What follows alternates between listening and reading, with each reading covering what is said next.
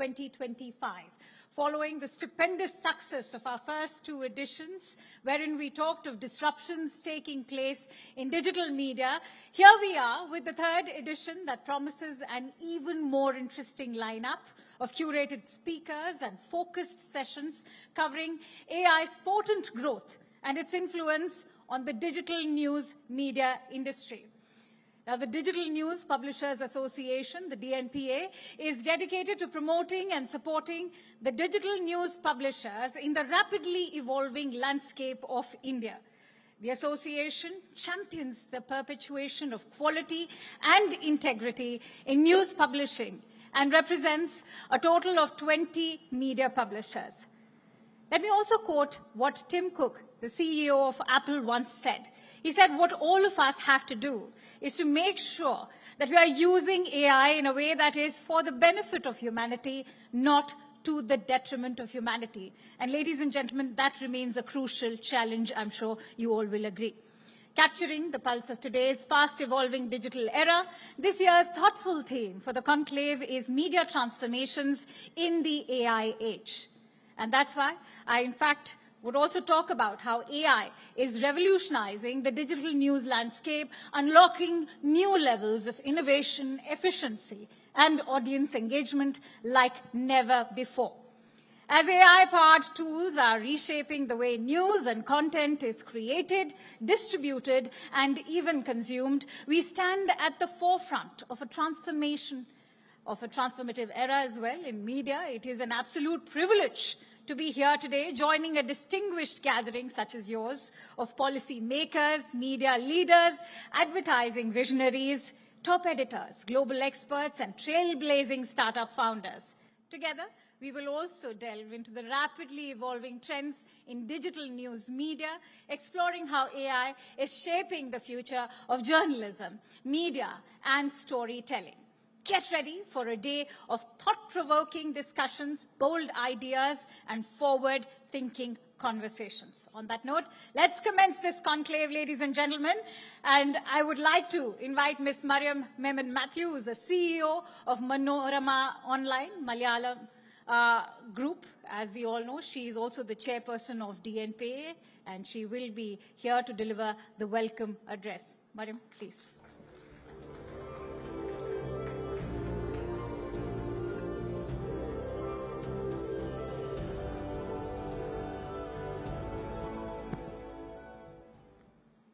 Okay, I think that's a little tall for me. Good morning, everyone, and welcome to the third annual conclave of DNPA.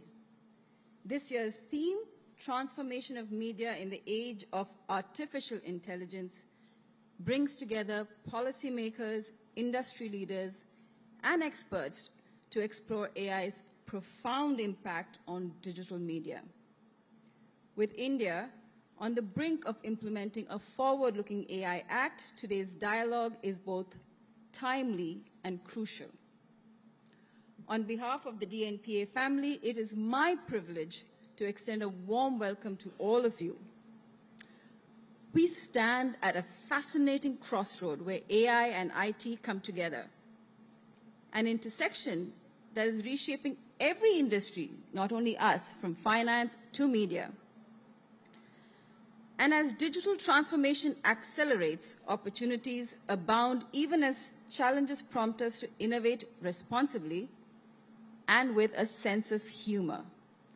After all, we all know navigating a digital revolution can sometimes feel like chasing that mischievous Wi-Fi signal that we are always running after. Our keynote address and chief guest, Sri Ashwini Vaishnav, was unfortunately called away yesterday for an event in UP. However, as an exception, he has left us a video message to kickstart this conversation, I think, which will be interesting for everyone. Joining Mr. Vaishnav is a distinguished lineup, including Mr. Michael McNamara, who's flown in all the way from Europe. He's part of the AI working group of the European Parliament, the Secretary of MeitY, Sri S. Krishnan, and Secretary of INB, Sri Sanjay Jaju, alongside eminent voices from technology, marketing, academia, and media. Their collective expertise reinforces our commitment to building a robust digital media ecosystem. DNPA is a cohesive industry body representing premier news organizations, and it's dedicated to promoting a fair and credible news economy. We strive for mutual growth for audiences, for news businesses and technology players alike, even as we tackle challenges like misinformation and copyright laws. Today's discussion will spotlight global best practices and lessons learned guiding us towards a sustainable digital media that upholds trust and factual reporting. I warmly welcome you all once again to the third DNPA Conclave.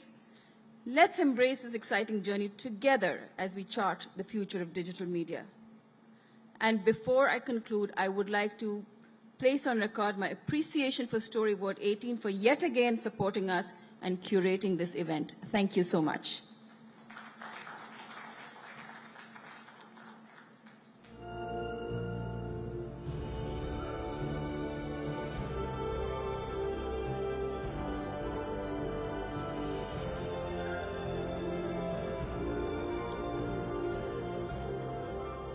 I would also like to now announce that Shri Ashwini Vaishnavji recorded a message for all of us. I'm going to request for your engagement because he's also going to be sharing some very insightful messages, and he has extended his unwavering support to the DNPA. Let's listen in to what Shri Ashwini Vaishnavji, Minister for Railways, Information and Broadcasting, Electronics and Information Technology at Government of Bharat, has to say. Let's listen. मैं डीएनपीए के सभी साथियों को इस आयोजन के लिए साधुवाद देता हूं, अभिनंदन करता हूं। This is a great conference. इस कॉन्फ्रेंस के माध्यम से आज की जो डिजिटल मीडिया की और आज की दुनिया में ट्रेडिशनल मीडिया से नए मीडिया की तरफ जो ट्रांजिशन हो रहा है, उसके संबंधित बहुत अच्छे डिस्कशंस होंगे। उसके जो सुझाव आएंगे, उन सुझावों को मैं जरूर जानना चाहूँगा। साथियों, आज एक बहुत ही मेजर ट्रांजिशन से मीडिया की दुनिया गुजर रही है। ट्रेडिशनल मीडिया में जो न्यूज़पेपर का माध्यम एक था, जो टीवी एक बहुत बड़ा मीडियम था, उसके साथ आज डिजिटल मीडिया एक बहुत ही बड़े तरीके से उभर के आई है। कई जगह, कई ऐसे खासकर विशेषकर यंगर जनरेशन्स में जो ट्रेडिशनल मीडिया से पूरी तरह शिफ्ट हो चुके हैं डिजिटल मीडिया की तरफ। ऐसे में हम ट्रेडिशनल मीडिया में अपने रोल को किस तरह से देखते हैं, कैसे हम इस चेंज के साथ अपने आप को बदलें, कैसे इस ट्रांजिशन को जो इस मीडिया की दुनिया के साथ जुड़े हुए एम्प्लॉयमेंट, जो जिस तरह के रोजगार हैं, उन सबको कैसे प्रोटेक्ट करते हुए आगे बढ़ें, कैसे जो कॉपीराइट के इश्यूज हैं उनको सॉल्व करें, किस तरह से हम एक फेयर कंपनसेशन मिल पाए ट्रेडिशनल मीडिया को भी, उसके ऊपर काम करें। जो प्रोड्यूसर्स हैं, जो कंटेंट क्रिएटर्स हैं, उनकी जो इम्पोर्टेंस है, और खासकर जो एडिटोरियल चेक के बाद में कंटेंट आता है, उसको इम्पोर्टेंस जो देनी चाहिए, वो इम्पोर्टेंस कैसे मिले, इन सब विषयों पे डीएनपीए की इस कॉन्फ्रेंस में डिटेल में डिस्कशन होना चाहिए, ताकि उससे clear policy direction, policy recommendation आपके यहाँ से आए। और इस ट्रांजिशन में सरकार की तरफ से, गवर्नमेंट की तरफ से जो आपको मदद चाहिए, वो ज़रूर वो करने के लिए हम लोग तैयार हैं। पूरा का पूरा देश मीडिया को एक बहुत बड़ी जिम्मेदारी के साथ देखता है, और मीडिया में जो ट्रांजिशन है, इसको एक साथ कैसे स्मूथली कर सके, इस ट्रांजिशन को बिना डिसरप्शन के कर सके, वैसे सजेशंस आपके यहाँ से आए, ऐसी इस कॉन्फ्रेंस से एक्सपेक्टेशन है। I once again wish you all the very best. I hope that you will be able to come up with really practical suggestions and look at the world from a very open mind, find the right ways of having this transition smooth. Thank you very much. Wish you all the best.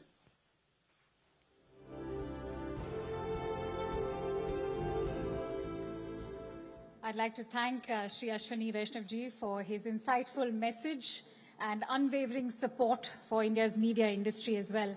While you couldn't be here in person, Ashwini ji, your commitment and vision for the sector resonates deeply with us.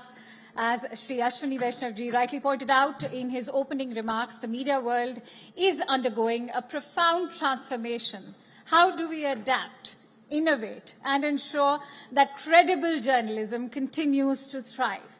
How do we protect employment opportunities, secure fair value for content, and even navigate the complexities of copyright and revenue models? And to address these pressing questions, we have an esteemed panel of industry leaders with us today. It is my pleasure to welcome our distinguished panelists, Mariam Memon Matthews, the CEO at Manorama Online, Malayala Manorama Group, and she's also the chairperson of DNPA. Puneet Singhvi, who is the CEO at Network 18 Digital and president at the corporate strategy of Network 18. Puneet Jain, who is the CEO at HT Digital. Pavan Agarwal, deputy managing director, Dainik Bhaskar Group. Anil Malhotra, who is the head at the public and regulatory affairs Z Media Corporation. And leading this discussion as our moderator, we have Mr. Puneet Gupta, who is the COO at Times Internet and vice chairperson of the DNPA as well. Let's have a huge round of applause, ladies and gentlemen. The topic of discussion, let me share that as well, is navigating the digital media transition, the challenges and opportunities that lie ahead.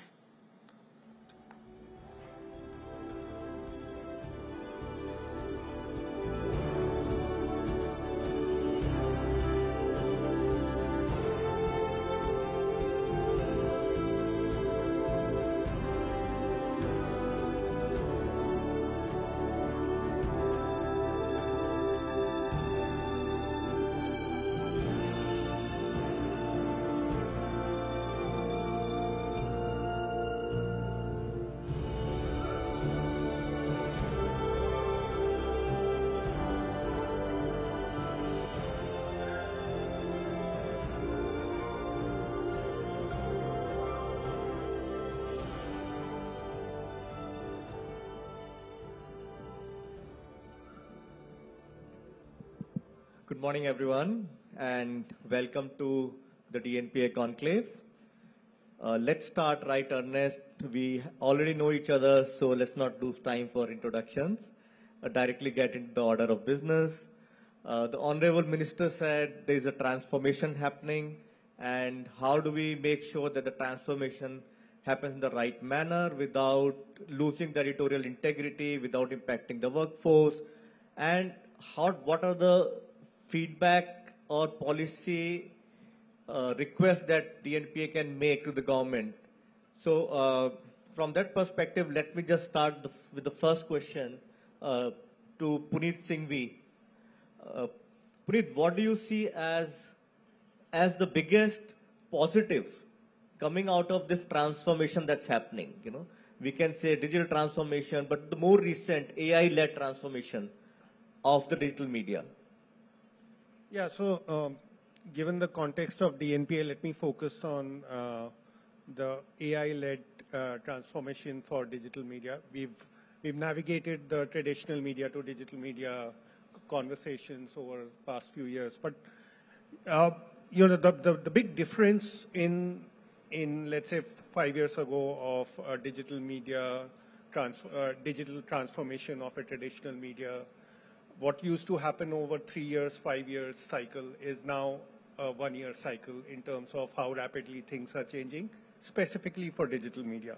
You know, and it's an interesting time. It is a time of fear, trepidation, anxiety, but also a time for a lot of opportunity. You know, there are aspects of workflows or repetitive tasks which can be done in a lot more efficient manner by leveraging AI. There used to be a lot of entire ecosystem of large data collection, mining, and then deploying them for things like personalization, whether it's of the content or of advertising. I think that's another big area where we are all experimenting with right from mining the audience data to the content consumption and then doing the element of personalization.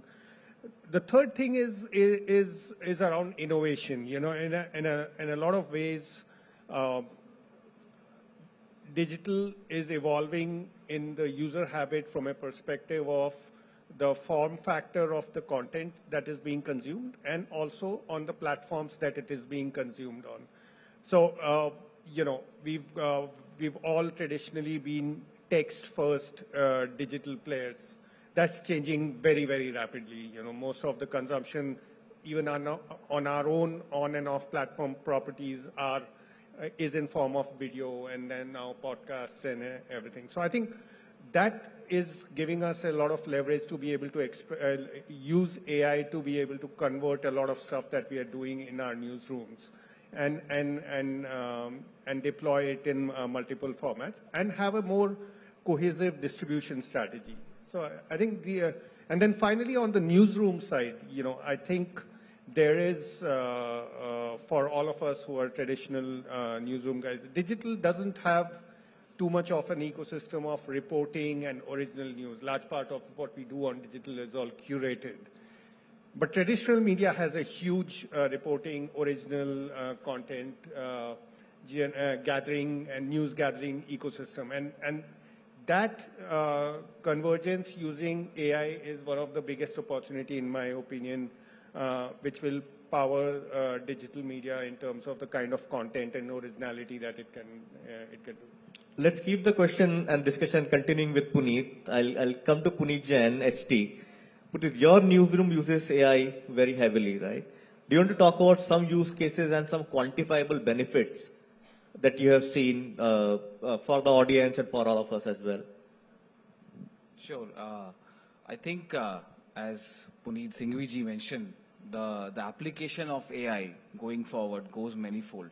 And I think for the industry we are in broadly, we see in three parts: content generation, user experience, and innovation when we are building new products grounds up, which perhaps cannot be imagined in the past, and which significantly improves the dissemination of news information in the format user wants. I think these are the three ways in which we are seeing it. I think in terms of newsroom, I think the examples are around how we are improving productivity, being able to create summaries, headlines, so on and so forth. But the biggest innovation, I think, is yet to happen. In my view, over last decade, right, we have seen how formats have moved from text to videos, to visuals, long form, short form. But overall, it has taken almost a decade for about 5-6 formats to emerge. In my view, over next few years, this will be a much faster transformation. And you will see emergence of several new templates, which are neither text, nor video, nor visual, somewhere lying in between, catering to a particular niche of audience. And at HT also, we are trying to understand and attempt some of these. Thanks, Puneet. Mariam, Pawan, Anil, would you like to add from your organizations, your experience? First of all, thank you, Puneet. It seems like if you want to be the CXO of any media company, you need to be named Puneet. So just for future references. To all these points, the one thing I feel is something which I am excited about and we're looking at is the cost implications. To be honest, it has been very difficult for us as media companies to compete with the larger companies in terms of the cost factor. And I feel what AI is doing with all these combined things is also helping us with the cost factor. And that makes us a lot more competitive in the new age. Of course, like Puneet said that, Puneet Jain said that there will be I mean, this is just the beginning and there's going to be a lot of shakeup with agentic coming in and things like that. So it's lots to see, but already lots of things that we can do, which we are already implementing, and it sounds interesting. So, technology always precedes any laws or regulations. For example, gun laws came when guns were made. So this is a new tech which has come in our lives. It can be used, it can be misused also. We are already seeing deepfake happening. We are also seeing that content is being scrapped by these so-called AI platforms and the fair compensation has not been made.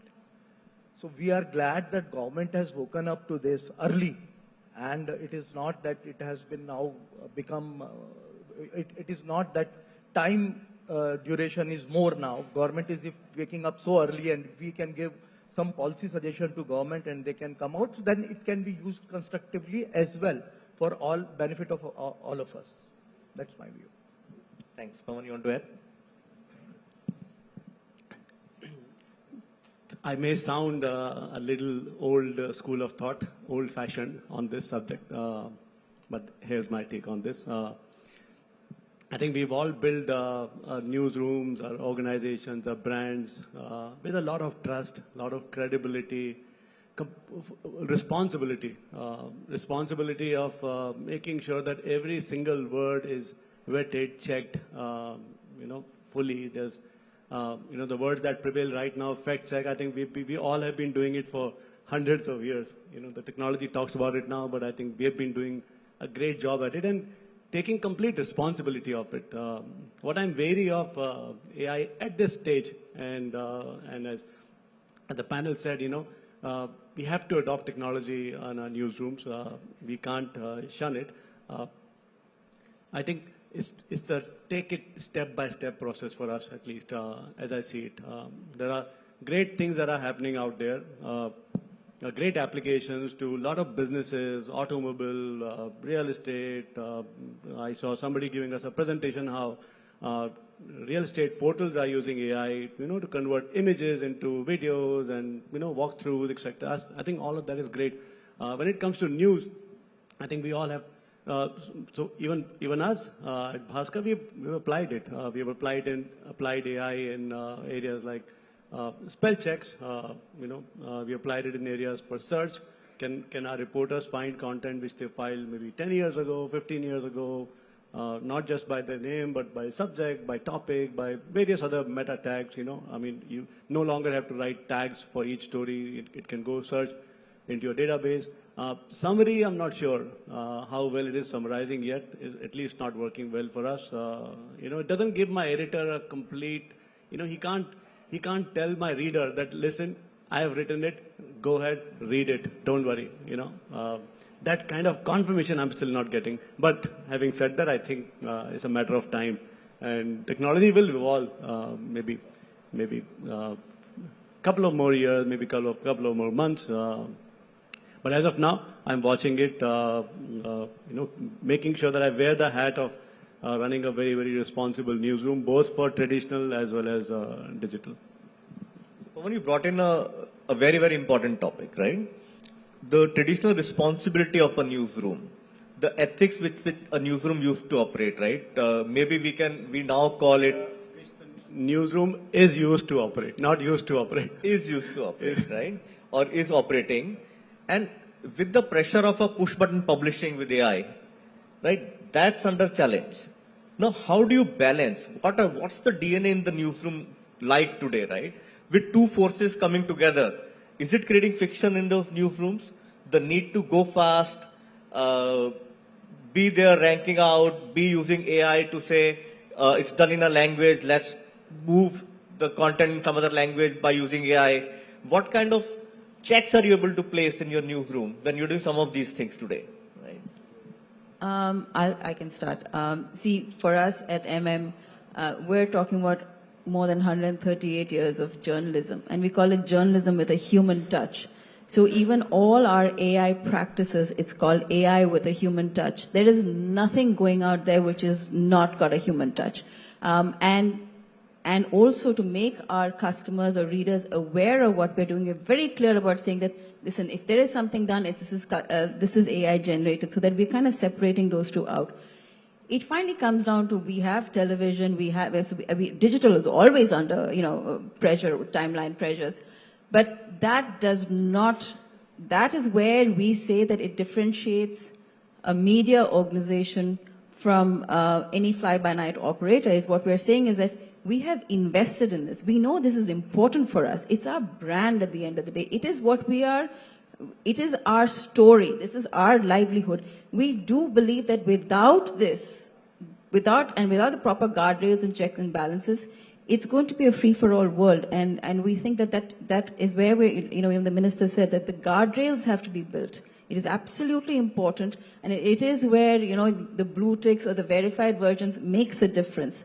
And that's why we also, as custodians of traditional media, have to be careful about that. In the AI world, it can sound very fascinating, as Pawan said, but at the same time, we have to take a step back and say, what are we about?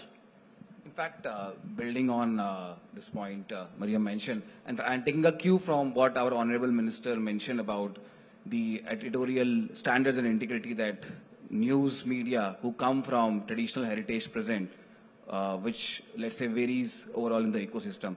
So I think, to me, as in this decade of internet age where we have become digital in news consumption, one of the key concerns not addressed, which has become from bad to worse, is the scourge of misinformation.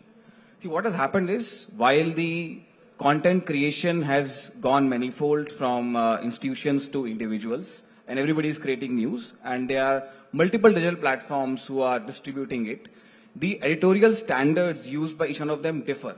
Either they are inconsistent or they are plain absent. And in absence of a clear policy framework, which gives a defined weightage, or let's say which sort of gives some guiding principles of how do you, let's say, give sort of visibility to the end consumer of what is verified, what is labeled, what is credible. Every platform has gone its own ways, and barring a couple of them, may not give that kind of importance to the credibility. And as a result of this, we discuss now misinformation much more now than we used to a decade back. My concern is that as we now enter the age of AI, where the content creation will itself get machine-led. So we move from institution to individuals, and now we're moving to machines. In absence of a policy framework which clearly defines the role, responsibilities, and the standards of editorial, this misinformation can become even bigger. So, I see it in three parts. The first and the most fundamental one is there is nothing, and when I say three parts, it's also because the level of control that you have on each of those three parts. The first is what you put out there, and that for all of us is sacrosanct in terms of the process that we'll follow. There will be nothing that is generated in an automated way and put out without an editorial oversight, or nothing that is going out. Where you're using technology or AI as an enabler, it's not a full fulfillment cycle. So that's one part, and that's core to our brand, all of our brands. That's core to what we mean and stand for in our audience ecosystem, whether they watch us on television or on our websites or on YouTube, wherever else. The second part is the whole tech piece, and I sort of, and we are watching it. I mean, if you get an average newsroom or a creative team to give you a list of AI tools that they use, it probably run into 40, 50 such different platforms. Go back 2 years ago, ChatGPT used to be the only game in town, and now there are some 50 other people. So it's evolved. If you go back and some of us are old enough who have lived through this whole Pascal, C++, and .NET and all of those. It evolved over a period of time before we got to standards of OS and operating systems and stuff like that. And I think that's an evolution path this will also see on how AI agents are built on top of the core platforms. And in my opinion, it is likely to be a multi-horse race compared to duopoly or now 4 big players who are dictating the whole ecosystem. So that's one of the big things to watch.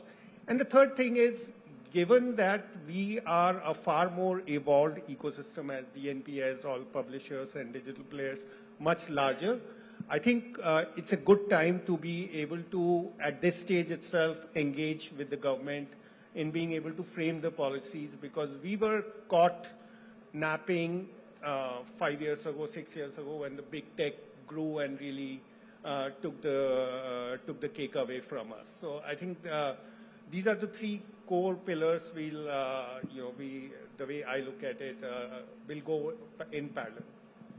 Thanks. Which brings me to an interesting question, right? There's benefits of AI that we are seeing. We're also seeing some headwinds, right? So with AI, it's easier to create fake content, for example, right? It's becoming more and more difficult for us to prevent copyright violations of our content. So with the government doing both the India AI mission and deliberations of what the framework of AI could really be, right? What are the 2-3 things that come to mind to all of you to say, hey, if this is your wish list for the government, as they sit on the table talking India AI mission or some regulations or frameworks around AI?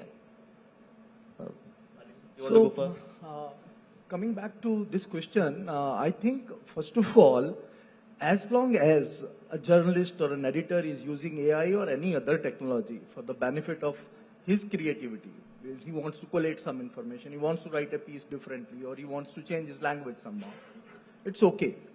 Dangerous path would be when an AI starts replacing journalists. Then who is the owner? AI can't be the owner of the content. Owner, of course, are the media organizations who are taking this responsibility. But somebody irresponsible person who is not controlled, and if there is no policy, that will happen, may start using AI as a journalist. And that's the dangerous part, where every media house would be it would be very difficult for anyone to find out what is right, what is wrong. Now that's where the policy should come in, and that's where the government should step in also. Mariam, you want to add? I just want to add, I think there are 3 points to it. So I think one is, of course, the whole concept of who's the owner, right? And the second concept is a voluntary licensing of this. And the third part is the copyright of it. So if the voluntary licensing does not happen, then who owns enforcing the copyright? That's where the government also needs to get involved in it. Because at the end of the day, all this is good and we can say it's ours, but we need to have guardrails to say that we have to enforce it so that when we are creating this, it is, safeguarded. Okay, when the internet was built, the public internet was built, it was basically for people to search, from thousands of websites, data, and everything, and then it evolved into what it is today, which is, the AI platforms, hundreds of them, showing content to you, but doesn't show where it's picked it up from. So there is the public web, the open web was built where all of us, gave our content, without any blocking. Right now, I think each one of us is blocking our content from various crawlers. All that we do is every morning we wake up and we find, somebody else is crawling my content and is not using it to throw back links to me. That's what each one of us is doing. That's not public and open web. So I think the policy must address this issue of transparency. The policy must address the issue that there is a difference between open web access for use of public service versus training and reframing the content. I know time's up, so I'll just take 10 seconds. So my wish list would be 3 things. First is labeling of credible and verified news handles, so people can make informed choices. Second would be content which is 100% AI generated should carry some form of disclaimer so that people are not manipulated by being able to not differentiate between what is true, what is fake. And thirdly, a policy ecosystem which encourages the various players in this, which is from policymakers to content creators like us, to individual content creators, to the digital platforms, to work collaboratively versus we each trying to figure our own space. One last question, and there may be a 10-second answer from any one of you. We met a lot of startups also in the morning, right? So we had a wish list from the government. What's your ask of the startups, right? What's in one area that they could help solve for the publishers today? Bring in efficiency in our newsrooms. Efficiency, it's then for everyone whom we met in the morning. Thank you very much. Great discussion. And over to you, the Storyboard team, for the next steps.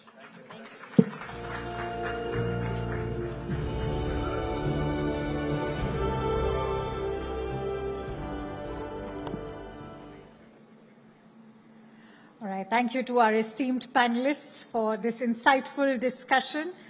This conversation, I'm sure you all will agree, has truly set the tone for the day, inspiring us to explore forward-looking strategies and collaborations that will shape the future of Indian media. Let's now shift our focus to the corporate realm. We see that AI is no longer just a buzzword. It's a game-changing force, reshaping digital marketing from optimizing ad spends to refining brand positioning, driving revenue growth, and scaling impact. AI, I'm sure you all will agree, is revolutionizing the way businesses make marketing decisions.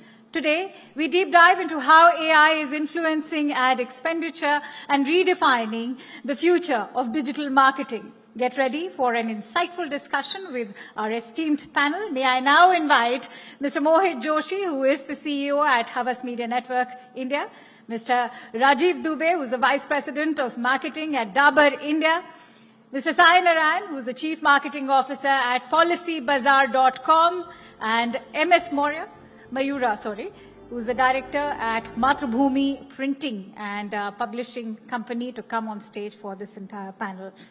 And the topic of discussion is going to be impact of AI on digital marketing decisions and ad spends.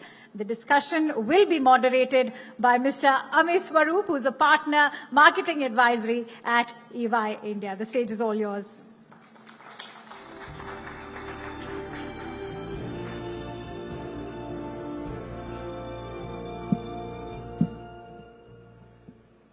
Thank you, Akansha, for the introduction. We have a very interesting topic. I think at this point of time, everybody is talking about AI. While we do talk about AI in marketing, marketers are currently dealing with a new phenomena, which is called agentic AI. Where now the marketers will have to even weave out who's visiting my website, whether it's a bot, it's a human. A lot of traffic today when we go and search, for example, that we need this. There's a lot of AI out there which is weaving out what we are actually looking out for. So we, as humans, we are not even exploring as many websites to scout for or as many products to scout for. We get an answer on a chat GPT or an OpenAI that this is what you're looking for, this is where it is. And increasingly making a marketer's job more complex today to make their websites, their SEO, so optimized that, now I have to actually start marketing to the bots to pick my product when a customer is looking for it. Fairly complex, and that's what the topic is all about today. We have an interesting mix of panel here of brands, agency, and publishers. And I will start with Rajiv. With you and Sai, understanding what are brand expectations, from AI in marketing. How are you exploring AI tech tool, and how has the complex ecosystem of brand and agency really evolving? Rajiv. Hi, good morning, everybody. Thank you, everyone, for being here in the morning, and thank you for not looking at your phones. I'm really glad to see such a great audience here. What happens is whenever you go for any event and everybody's looking at their phones, and you're like behind the phone wall, as they say, behind the paywall. Right? So thank you so much. I think, my ideal scenario is that, I say, hey Siri, sell Chyawanprash for me. But, Siri doesn't do that. What happens is that, a lot of things happen between me as a marketeer and the consumer, There has to be a communication between me and consumer. There has to be a distribution channel. Before that, there has to be a forecasting. Before that, there has to be some research in the background. And then, our advertising has to be compelling enough so that your communication reaches to the consumer. And then then ultimately the Siri gets to sell the product, right? Ultimately, there's no Siri which can do this job for us. We are present in over 1 billion, we are with about over 1 billion consumers in the country. We reach out to over 1 billion consumers. We are present in over 21 crore households, which is about 2/3 of the country. And why we do that is, how we have done this, because, our distribution is super strong. We are present in over 80 lakh outlets. We sell over 450 products. Out of this, about 100 odd products are advertised. Now the role of AI in this whole thing, right? What happens is AI is just a means to the end. It's not the end, We're giving a lot of emphasis to AI today, but we still need to use AI for us for easing our jobs, AI is not the job, right? That's one thing to establish most importantly. Secondly, how we can use it, right? In our function, what happens is that we use it right from, say, stage of research to, say, demand forecasting. Then, our job, which is just a small part of the whole ecosystem, which is marketing and advertising. Basically, then you use it for optimizing your spends, targeting your consumers in a better way, and retaining your consumers, that too, by doing a bit of a research about your consumers, what they're thinking, what they're talking in say, social media, etc., etc. So this, in a nutshell, in a very short, what we do, but ultimately, I have to sell my products to my consumers again and again. I'm in a repeat order business. I have to be relevant all the time in order to sell. AI is a tool which helps you do all these things currently. It doesn't sell for me as of now. I hope it does at some point of time. Sai. So actually, that's very interesting, from a repeat order to once in a year order. Sai, very interesting proposition for you. Yeah, so my personal journey with AI, I like to talk about that and how where we are at the moment. So I remember that, I was invited for a couple of conferences by Google, where they introduced Gemini, and, Meta, where they were talking about advanced AI. And after like 8 hours of 2, 3, 4 sessions, and I just asked them a simple question: how can I acquire more customers? How can I acquire more new customers? And then again, they started explaining overall that, how AI works, how AI is going to change the world. My question to them again was, how can I acquire new customers? So, that chat happened for some time. Till then, we said that, no, can you get your team to our office, and then we'll do a small workshop. And we will tell you how AI will help you acquire customers in the end, and retention and acquire. So that's when, I really understood, because AI as a concept, everyone is listening about it. But the most important thing is, how are we deploying it? How are we using it on a daily, in a daily workspace? So broadly, what we understood is AI will help us in doing two things. One is embedded AI, which is purely going to help you improve your efficiencies. And second is your entire Gen AI, where you use it for marketing and use it for new ways to engage with customers and for customer acquisition.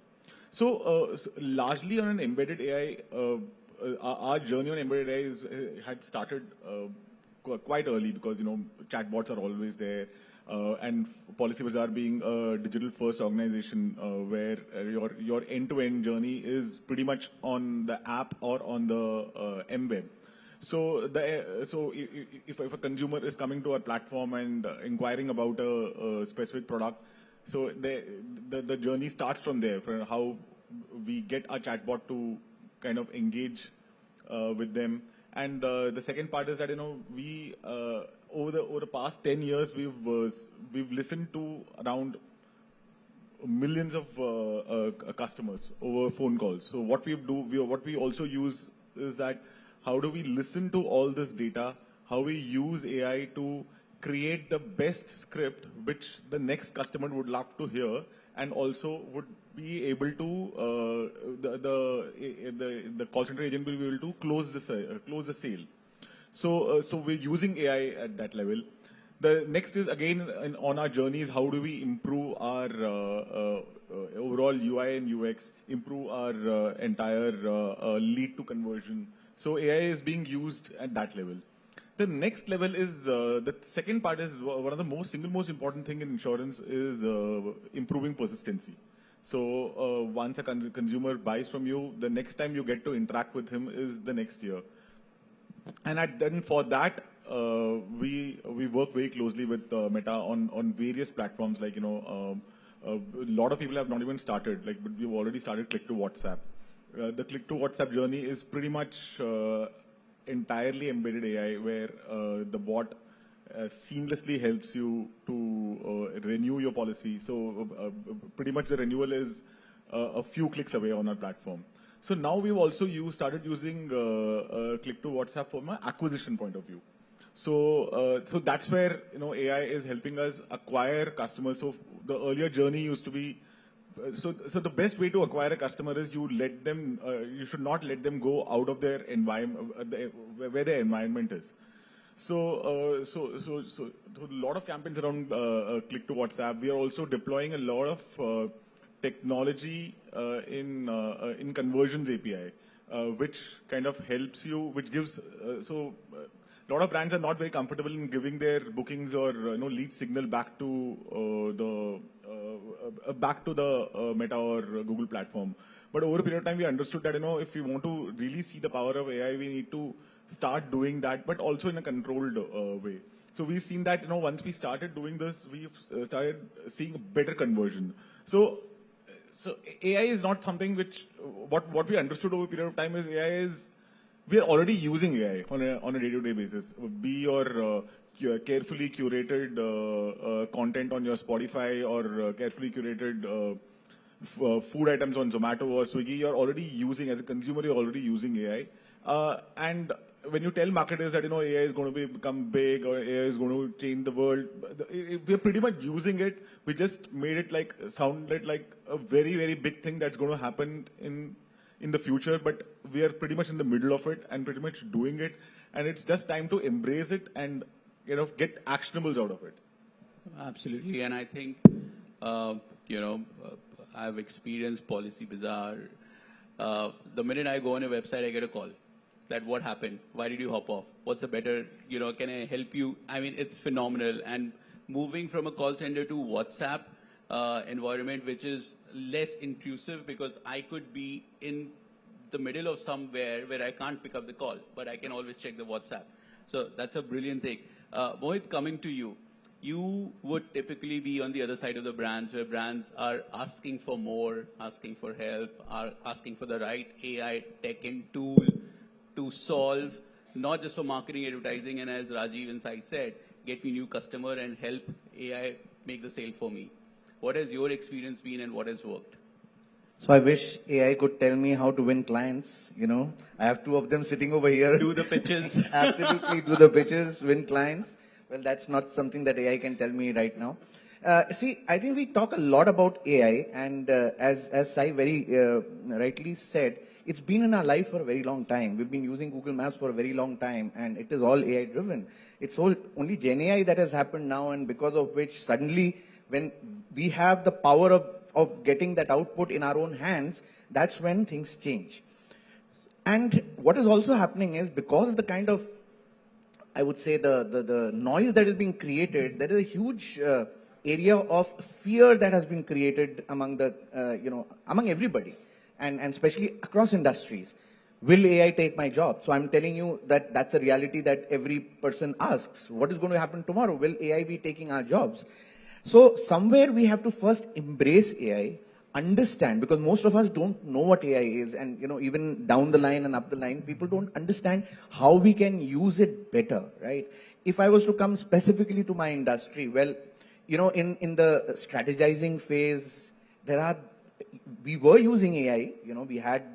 We had enough and more algorithms in the past, but we have better algorithms today that can allow us to do more precision assessment of our consumers, tell the client what are their key concerns and their objectives. How do we manage those objectives using our strategies, right? And finally, I see the biggest role of AI in automating the basic stuff. So if you look at advertising agencies or media agencies, there's a lot of stuff like comparatives and many other things. The data, I would say, analytics, that is still very, very driven by people.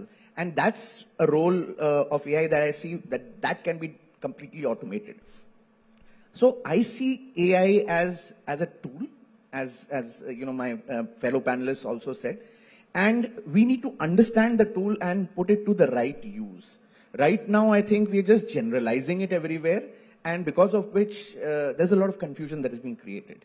So in the industry, even the clients at times, you know, it's just like the way digital was many years back. Everybody wanted digital. Everybody was talking about digital. However, digital, finally the plans were only, you know, offline and not digital. It's now that transition has happened where people have understood what digital can do. Similar thing is going to be happening in AI as well. As we go forward, there will be more implementation and more meaningful implementation of AI going forward. I agree. So I think AI is playing a very critical role as an enabler today. You know, and one key aspect that technology typically does, how do you get it faster at a cheaper rate, right? So the SIMs are becoming smaller, the chips are becoming smaller, the tech is becoming faster, and the cost has to considerably also come down for a much faster adoption, both at the agency and the brand side. But you are from the publication side. What has your experience been with, on the AI mode in terms of marketing, be it digital marketing, be it traditional? What has your experience been? From both sides, like in terms of, for us also, in terms of understanding our data, our audiences better, I think that is where it plays a role. But then for us in terms of, I mean, when I'm talking as a person who uses AI to market, it is for us definitely about cost efficiencies, understanding where are we spending better, understanding how are we using, our digital mediums better, etc. But when it comes from a perspective where a publisher itself is, using these tools to market for our clients, I think we're still at a stage where we're experimenting. And again, there's a lot of content creation and all of that. So there again, it's just efficiencies. It's kind of helping us do the basics better so we can help our creatives, the creative side of our work, speak volumes and help, brands also. Like, for example, there's an understanding that by the end of the day, with so many years in the industry, so many years working with so many brands, there's an understanding that we have. So there's this deeper learning that we get out of, say, maybe research and stuff like that.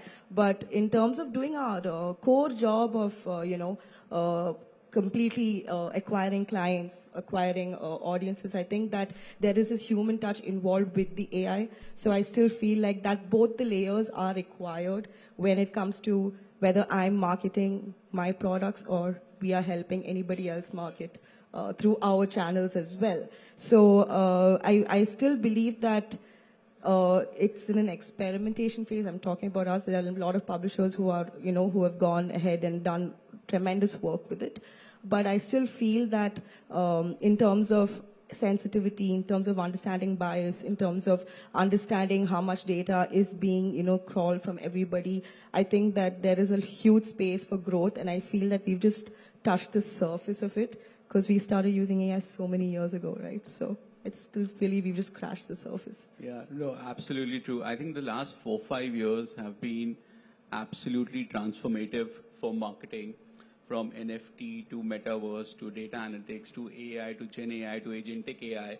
I think, both brands and agencies have not really been able to achieve the full potential before the next tech or approach has really hit. So Sai, to you, and Rajiv, to you, a lot of experimentation is going on across brands, across products. Typically, brands would be using a lot of digital marketing and AI for NPDs, and may not be for the established brands which have been there. Any credible case study or outcome where you've been able to attribute, success, whether it's consumer acquisition, consumer engagement, or the most difficult thing to measure, which is on brand awareness? Any of your thoughts, the tech that worked for you, the tool that worked for you, for the kind of product it worked for you, and you were able to attribute, yes, we were able to achieve a better results or a better outcome because we used particular approach of AI marketing strategy? Yeah, so I pretty much maintain what I said earlier, which is AI has to do few things correct, which is bring in better efficiency, which is that's what embedded AI do. The second is that help you in user acquisition and help you in conversions. So these are the three things primarily I think AI should be doing. So one of the case studies that we deployed very recently is around, and that came out of the workshop that we did, was we have this property called Ask PB. So basically, in insurance, the category is pretty much we are still in the business of building the category, and people still don't understand how say a health insurance works or a term insurance works. So we have this property called Ask PB, wherein earlier it used to be a small tab on our app and our website where consumer used to come and put in a query that I want to know more about say health insurance. I have a pre-existing disease. How does it cover? And then 2 days later or 24 hours later, someone would manually read the questions, download the questions, and start answering the question. And then there will be follow-up questions. So it was but we felt that it's a very powerful property. So what we did was that we again going back to our the model that we already built around the multiple calls that we have heard and all the FAQs that we have heard in the past, we used AI to kind of generate auto responses on specific questions. Like at least the first level of response used to be from GenAI. Which is if someone is asking which health insurance to buy if I have a pre-existing disease. So there would be an automated response on that. And then the follow-up, if there are more follow-ups, and then then it would also ask the consumer, do you want a detailed conversation or do you want to continue the chat? So this way, what happened was, we wanted to build Ask PB as a property where more and more people engage with us, and it did not have any. It was quite pure in terms of not using it for lead gen at that point of time. You ask a question, we will respond. If you want to buy from us, great. If you don't want to buy from us, that's fine. So we wanted to leave it to that. And we felt that, in just a span of 1 year, 12 months of doing this, the queries that we used to get around 2 to 3 queries a day, which makes it around 60 queries a month, and that's now jumped to around 2,000 queries a month. So so this does not include any of the customer complaints. So it's pure category queries. So what this helps is that it increased the speed of response. B, it was much more engaging for a consumer. So this way it helped in 2 ways. One is helping our organic pages, SEO pages, making it more efficient, and also it helped us in somewhere it also would have helped in a better brand recall where the customer might not have bought it at that time, but when he needed to buy, he would have definitely considered Policybazaar. And I think it would have also set up a brilliant base for the future where you have these set of potential customers who could really probably purchase your policy just on a WhatsApp or through the bot because they're so used to it now. No, I think one thing Policybazaar has taught us, and we've learned that everything should be seen from now, not from the next day point of view. What benefits going to give us next day? It's from 5 years, 10 years. How it's going to win? So this is a community that we are building, and this community will help us after the next 10 years. True. Rajiv, you've been building community for 20 years. No, 140 years actually. 140 years, that's true. So the company has been in existence since 1884, completed 140 years. Just coming to this point, so one of the things which Mohit's company runs for us, which is basically a command center, we do social listening and convert that into insights. I'd like to give you one case study which we did about a brand called Honey. And so what happens is there are times when your brand gets into a bad phase, like there's a bad publicity over the brand. Then what do you do at that point of time? What matters. So we use this tool called Brand Watch, which gives you insights about what is the news, which is the noise which is there out in the market, versus what consumers are thinking about your brand. So the moment you do that, you do a balance of that, you realize that the noise which is created in the market is not as overpowering as the consumer confidence in your brand and say loyalty about your brand. And the insights generated from there, if you can convert that into communication for masses, it helps you in a very big way. That's what we have done for Honey. We realized through this tool that we could use that those insights from consumers, converted that into communication, and we talk to consumers and basically build the confidence. And over the period, I mean, there was a point of time when we were losing market share. Currently, we have been number one always. We are now number one with, say, a huge margin, over 55% market share. It's all been possible because of using insights from consumers coming out of various tools which you use, social listening tools especially.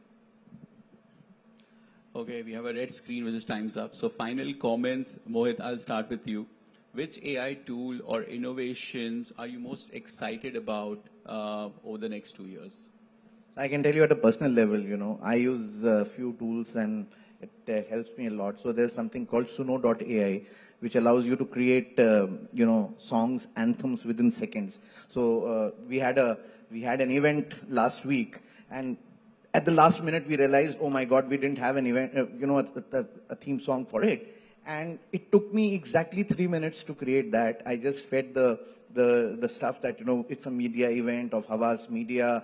Once in a year, it's called Convergence 2025. Can you please create an anthem for me? And boom, in 3 minutes, there was an anthem which we played for the whole 2 days of that event. I think those are things that empower you. And I think AI should empower you. And one point I wanted to say, AI should empower you. It should not make you lazy. Because that is something that I have been seeing. Ever since I've been using Google Maps, I've become lazy. I don't remember the roads. I just rely on the Google Map. That's what I worry about AI as well. Because it's very, very easy for people to become lazy. That is not something that should happen. AI should empower you, take you to the next level rather than do your work that you were anyway doing, right? And you're just sitting there and having a cup of coffee. So examination to open book examination, that's the difference. Rajiv. Yeah, so, sorry, what was the question again? The question was, which tech tool or innovation? Okay, yeah. So I'll give you my personal example, right? So I was, you're running this panel so phenomenally well, so doing such a great job. I was doing one panel in which I had to talk to 4 people from technology companies like Mindtree, Tech Mahindra, etc. And I didn't know about their jobs at all, what these marketeers do in these companies, I know my job, what I do, I sell my products, it's so easy to sell. But technology company, what does the Mindtree guy do? So what I did was I went to Copilot. I basically asked Copilot to find these people's LinkedIn profiles, give me some nuggets from there, make questions for them, decide on all the questions, which questions are allocated to which person, etc. And then I landed up in a panel and I said, okay, these are the questions. Okay, I hope you guys are okay. And the guys said, one of them said, no, I'm not okay with this question. The other guy said, I'm not okay. They would have gone find answers on ChatGPT too to those questions. I'm not okay. So here's my thing. So I realized that, okay, I have done these questions depending on their experience and the work which they have done. So now what do I do? So I had to change everything at the last minute. So, AI works. It helps you in searching a lot better, I think it's a Google plus nowadays, I don't do any search on Google anymore. I first go to OpenAI and try to do search over there. Even if I have to look at a product, I would first like to do a product comparison on OpenAI. That helps you a lot better. Even during buying the car, if you do a comparison on this, or even recently, I bought a policy for my car, the insurance policy. And there were 2 policies. One was from the car company and another one was available, which was like about 50% cheaper. So I put it in the OpenAI format and I said, which one of them is better?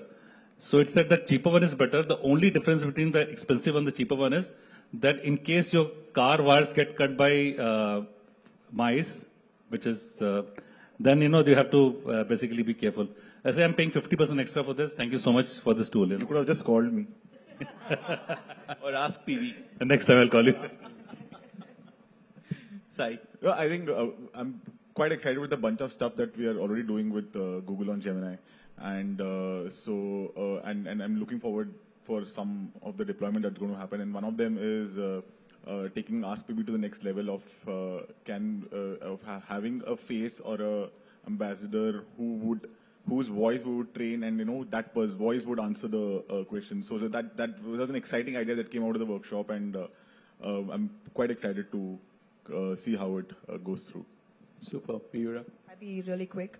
Even mine, one of the tools with Gemini for publishing, which is you can actually, convert, like you have this main source and the main content of the article, which can convert to different tones. So if I want to speak to like a 16-year-old girl about, say, sexual harassment, I can, versus, say, a parent about it, like to address. I'm not saying that it will be published just like that. I'm saying it kind of helps you develop the tonality. And second is another audio platform. When these heated debates happen and people talk over each other, you're just like, what are people talking? So there's this really simple tool where myself, I can go and listen to this person alone and this person alone, transcribe it and use that content. So these were the two things that brought in at least a lot of efficiency when we were experimenting. So sorry, I'm saying Google has not paid me to say this, but Gemini for Workspace is something which is very, very exciting. So everyone should explore that for their organizations, because I can see that a lot of efficiency can come into your team, and the way the productivity can really increase. So absolutely, thank you. That was very, very insightful and engaging. I think the key takeaway points which I am taking away from the panel today is probably there's a AI tech available for everything we want, right from walking in to registration to Anthem to potentially panelists and moderators tomorrow, where our avatars could be sitting here and talking amongst themselves. And the other thing is that AI, at least for now, it's a great enabler or a great starter, right? So it's a great conversation starter, great document starter, great topic starter. And then that's where the human intervention then steps in, where my research is done, my mundane task is done, my breadth is covered, but may not be the depth that's covered. Thank you, everyone. That was excellent. I really enjoyed it. Thank you, audience, for patiently listening to us. Thank you all. Thank you, Ami, and thank you so much to all our esteemed panelists for sharing your invaluable insights on the transformative impact of AI in marketing and advertising. Your perspectives on strategy, innovation, and ROI have truly enlightened us. Let's keep this momentum going. Now, from the rapid advancements in AI to addressing the misconceptions surrounding it, we also shift our focus now to the legal landscape. As nations across the globe deliberate on regulatory frameworks to ensure AI remains inclusive and democratic, the European Union has taken the lead in establishing the first comprehensive law-defining AI systems and safeguarding against potential vulnerabilities. With a forward-looking approach, the European Parliament has set far-reaching regulations that not only anticipate innovation, but also provide a robust defense against potential risks. It is our privilege today to have with us the co-chair of the European Parliament's AI Working Group and one of the key members who made the EU's AI Act a reality. Ladies and gentlemen, please welcome on stage Mr. Michael McNamara, who's a member of the European Parliament and co-chair of the European Parliament's AI Group. He will be offering valuable insights from his experience in shaping the landmark AI Act. Ladies and gentlemen, please join me in welcoming Mr. McNamara to the stage. Mr. McNamara, the podium is all yours.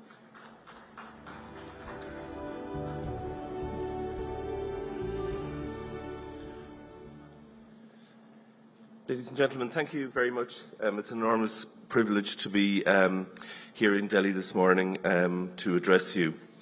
I'm sure that most of you attending this meeting are already aware of the EU AI's Act, and for those that may not, I will give a very brief outline of what the Act is and what it sets out to achieve. Few European laws have generated as much discussion, especially before their adoption, as the AI Act. Perhaps the GDPR legislation, but that's a different topic. The European Union's Artificial Intelligence Act sets a global precedent for AI governance and is the first of its kind to regulate AI in such a way.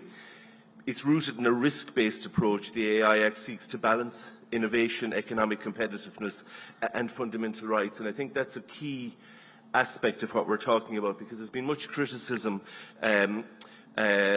from various geopolitical actors in the world of the EU approach. It doesn't set out to stifle innovation in any way. It sets out to encourage innovation, but to do so in a way that balances that right to innovate with the protection of society as a whole, and indeed to encourage confidence in AI, because there are very different approaches to the use of AI across the world. We know it's very heavily used, perhaps most heavily used in China and in Chinese industrial processes, quite heavily used in the United States, and very little used in the European Union. So part of the approach of the AI Act was, in fact, to encourage the use of AI in the European Union and to encourage confidence in its use among a population that up to now has been relatively reluctant to use AI.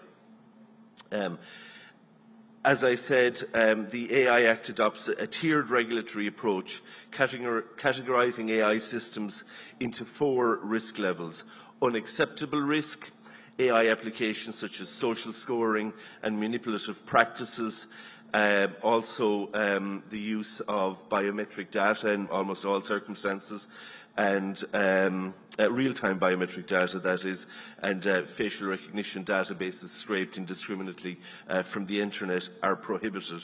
High-risk AI systems affecting critical sectors like healthcare, law enforcement and employment must comply with stringent requirements, including transparency, risk assessments and human oversight.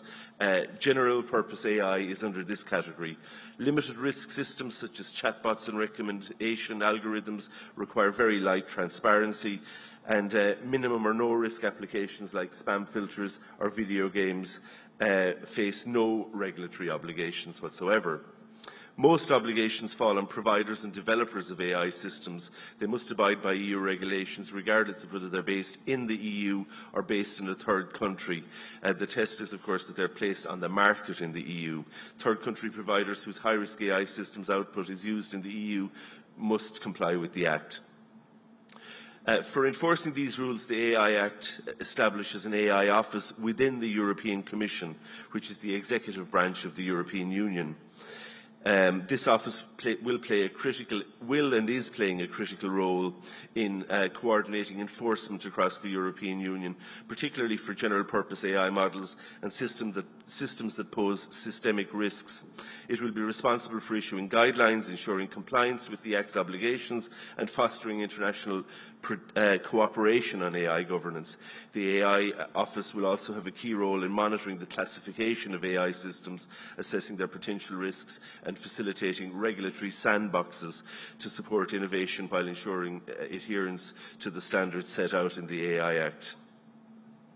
In terms of oversight and enforcement, the AI Act adopts a multi-level governance approach involving national authorities alongside the AI Office in the Commission in Brussels. Member States will designate national supervisory authorities responsible for enforcing the Act within their own jurisdictions, particularly for high-risk AI systems. A new European Artificial Intelligence Board has been created to support coordination between national regulators and to provide expert advice. Additionally, the Act includes mechanisms for market surveillance, penalties for non-compliance and obligations for transparency regarding AI models that could pose systemic risks. The AI Office, in collaboration with national regulators, plays a crucial role in ensuring that AI systems deployed in the EU align with fundamental rights, safety and ethical considerations, while, of course, fostering innovation.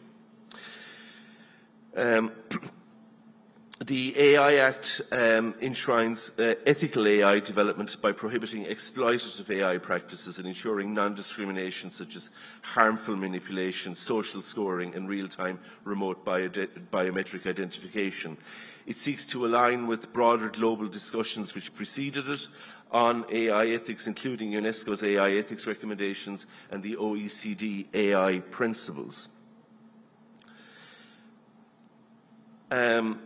AI is becoming a powerful cognitive tool one of the most powerful cognitive tools ever built and a transformative economic tool. It's been compared to the advent of the Industrial Revolution. It's influencing now increasingly who gets hired, who gets policed, how we interact online. But the challenge is that as AI subtly reshapes decision-making itself, it also reshapes power, politics, and the society in which it operates. So when we talk about AI governance, we're not just regulating a technology, we're talking about how it changes how we think, or the potential for it to change how we think, make decisions and act. And that, I suppose, is one of the greatest government challenges of our time. And I'm aware, since coming here, that India is grappling with that now, with proposals to develop AI regulation here, or at least a debate on which approach that India will take. In my own experience, a good example of where this issue lies right now in the regulating of AI and the tug-of-war between AI providers and stakeholders in the drafting of the EU General Purpose AI Code of Conduct. The Act creates separate rules for general purpose AI models called a Code of Practice. This Code of Practice will not be legally binding. However, compliance with these guidelines will serve as a presumption of conformity with obligations. So that, I suppose, is the incentive for AI developers to engage with that Code of Practice. The AI Office has established a code of independent academics and industry experts to draft the code, and they're broken into 4 working groups to cover areas such as transparency and copyright, risk mitigation and evaluation, as well as governance. Participation, as I explained in the process, is considered strategic by all major tech companies, all of whom are represented in the online drafting platform. They're amongst 1,000 other stakeholders across civil society and industry who have made their contributions to each version of this code of conduct which is being developed. Deadlines for contributions have been extremely short, mostly just weeks, including a brief 2-week period to make submissions on the first draft before the second draft was being developed, and that 2-week period fell over the Christmas period in Europe. The code will likely be the most comprehensive public document in the world detailing responsible practices for powerful AI models in the world, and I suppose that is perhaps one of the key things that will come out of this AI Act, is this comprehensive public document developed between the Commission, civil society and the industry. So we're currently awaiting a 3rd draft of the code. It is delayed and has been delayed by a number of key tensions, one of which was very much highlighted in this morning's discussion with the news editors, which I found particularly fascinating, and that's the tension between content creatives, those who create content, copyright holders essentially, and the industry, where this tension really that you have described very much remains to be worked out in this code of conduct, and I suppose very much goes to the heart of one of the major difficulties that we have. While the AI Act sets out very scantly, really, provisions on copyright, in that it requires the developers to comply with copyright legislation. They, in turn, are availing of data mining exemptions that were contained in 2019 copyright legislation in the European Union, which provides an exemption for scientific development, to essentially to use all the information lawfully on the internet. The copyright holders, of course, claim that in 2019 the development of AI models was not envisaged in any way, and therefore this is an unfair exemption.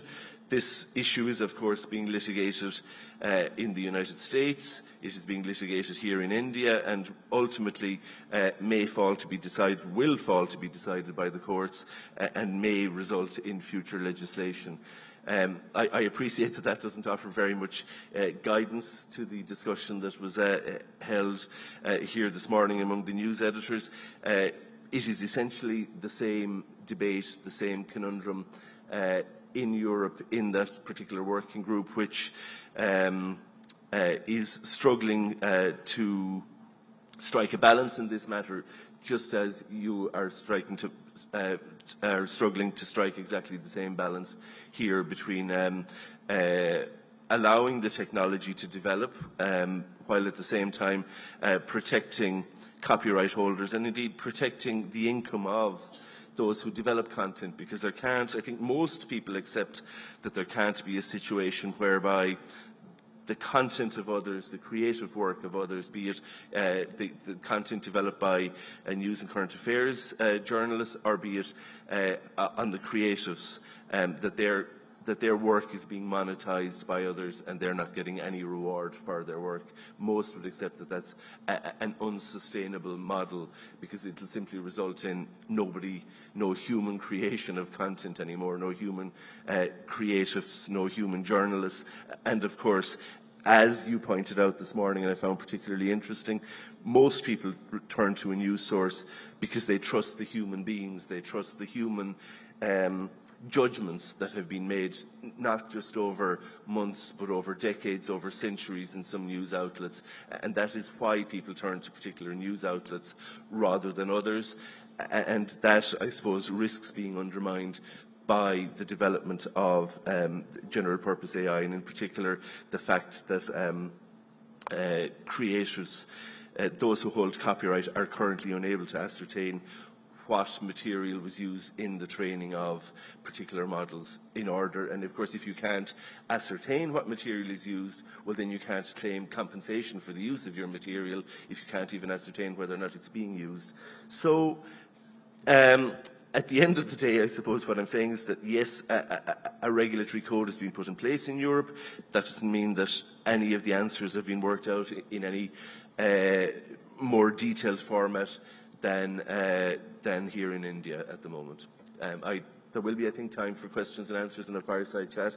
I hope that it's been somewhat interesting, and I thank you very much for your attention. Thank you.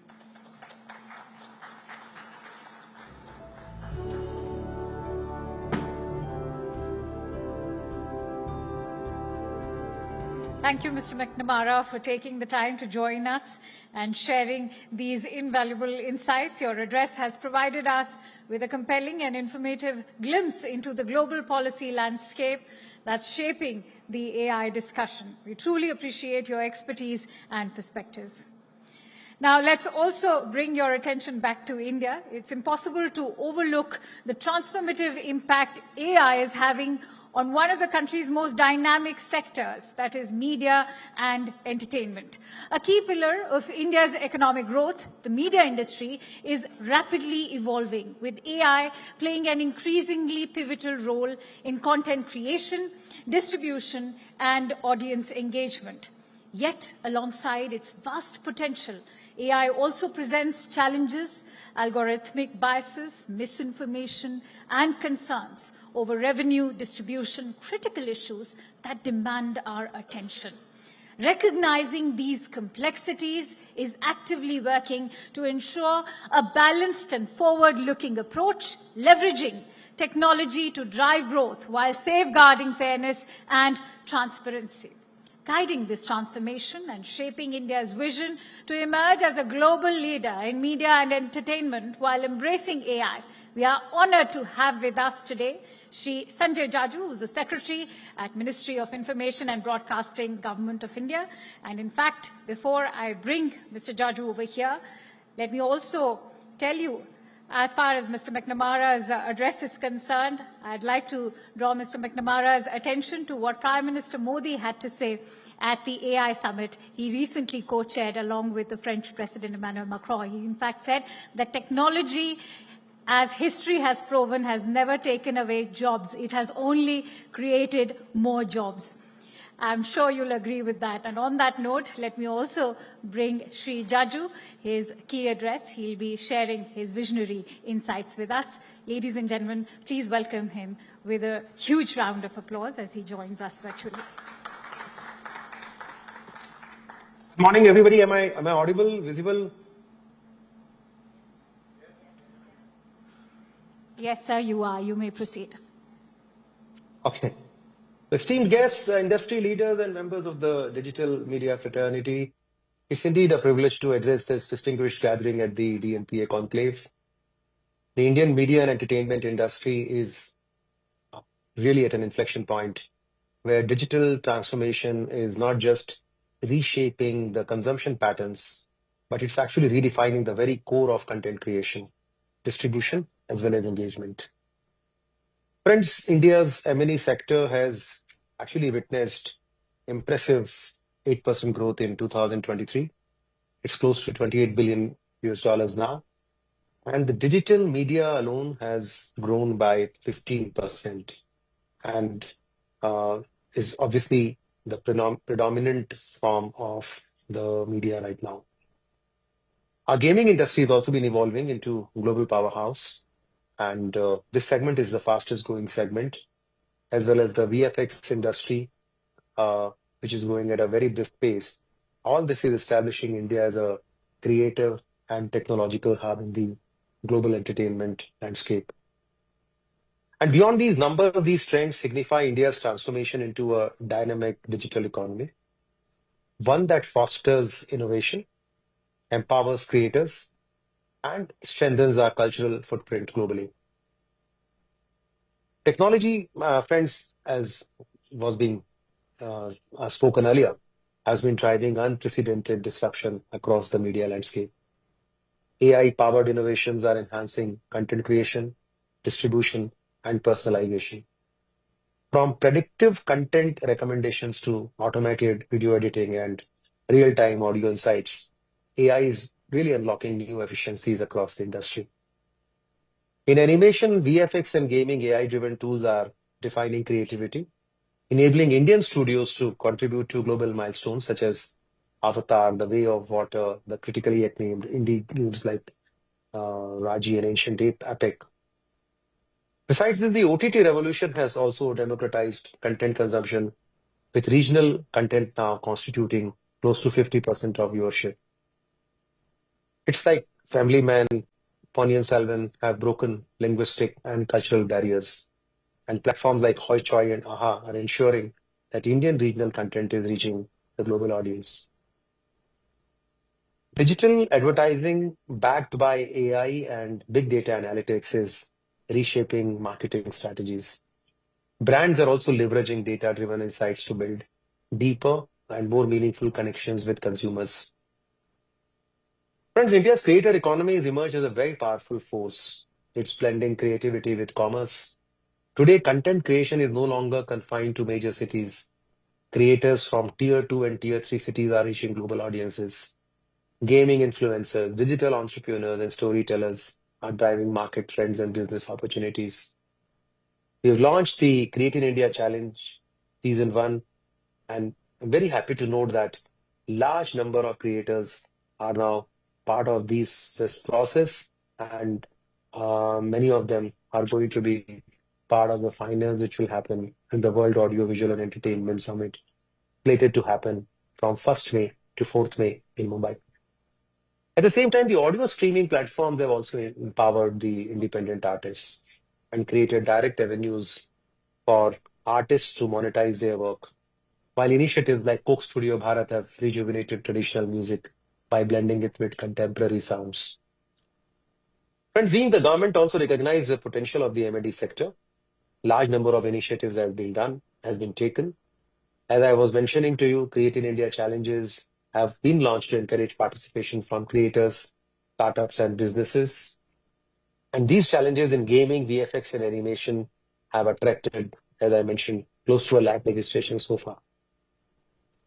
Waves 2025, as I was mentioning, is actually a global platform which is going to showcase India's creative economy and foster international collaborations.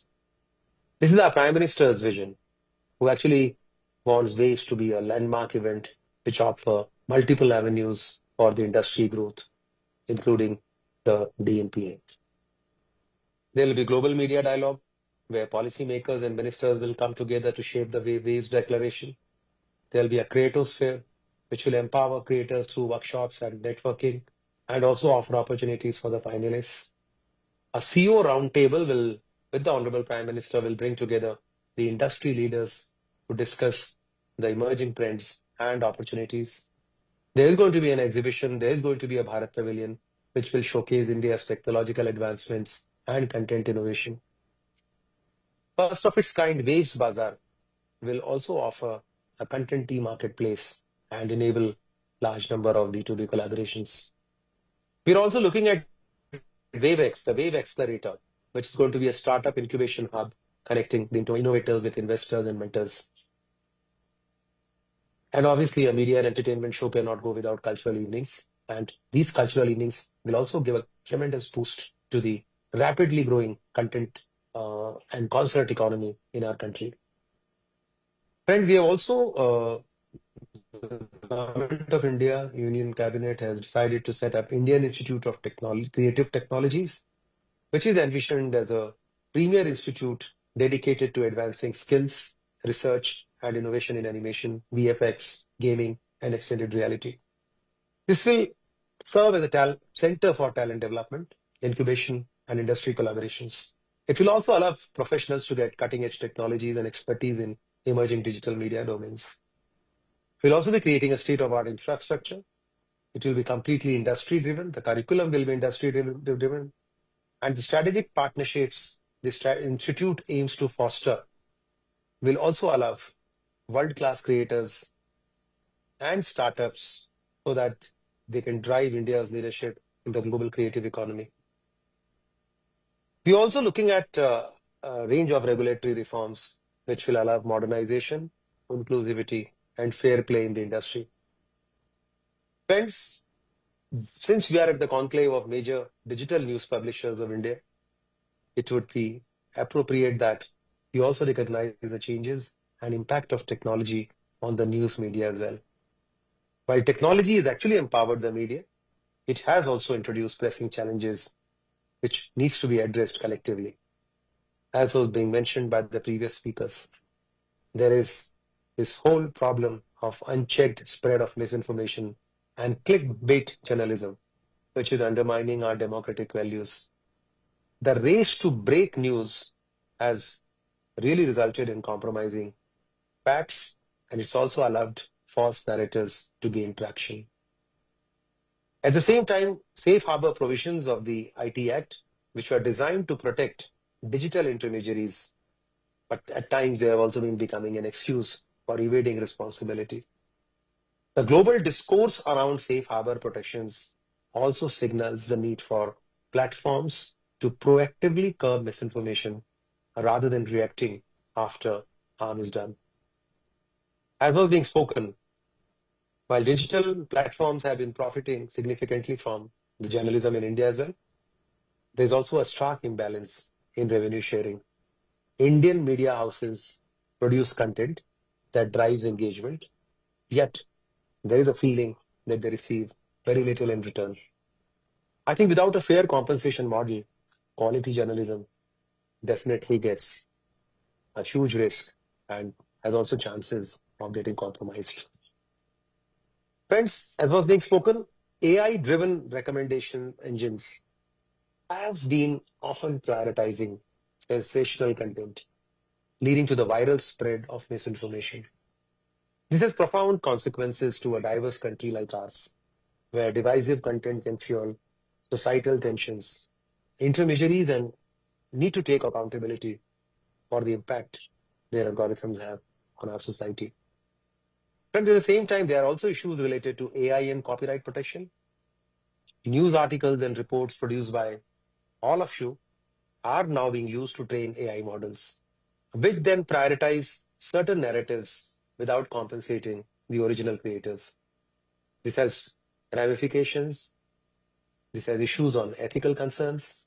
At the same time, it also has issues of repurposing journalistic content for corporate profit. Friends, we are closely monitoring global regulatory developments. There are many countries that have implemented laws that require digital platforms to share revenues with news publishers. At the same time, there's also a need for a transparent revenue sharing mechanism to ensure that our journalism remains financially sustainable. And it's not just about economics. It's actually about protecting the integrity of journalism in the digital age. To sum it up, I would say the future of Indian media is digital, dynamic, and deeply transformative. And as we embrace new technologies, we must ensure that innovation is matched with responsibility. We in the Ministry of Information and Broadcasting would like to foster an ecosystem where creativity, commerce, and credibility come together. We stand at a pivotal moment where policy reforms, technological advancements, and industry collaborations are shaping the next phase of India's media growth story. And I'm pretty sure that together we can build a sustainable, inclusive, and globally competitive digital media landscape. Thank you very much. Jai Hind.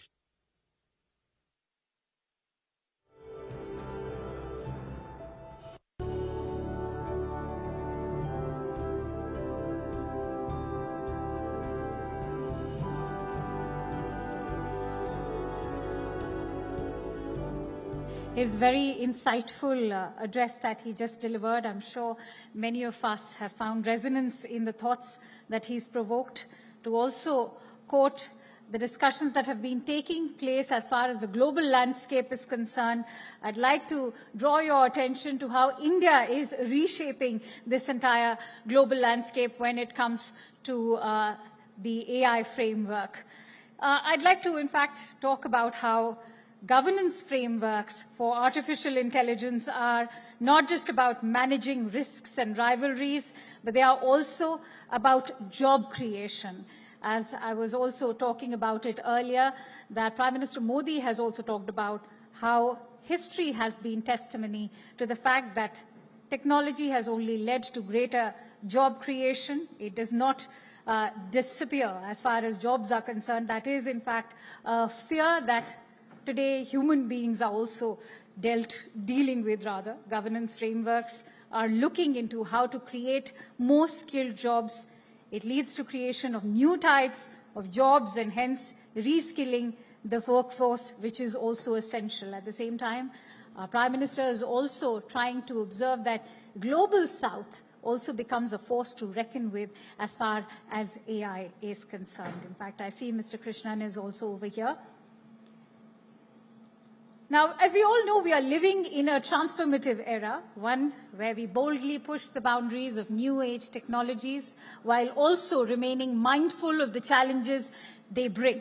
As AI continues to reshape industries, India is also striving to strike the perfect balance, fostering innovation under the Make in India vision, while also ensuring that AI serves its people responsibly, mitigating risks and maximizing its benefits. To shed light on the holistic regulatory frameworks that can guide AI towards a more constructive and ethical role in media, we are honored to have with us Shri S. Krishnan, Secretary Meti at Government of India, for a fireside chat with Mr. Michael McNamara, who is a member at the European Parliament and co-chair of the European Parliament's AI group. This chat will be moderated by Mr. Anil Malhotra, who is the head of Public and Regulatory Affairs at Zee Media Corporation. Sir, I'd like to, in fact, invite you to stage. Mr. McNamara, please.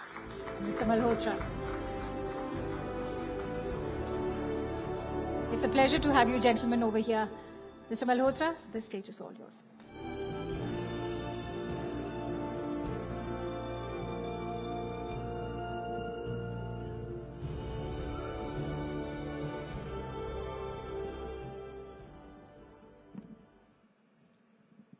Thank you. So on my left side, you have already been introduced, Mr. McNamara.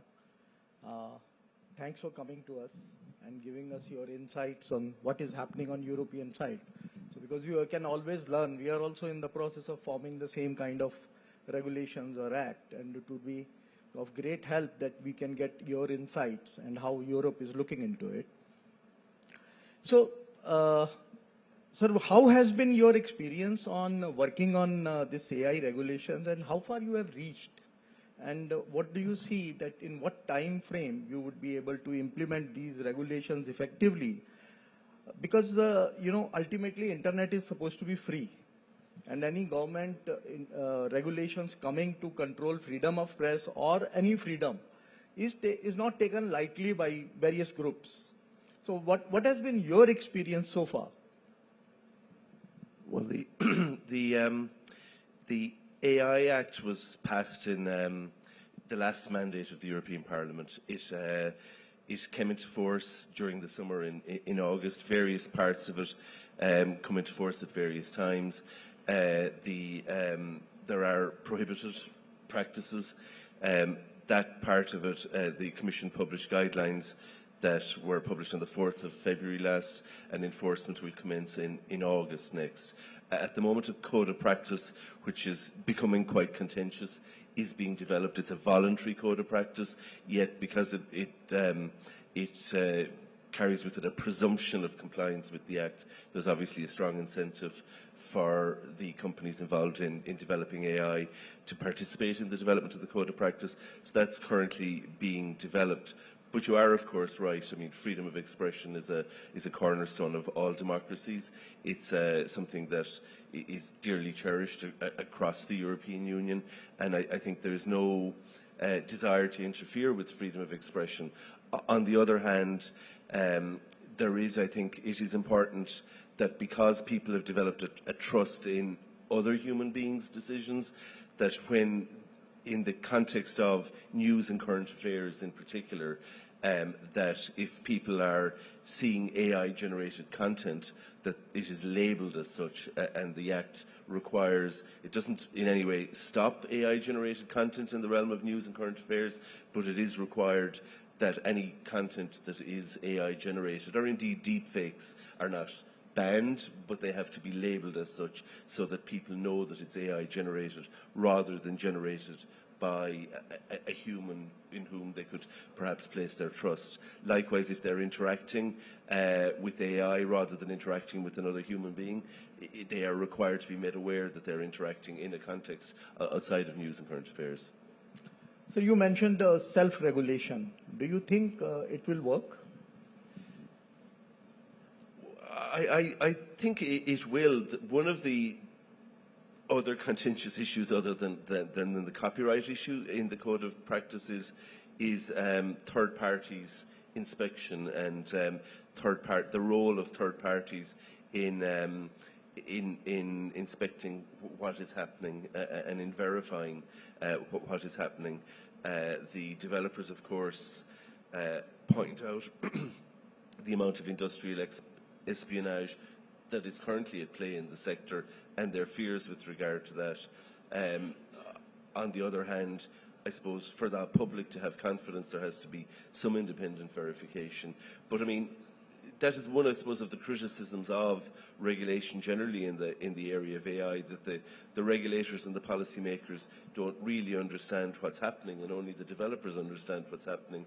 But I mean, in a European context, I suppose we've heard this before with regard to financial services, etc., and we know where that led when you have a complete self-regulation with no oversight.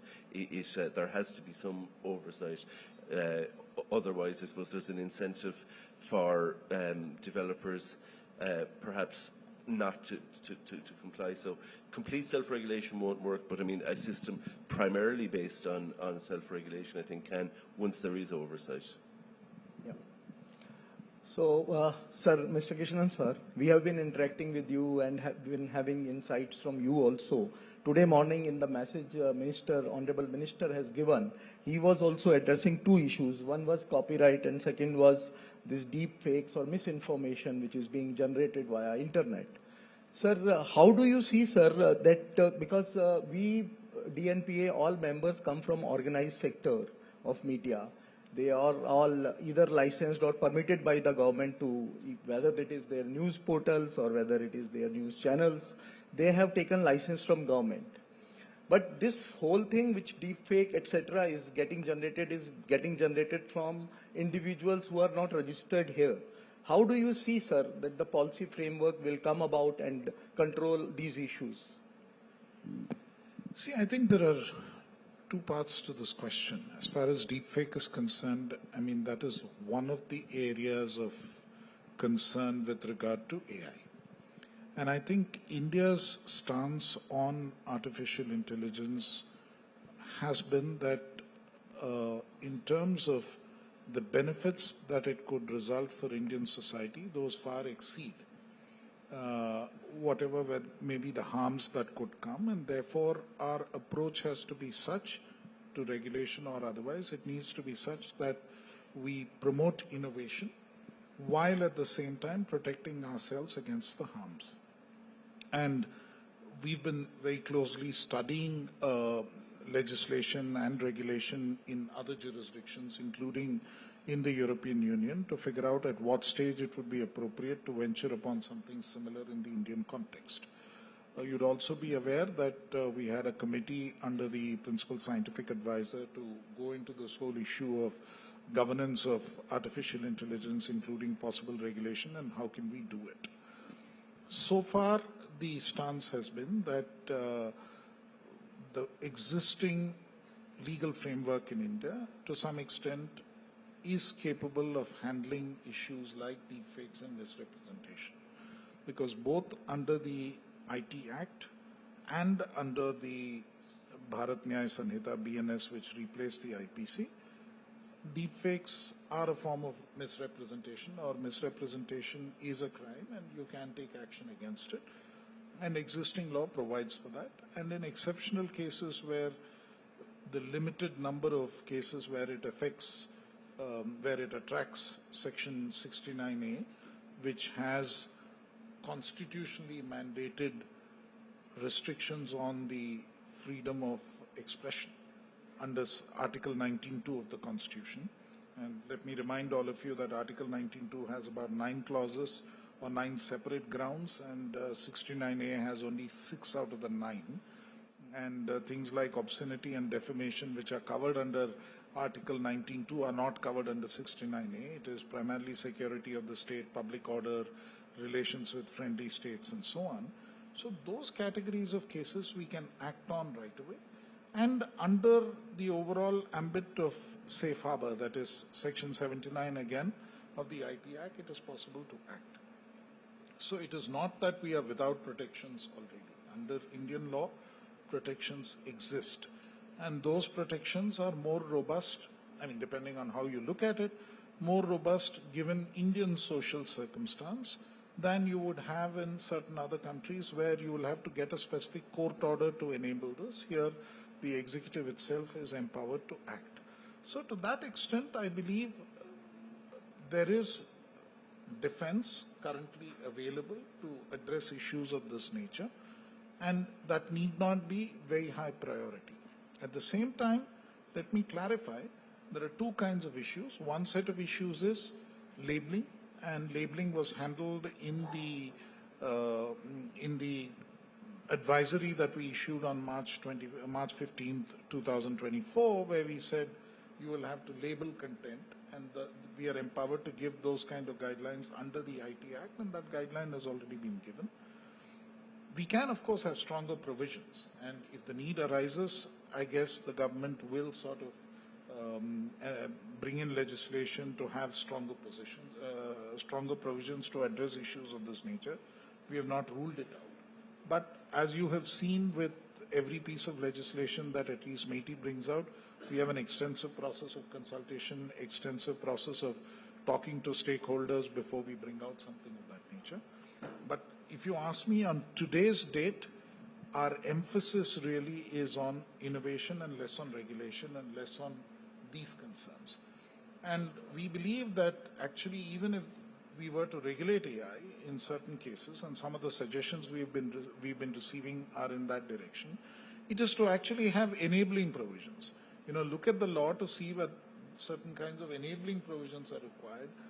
Some of the liability provisions can be made more clear rather than just leave it to a civil law sort of issue, and try and see that there is an appropriate compensation to both sides of a particular issue. so that AI can develop and innovation can develop while liabilities are addressed. It may at best be on issues of that nature. So I think it's important to recognize that, and globally also, the movement has more or less been in that direction. November of 2023, we had the Bletchley AI Summit, Bletchley Park AI Summit. The focus was AI Safety Summit. By the time we moved to Seoul, safety got dropped. And by the time we came to Paris last month, earlier this month in February, which was co-chaired by India, it was called the AI Action Summit. So I think somewhere the emphasis is, gently shifting more in favor of ensuring that AI as a force for innovation and what it can contribute to growth is what we focus on, while guarding against the possible harms and the downsides. Very right, sir. Sir, like Mr. McNamara said that they would be appointing third-party monitoring agencies to control it. One problem, sir, in any act or regulation is that if enough monitoring is not done, then the effect of the regulation is lost. The challenge in internet is today in India we have probably less than 1,000 channels, out of which probably 400, 500 news channels, probably less than 1.5, exactly 1.46 publications which have taken permission from government to run their businesses. Internet, YouTube alone has more than 120 million channels. So monitoring all of them is going to be a cumbersome task. And most of the time what happens is that for every person caught violating any act or regulation or copyright, there are hundreds who are left. And that encourages them to come again through some other name, some pseudonym, and again start the same business again. Now, this is going to be a difficult thing. And how do you, Mr. McNamara, propose that eventually this will become an effective act or regulation? How the entire framework will work? I suppose the AI Act, in truth, really doesn't deal with copyright it merely requires that the Copyright Act be adhered to, and the Copyright Act is a separate piece of legislation under EU law developed in 2019. At the moment, it's hoped that some modus operandi can be agreed between developers and copyright holders. Debate is quite fierce between them, developers saying that it's simply not feasible to outline every single piece of copyrighted material that's been used in the training of AI models. In the case of some of them, it's literally everything that's on the internet, and that it's not feasible to outline. And secondly, that it's perhaps a trade secret as to what they've used in the training of models, how much emphasis they've placed on some materials over other materials.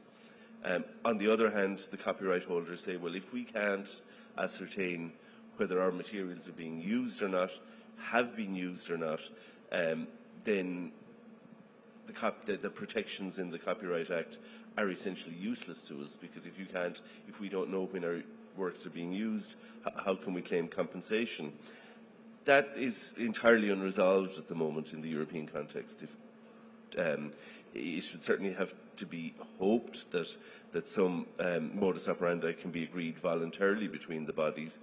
I am aware that this matter is being litigated in the High Court here in India. I'm also aware that the issue is being litigated in the United States.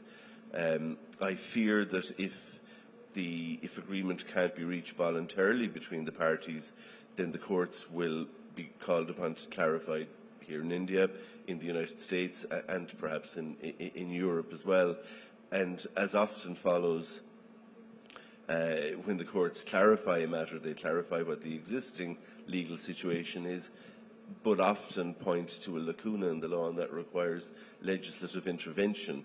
It is, of course, I think, a particularly difficult area for legislative intervention, because it is going to require developers in the European context, in the development of this AI Code of Conduct, are being quite forceful at the moment in saying that if the code of conduct, as it's currently framed, is what is the final code of conduct in Europe, that they won't sign up to it and that they won't deploy some of their models in Europe. And I suppose the threat of that is then that these models are going to be deployed elsewhere, perhaps here in India, perhaps not, certainly in the United States, in other parts of the world. And the further threat of that is that Europe falls further behind, because Europe has fallen behind the United States considerably over the past 20 years or so. So I'm afraid I don't have very clear or easy answers other than to say that we're facing exactly the same dilemmas, difficult decisions, and adjudication between rights as you are here in India at the moment. Yeah, you're right. One thing is there, whether it is AI-generated deepfake or copyright, both get transmitted via some platform only, whether it is Google, whether it is Meta. And I think these companies would also have the capability of finding out what is happening and how they can be also how they can also participate in stopping these malpractices adopted by people when such policies come around. So is there any effort in that direction, that to involve the big platforms, big tech, so-called big tech also, so that they also help out governments in controlling these menace?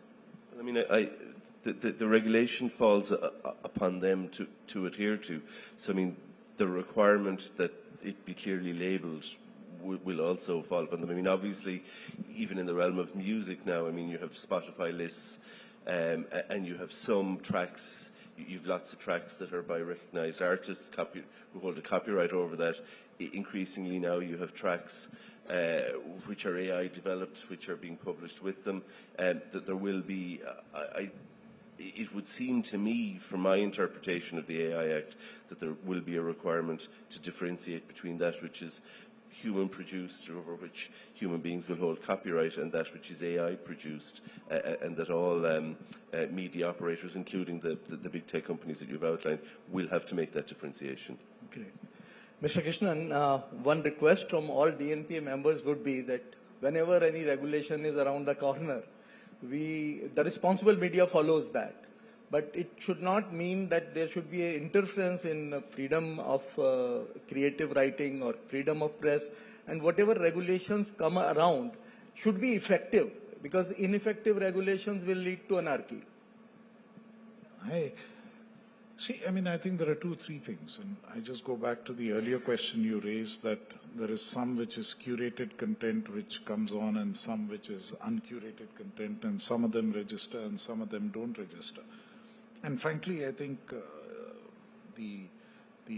your characterization of the Indian media that it's government licensed and things appears to give the impression that government sort of controls everything about it. And I think that's not a fair characterization of Indian media. I think it's free and fair, and you have every right to put down what you want.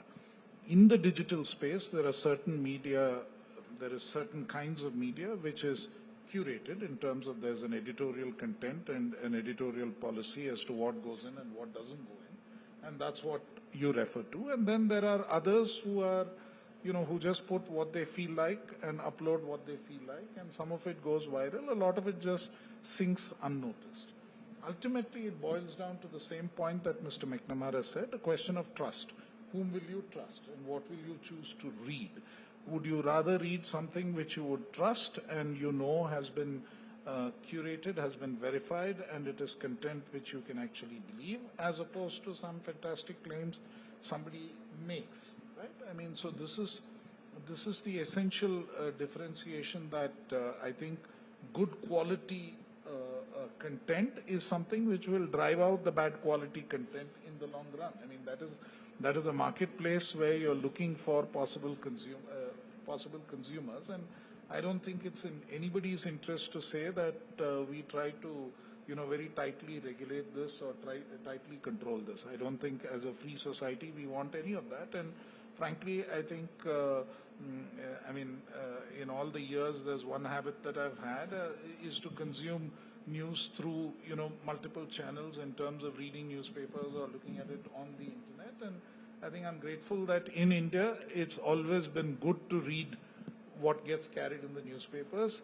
And I can, without naming certain countries, and likewise, I mean, it's very interesting to read what gets carried in democratic countries, including in various parts of Europe or the United Kingdom or even the United States. And there are certain other jurisdictions where you don't even want to look at the newspapers. I mean, I'll be honest, and I think it's important that we preserve that.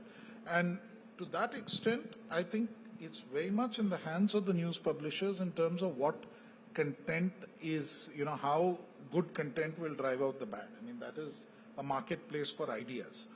The second part of it, of course, is that that you should be fairly compensated for the effort that you're putting in to actually curate the content and bring it out there. And that's the same point that Mr. McNamara made in terms of, how do you sort of this contest between the two elements. One part is, because the theme here is AI, one part is, scraping the internet and picking up the content.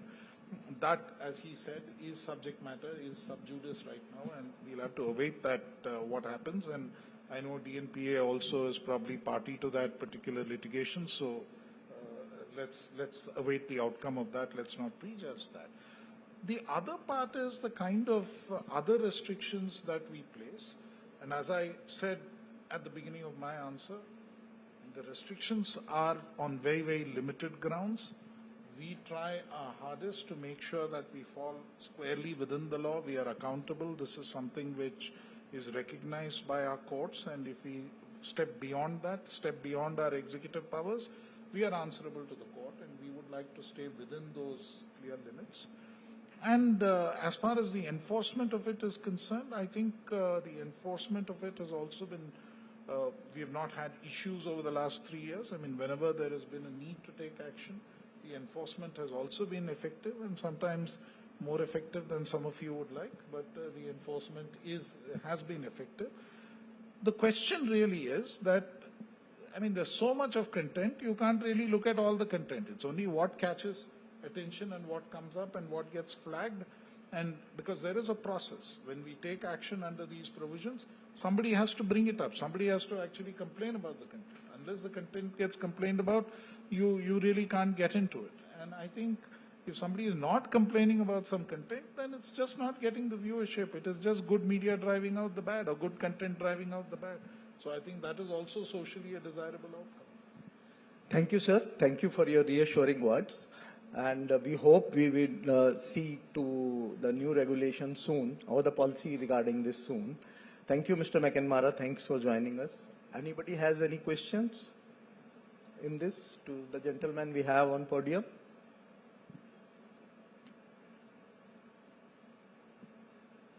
Yes, gentlemen.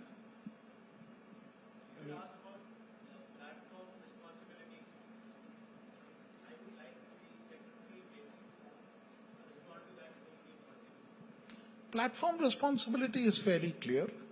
This is in the context of Section 79 of the IT Act.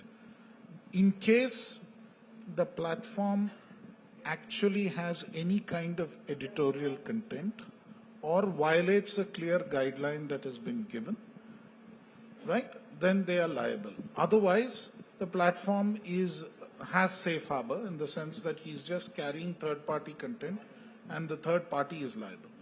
But on the other hand, if they pick and choose saying that I put on this content or I don't put on this content or I edit this content, if any of that editorial control is there, so those are the two exceptions to what is there in 79.1. It is contained in 79.2 and 79.3.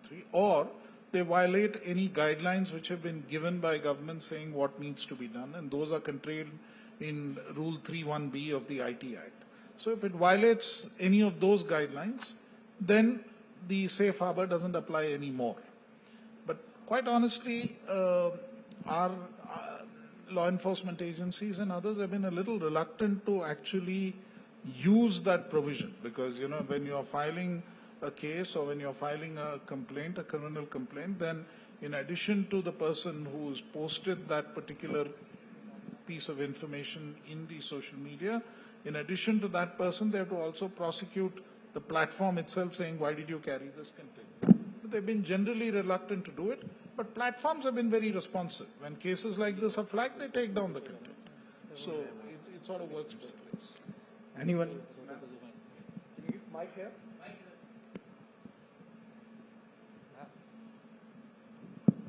So this is a question to both of you. A lot of countries have now, with the whole democratization of content, there has been a case where a lot of people are being hounded, a lot of people are getting, subjected to a lot of trolling, good or bad. And there's a lot of cases, especially for youngsters, right, in terms of mental health and a lot of issues which are coming up right now. Some countries have enforced laws which say that now youngsters should not be exposed to such things, so they're protected. Is there something in India, in Europe, specifically that we're working towards that kind of mental harassment which happens, which is kind of connected to the whole like freedom and democratization of content? I'm not aware of content at a European level, but certainly in some European member states, including my own, legislation has been brought in regarding online harassment of people generally. I'm aware that there was online harassment of some politicians, even in my own constituency.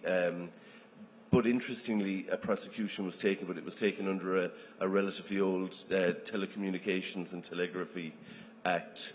It was deemed to be adequate. I think the piece of legislation was perhaps from the 1960s, if I'm correct. With regard to younger people, I'm not aware of any specific legislation, but I do know that the Ministry of Education in Ireland has taken a step to introduce a code for schools whereby children are required to hand over their mobile phones on entering the school, and it's retained until such time as they leave. But of course that doesn't tackle the fact that much of the harassment and bullying takes place at home, and I suppose it is a horrendous environment. At least children who were bullied in schools before could go home to the safety of their home. Now they go to the safety of their bedroom and are being bullied there, and of course it's having horrendous consequences on their mental health. It's a very difficult thing to address by way of legislation, though. However, likewise, criminal prosecutions were taken against an adult who was harassing young children, blackmailing them effectively to send him sexual images. Through gradually they were sending images, and then he was using those to get more and more images. He was prosecuted in Northern Ireland under UK legislation and received a sentence.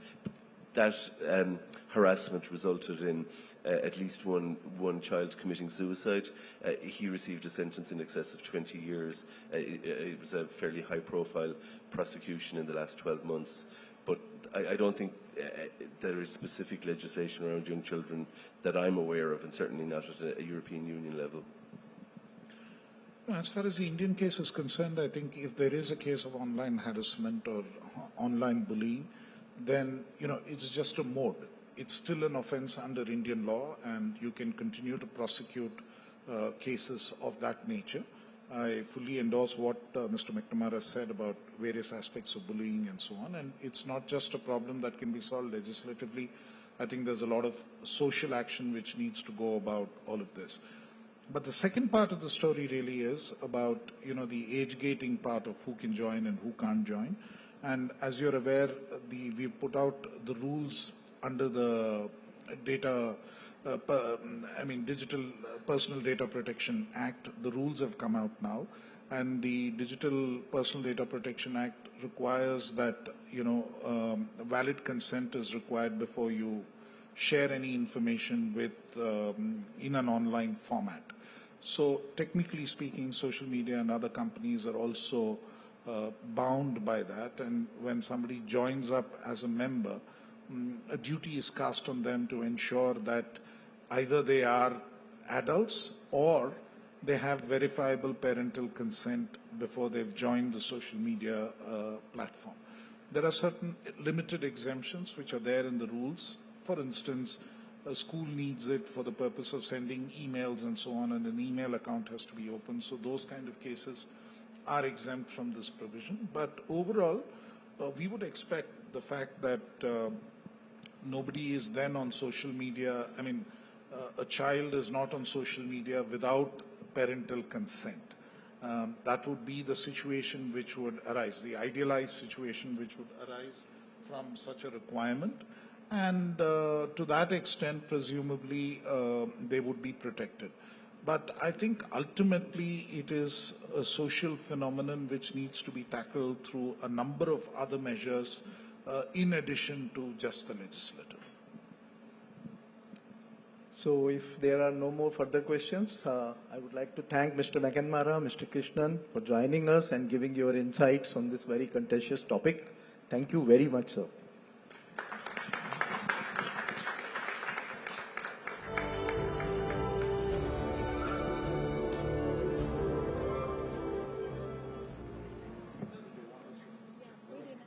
Thank you, Mr. Krishnan, Mr. McNamara, and Mr. Malhotra for that very insightful and engaging discussion. It was wonderful having you here with us at DNPA Conclave 2025. I'm glad that you shared a very holistic approach towards AI development. Ladies and gentlemen, we are now breaking out for lunch. When we come back, we have a lot more to talk about on AI and media transformation. Request you to reassemble in the hall by 2:15 p.m. sharp.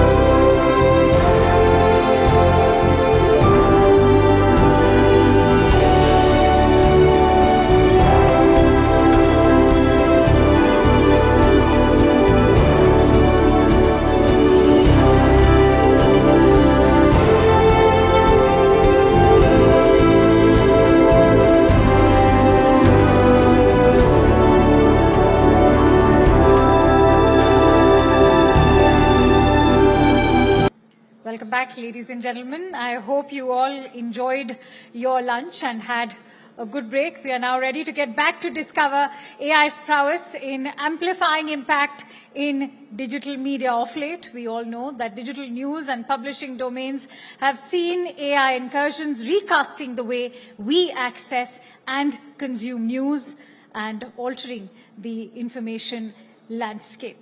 AI, of course, is redefining the future of news and entertainment, powering everything from sharp, compelling storytelling to intelligent chatbots and high-quality video production. As AI-driven creativity and efficiency, the economics of content creation is also shifting, making AI an increasingly attractive investment for the industry. This brings us to one of the most anticipated discussions of the day, NextGen News Media, the AI factor.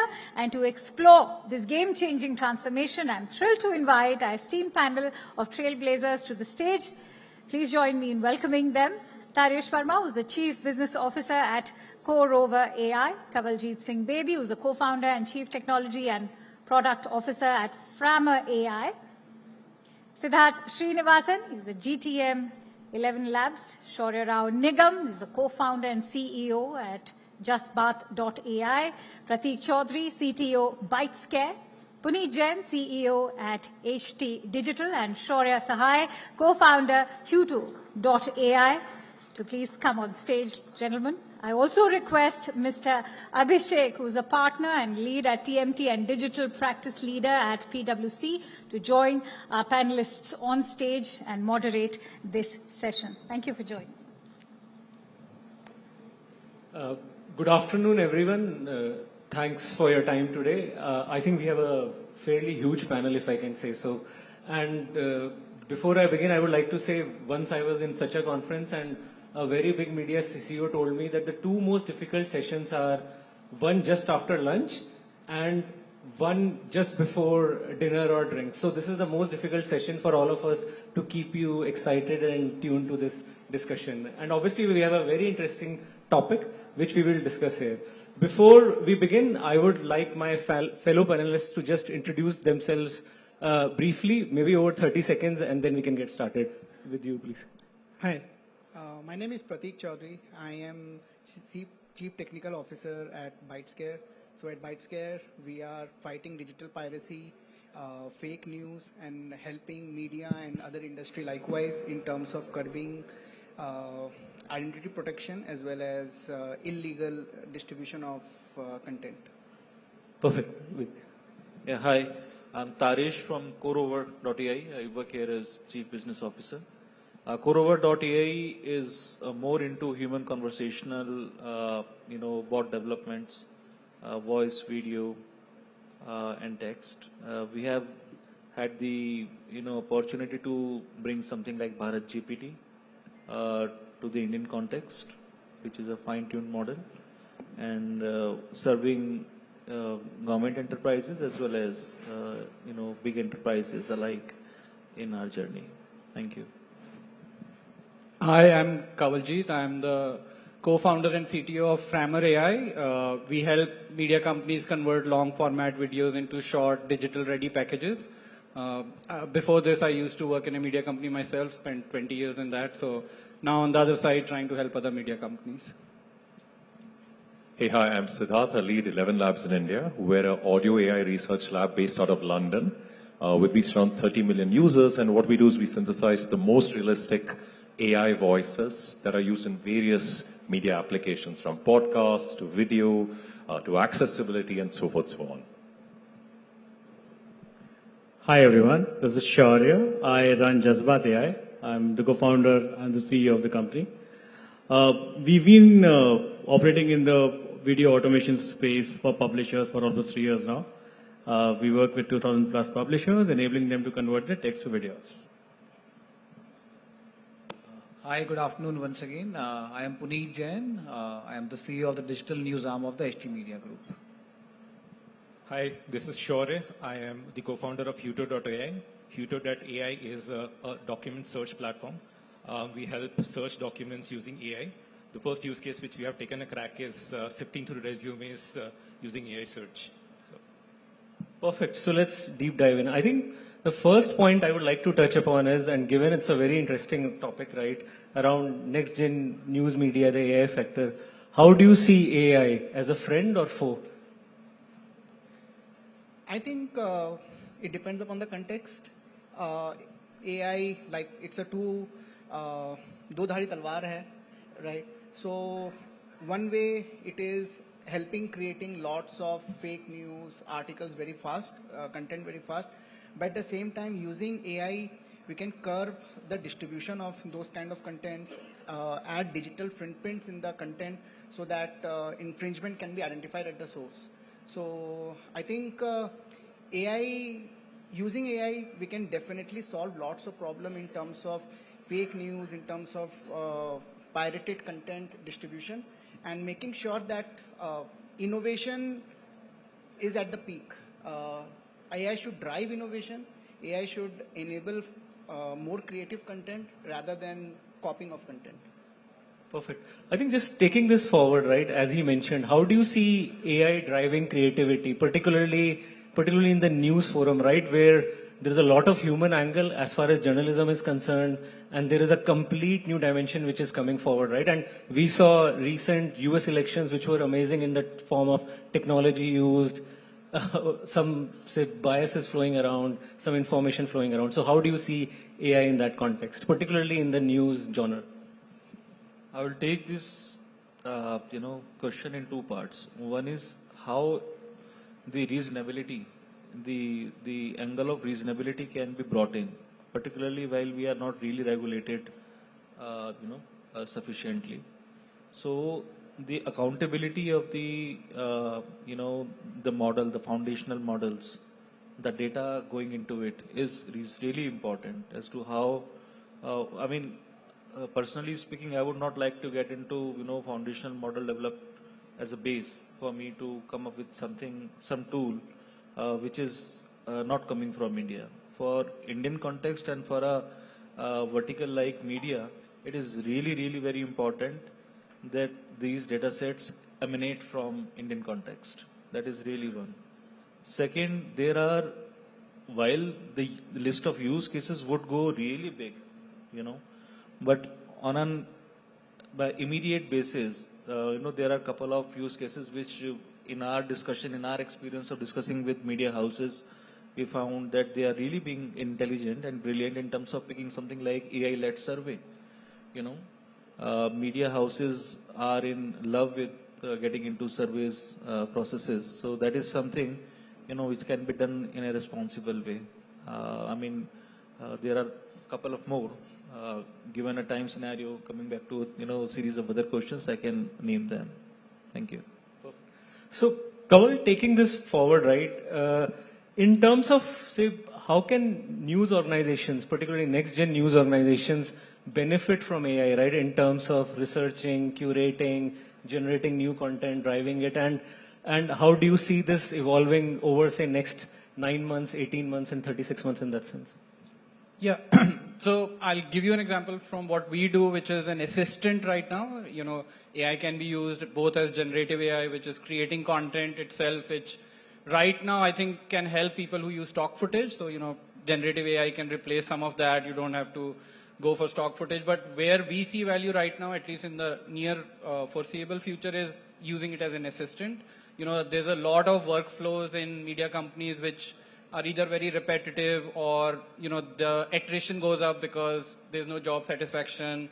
Editors learn so much, over years through graduation, and then they end up cutting videos in and out all day, all night. So, they leave finally to do more creative work. So those are the kind of jobs which AI should perform, and the talent should actually be, focused on what they're good at, which is, high-end editing, maybe do creative work, maybe reporting. All that shouldn't be generative today, at least that's what we think. So I think that's where I feel in the next near foreseeable future, it will be a co-pilot or an assistant. As generative AI gets better, it's a decision which all of us in the room has to take. How much does humans get replaced with generative AI? You can see models which are doing amazing job with creating content, including video now. both in terms of news media or even, entertainment, there is potential to replace what humans have traditionally done over years. But for at least the next 12 to 18 months, I think it's more an assistant than replacing what we have been doing for years. Perfect. I think that's helpful, and I agree with you. I think we are at a seismic shift, but it will happen in certain generations as we speak. So taking this forward, I know you work with a lot of partners, alliances in your role as a CEO, and if you can explain what sort of talent changes and what sort of partnership changes will media news organizations need to do to take hold of this opportunity? Hey, that's a great question. Typically when we start an engagement with somebody, the demo, it looks like magic. The partner's super happy. And then they go in and then they start trying to use the technology and they find out that it's not a switch, right? You don't press a button and then you don't get your McDonald's burger come out at the end of the assembly line, right? But if I look at some of my really, really mature partners, like let's say take someone who is news proximate, but in the audio category, like a Pocket FM, for instance, what they are doing is they've actually reimagined their entire process, their org team structure, and that entire flow from the beginning to the end to maximize the outputs they can sort of do in AI, right? So what that means is the roles of the teams now, some of them combined, creative, production, marketing, now maybe that's sort of sitting together in one hub. The second thing is they built a really strong technology function with a cross-team AI set of services, product managers, engineers, data analysts to help them build a data and a tool architecture where, this is wrapped around their processes. And then the third part is, they really have people at creative control in the co-pilot world that you said, where someone is sort of dreaming, hey, how do I do this? Someone's finding a practical way to make it happen. And the new org structure and the new technology infrastructure, that pushes things down towards their output, right? And the really interesting thing is we are seeing folks doing it at exponential scale compared to where they were, and nobody's satisfied. Everyone wants 3x of this, right? In an industry that is 6, 9, 10 months old. So that's how I see it. Perfect. I think just taking this forward, right? How do you see, particularly India is such a diverse country, right? So many languages, so much local content proliferating. So how do you see AI, particularly in news, expanding media's reach and effectiveness? How do you see that? Well, very interestingly, what we've seen is that while, of course, a lot of media houses try to serve content across multiple languages, but still a lot of languages, especially in our country, were untouched upon. For example, Maithili, Tulu. Now, these languages in themselves are spoken by more than, people who live in France alone, right? But very few organized media players were operating in this region. Now, this is where AI comes in. We as a platform, for example, support Maithili. We support Tulu. A lot of media houses who earlier were not even thinking of serving that specific percentage of population are now using us to translate content which they had created in any other language, and they've lighted up a new social media channel. They are lighting up new content pieces onto their platform and seeing additional engagement. So AI is definitely helping to increase the reach or, enable people to serve the segment which were completely unserved upon earlier. So, and interestingly, right now, we are just getting started. There is so much to do. There is so much to do. For example, today, I think, while I'm boasting it out, but still, honestly, a lot of research has to, go in getting the regional languages or the regional experience right. As an ecosystem, we are not 100% ready to serve the Indian requirement. Us, along with a bunch of other platforms, even like 11 Labs, we are all working together to make sure that, whatever the requirements out there are served to a certain extent. Today, we are not there yet. But we've been able to reach a point where by using us plus a human, a new segment can be served for sure. Perfect. I think we spoke about a lot of dimensions, right? As CEO of HT Digital, I have two questions or two parts to the question. One, does this frighten you or does this excite you? Secondly, what new business opportunities that you see emerge out of the intersection of AI and news, right? News media specifically. So you will love to hear your perspectives on this. No, I think actually, while there may be concern, etc., in some that we have to take care of, overall it's a very exciting phase to be in this business. The amount of innovation you see happening all around you, and if you are able to leverage an iota of it in your product development, in your processes, the kind of gains it will lead to are phenomenal.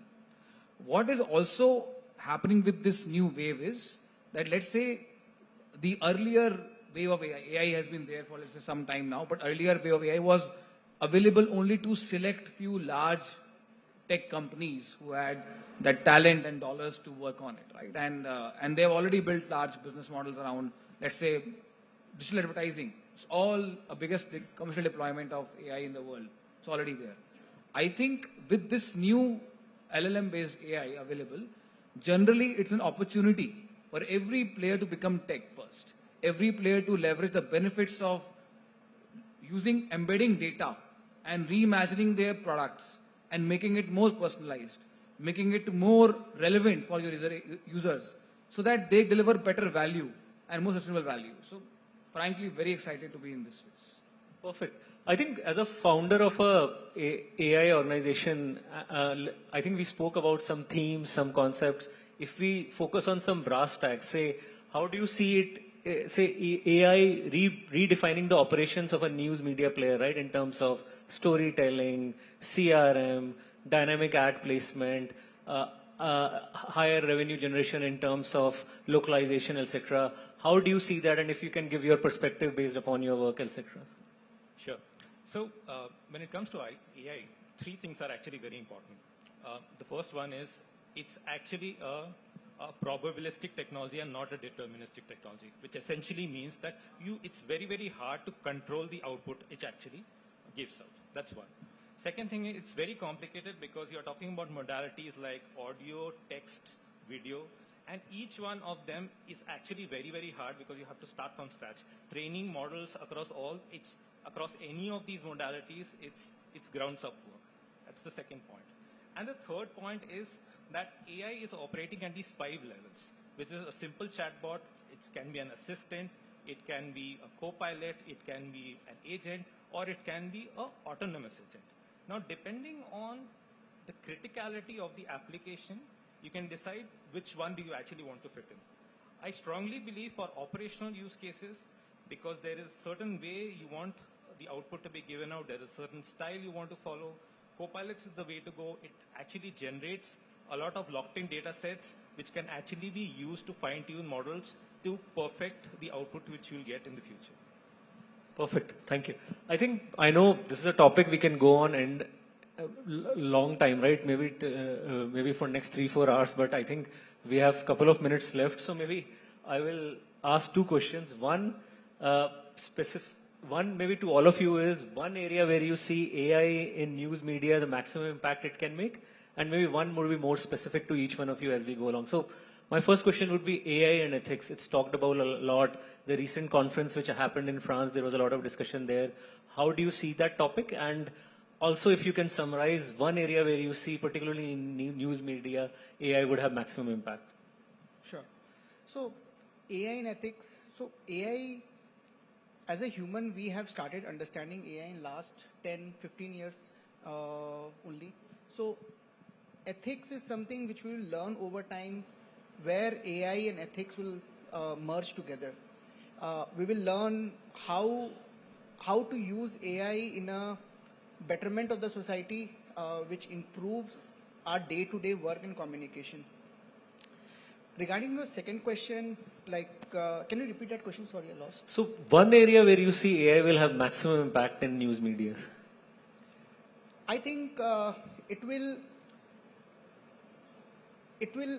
make creativity even better, because it will reduce the mundane work in news media, grammatical checks, making sure proofreading the articles, enhancing the distribution of the articles.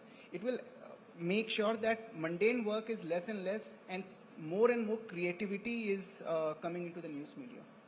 Thank you. I think taking the question forward to you, I think I would like to understand how do hyper-personalization tools, particularly in this context, work in news media context, and if you can share some examples based upon your work, etc. And second, obviously one area where you see AI will have a maximum impact in as far as news media is concerned. Yeah. So, domain-driven automation would still rule the ground.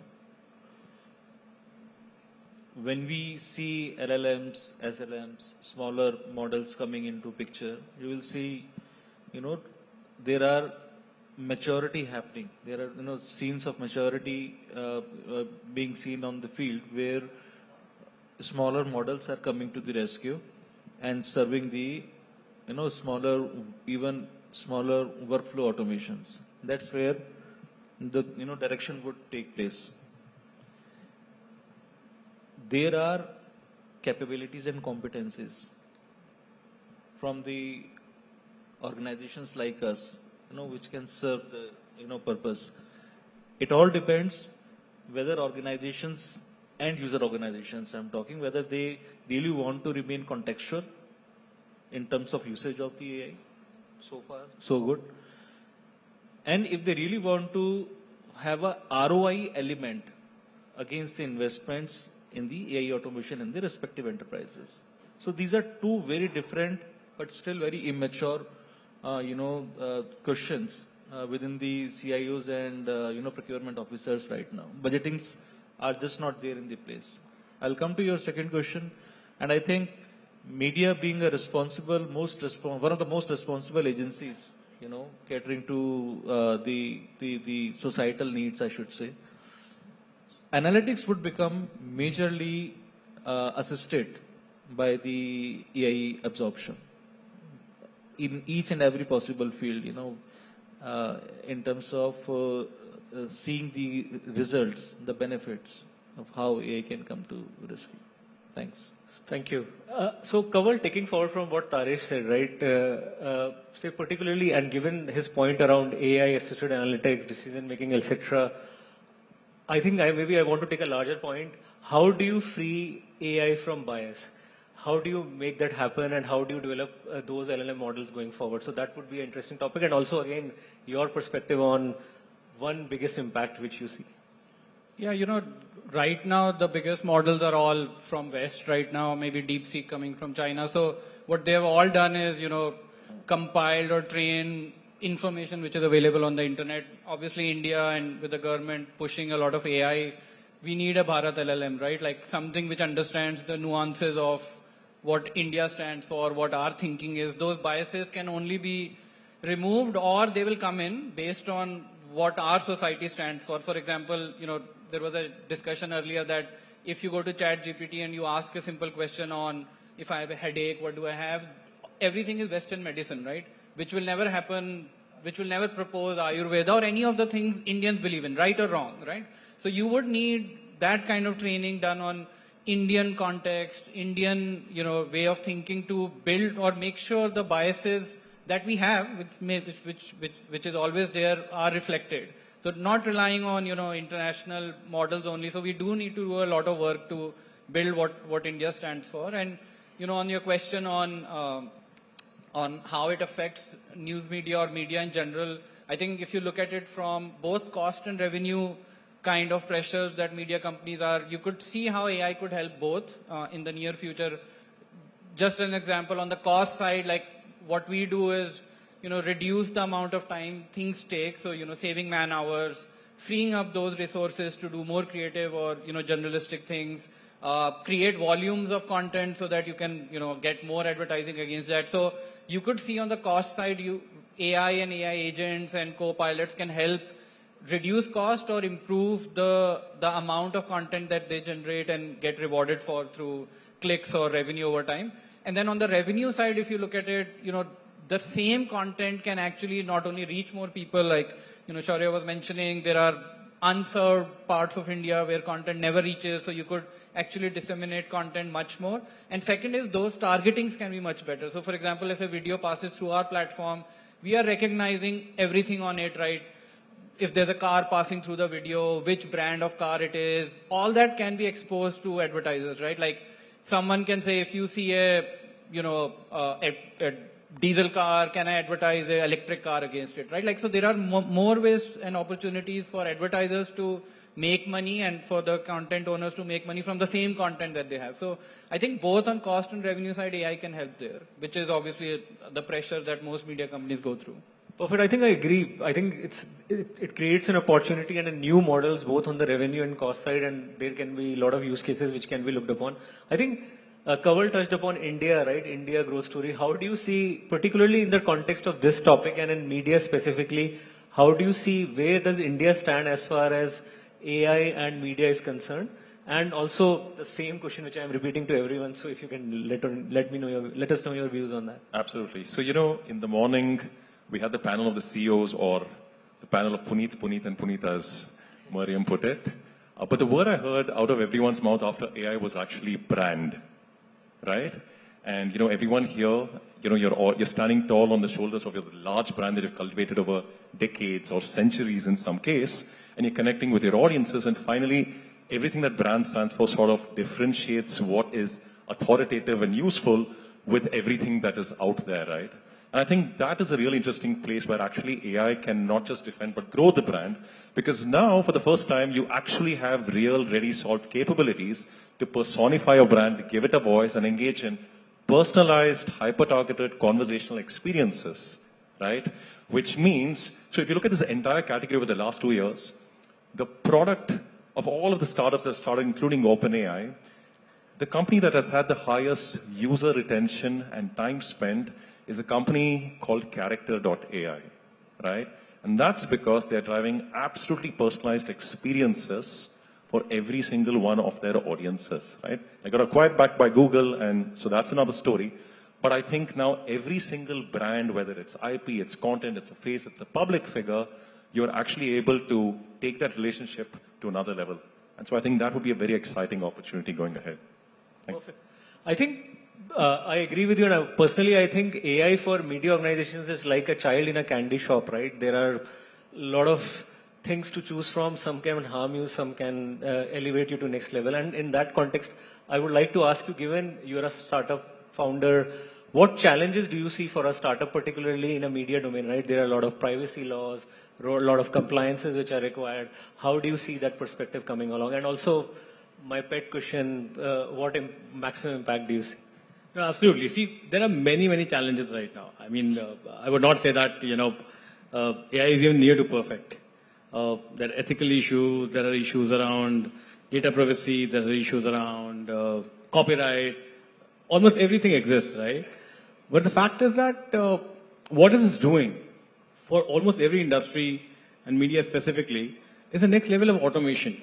Right? The mundane work which was existing is now, to a certain extent, being kind of not replaced specifically, but filled in by AI, which is making the organizations more efficient. What we have been able to do is, by replacing the mundane work, especially around the video editing and video creation part, we've been able to bring the cost down, and we've been able to maximize the reach, or probably maximize is too much of a stretch, but at least grow the reach from what it was earlier. People have launched new, as I said, languages earlier, right? They've launched on newer platforms. There are a bunch of clients who were not available on Snap earlier, right? Now they've been able to light up Snap using our platform. There were a bunch of clients which were not able to serve TikTok because it was banned in India, but they wanted to have a US presence. Now they've been able to create the same content for TikTok using our platform, right? What have we been able to do here? We've been able to expand the reach, and because of that reach, it has resulted into some bit of additional revenue. So bringing the cost down, growing the reach and revenue is the impact that at least we, or AI, the way we see it, has been able to create for media houses. Yeah. Perfect. I think, say I want to ask you a very interesting question, right? How do you liberate talent in a more, for lack of a better word, a traditional setup, and you driving a very innovative, future-oriented business? So how do we solve the talent question if say, particularly traditional Indian media news houses want to leverage the AI opportunity? It's a very interesting and relevant question, especially for a publisher player. I think so. We have seen that certain sectors tend to produce skill set or expertise in certain areas more than others. For example, as a traditional media house, we excel in our ability to, in generating quality and credible content. But when it comes to certain other skills, we may need to look outwards. So I think key is to blend in a right mix of youth and experience, a right mix of sectoral expertise, and look to spread it seamlessly across the organization. That's one part. Other part is, at least I've realized in my experiences, the best work happens on the crossroads of two functions. So not only it's important to have the right talent in right areas, but also to sort of break the silos of functions and get them to work together to get the best out of each other. For example, the AI allows us an opportunity to build new ways of imagining news consumption. Now, that will only happen if, let's say, the editorial and the content teams work very closely with the product design and tech teams. And then each one builds on another. So yeah, that would be my 2 cents. Perfect. I think just to maybe conclude this panel in that sense is, what's your take on, say, AI's maximum impact, and how do you see, say, startups capturing this opportunity going forward? Do you see the next unicorn coming in this space in, say, tech AI startup enabling media organizations in India, and how soon we can see that? So the way I look at it is that, look, there is a core piece to media companies, and then there are the context piece. So for the core piece, the media companies will be buying a lot of infrastructure software. There will be a lot of tooling companies which media companies will buy and build the entire workflow around it. And for the contextual piece, probably they'll just buy software and off the shelf, right? I believe there will be a lot of startups working on both these ends, and a lot of these unicorns, because if you actually look at it, like the maximum margin, if you look at SaaS is a $300 billion global opportunity. And if you're looking at agents is a $1 trillion opportunity. And part of the reason is because if you're actually capturing the labor budget part of it, your pricing is better and you capture more value. So there will be unicorns on the core business side, and there will be unicorns on the context side of the business as well. Perfect. I think as I said, this topic is like something, right? Everyone talks about it. We can go on and on. And I think to summarize, I think we are at a very key inflection point, right? Say 100 years back when talking movies came in, they shifted the entire ecosystem, right? From silent movies, we are at that cusp at this point of time, and news media would see this AI factor become more and more dominant going along, and all of us will observe it. Some will adapt to it, some will thrive in it, and some will perish. So we will see how it flows through, right? So I would like to thank all my panelists. But before we close, maybe we can take 1 or 2 questions, time permitting, right? So yeah, if anyone wants to ask any question on this, yeah, please.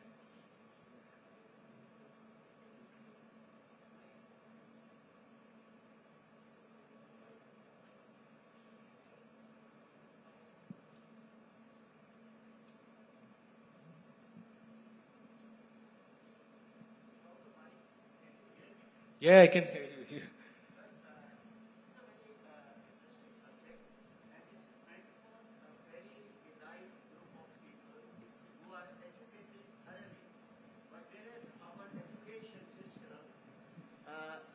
Leans 121 in the world index number.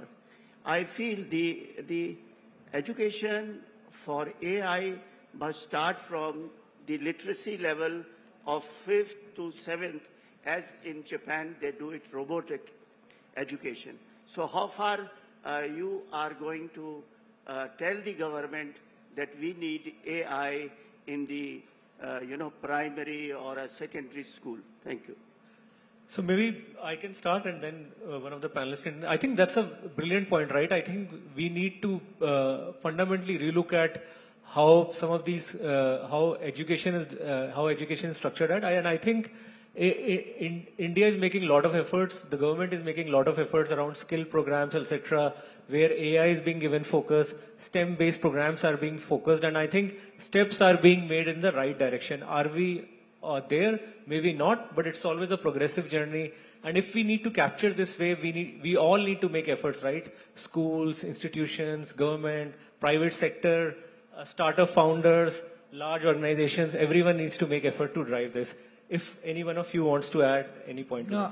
I think it's happening too quickly. I think you've seen the rise of AI in the last 2 years. You can see all the students adapting AI in their homework, in their knowledge gathering. So I think government will follow very soon. We'll have programs in the education system and the skill system, like you mentioned. I think it's bound to happen very quickly. I was with the CTO of a really large technology company yesterday. And one of the things I'm noticing that many of them are doing is they're now hiring kids fresh out of college and giving them these really, really large, vast scope projects to go and run huge AI projects, which are core and strategic, right? And these were not, say, jobs that were given to, fresh out of college pass-outs even 5, 10, 15 years back. So, we're already starting to see that trickle down at some level. And just like anything else, like we see in our curriculum today, I'm sure, that will trickle down further. But you can already see the changes in various organizations in that sense. Absolutely. In fact, just this week, I was in IT Europa, and, the college itself is funding a group of kids to create their own LLM model. We are part of that research, and it's kind of already happening, at least at the graduate and PG level. I don't know about the schools yet, but it all happened very, very quickly. Whatever we see around AI is just a matter of the past 2-3 years. So while the ecosystem, I'm sure, will catch up, but some bit of it catching up has already started happening, and the government is also making right steps in that direction. So hopefully the adoption will be much quicker and higher as we see. Perfect. Just adding one point, we might see, might have already seen the journey which computer science have taken in terms of college education and child's education, where computer science is coming now at class 6 and 7 level itself. So we might see similar kind of things happening in the AI understanding for undergrads and for school children as well. Perfect. I think with this, the future is bright. AI will define all of us. So I will end this session. Thanks to my fellow panelists, and thanks for all your time. Thank you so much. Thank you. Thank you very much.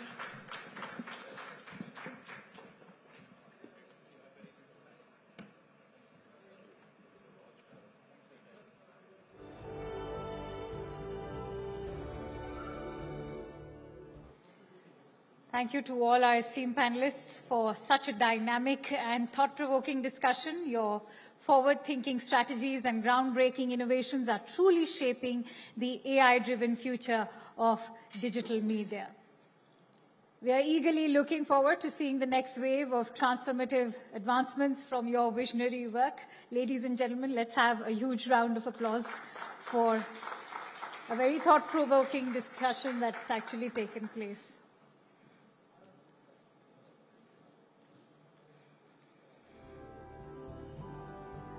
And continuing our discourse of drawing lessons from the global trajectory of AI laws, we have with us a special recorded message from Mr. Brando Benifei, who is the member of the European Parliament, Progressive Alliance of Socialists and Democrats, and the rapporteur of the AI Act as well. Mr. Benifei could not be present with us for this occasion due to some pressing commitments, but he has shared his video message, and he speaks on the biggest challenge for digital media in the light of the explosion of AI.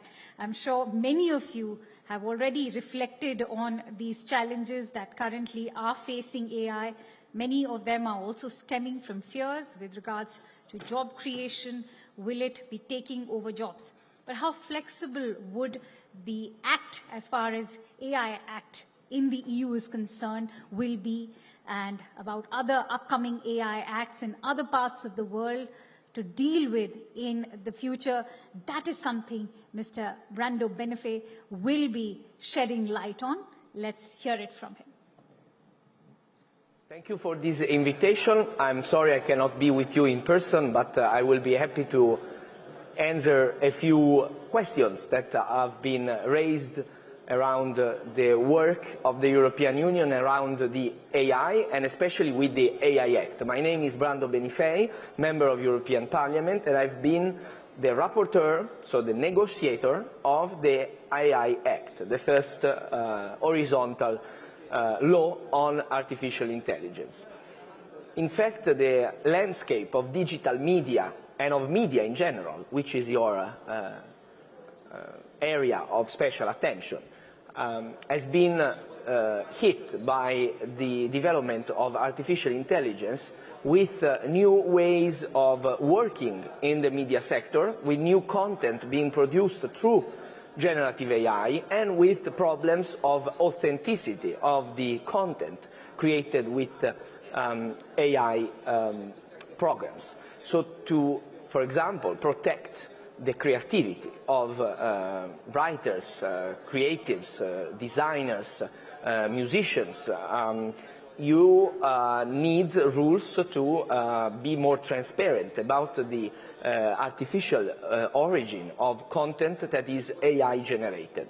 And this is a big challenge for the media world to avoid getting fake news, fake materials that are at risk of being used to disinform, to put forward criminal intent. And so we need to find rules so that we can still have proper and credible information, and also protect creativity, as I was explaining. The AI Act objective is to create trust around the development of AI. The idea behind the AI Act is that we need more trust for people to use more AI in their daily lives, in the activity of businesses, in the activity of the public institutions. And to do so, you need to be sure that you have rules to prevent risks. Risks from bad data used to train AI, or lack of cybersecurity, or lack of human control. So you need to work on these factors, and you also need to prohibit certain very dangerous practices that can be too much damaging, like the use of emotion recognition in workplaces and in study places, the use of biometric cameras without rules, so we limit it a lot to avoid mass surveillance without people knowing it, and so on. So we have chosen to forbid some uses that can be dangerous for individual freedoms. And now we are implementing this law. This is what we are doing. I was myself in the Paris AI Summit, where also India was present and many other important countries, to discuss where do we go with the AI regulation. Can we find a common ground? Well, in my opinion, we do not need that every country adopts the AI Act like the European Union, the same kind of legislation. But we can find some common rules, some common understanding on certain crucial issues. For example, transparency of AI-generated content and protection of creatives, the issues that are very important for the media sector, for the creative sector, to defend the human creativity and the media landscape from excessive disinformation. Also, we need to find rules together for AI safety, for big risks of AI, global risks, for global cybersecurity, for the use of AI in wars that can be extremely dangerous. And we need rules for military use of AI, like we have for chemical weapons or for nuclear weapons. And we need also to build cooperation for AI for good. We need to cooperate as global institutions to develop more AI in favor of people that can be accessible for the common good. I think that these are all initiatives where we can work together and find a common ground between different parts of the world, Europe and India, but also with the United States, with China, with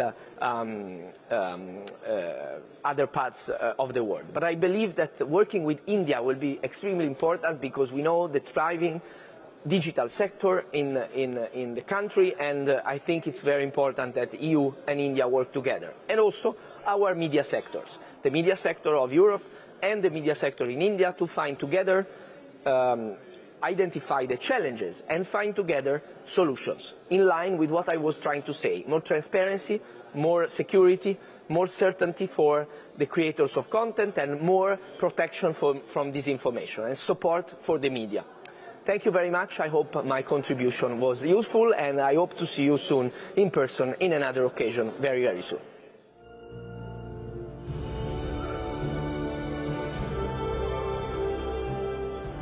Extremely thankful to Mr. Benefei for taking out the time and recording this very special message for us and sharing his perspective. And with that, let's now, in fact, shift and drive this conversation forward in our AI and media discourse for today.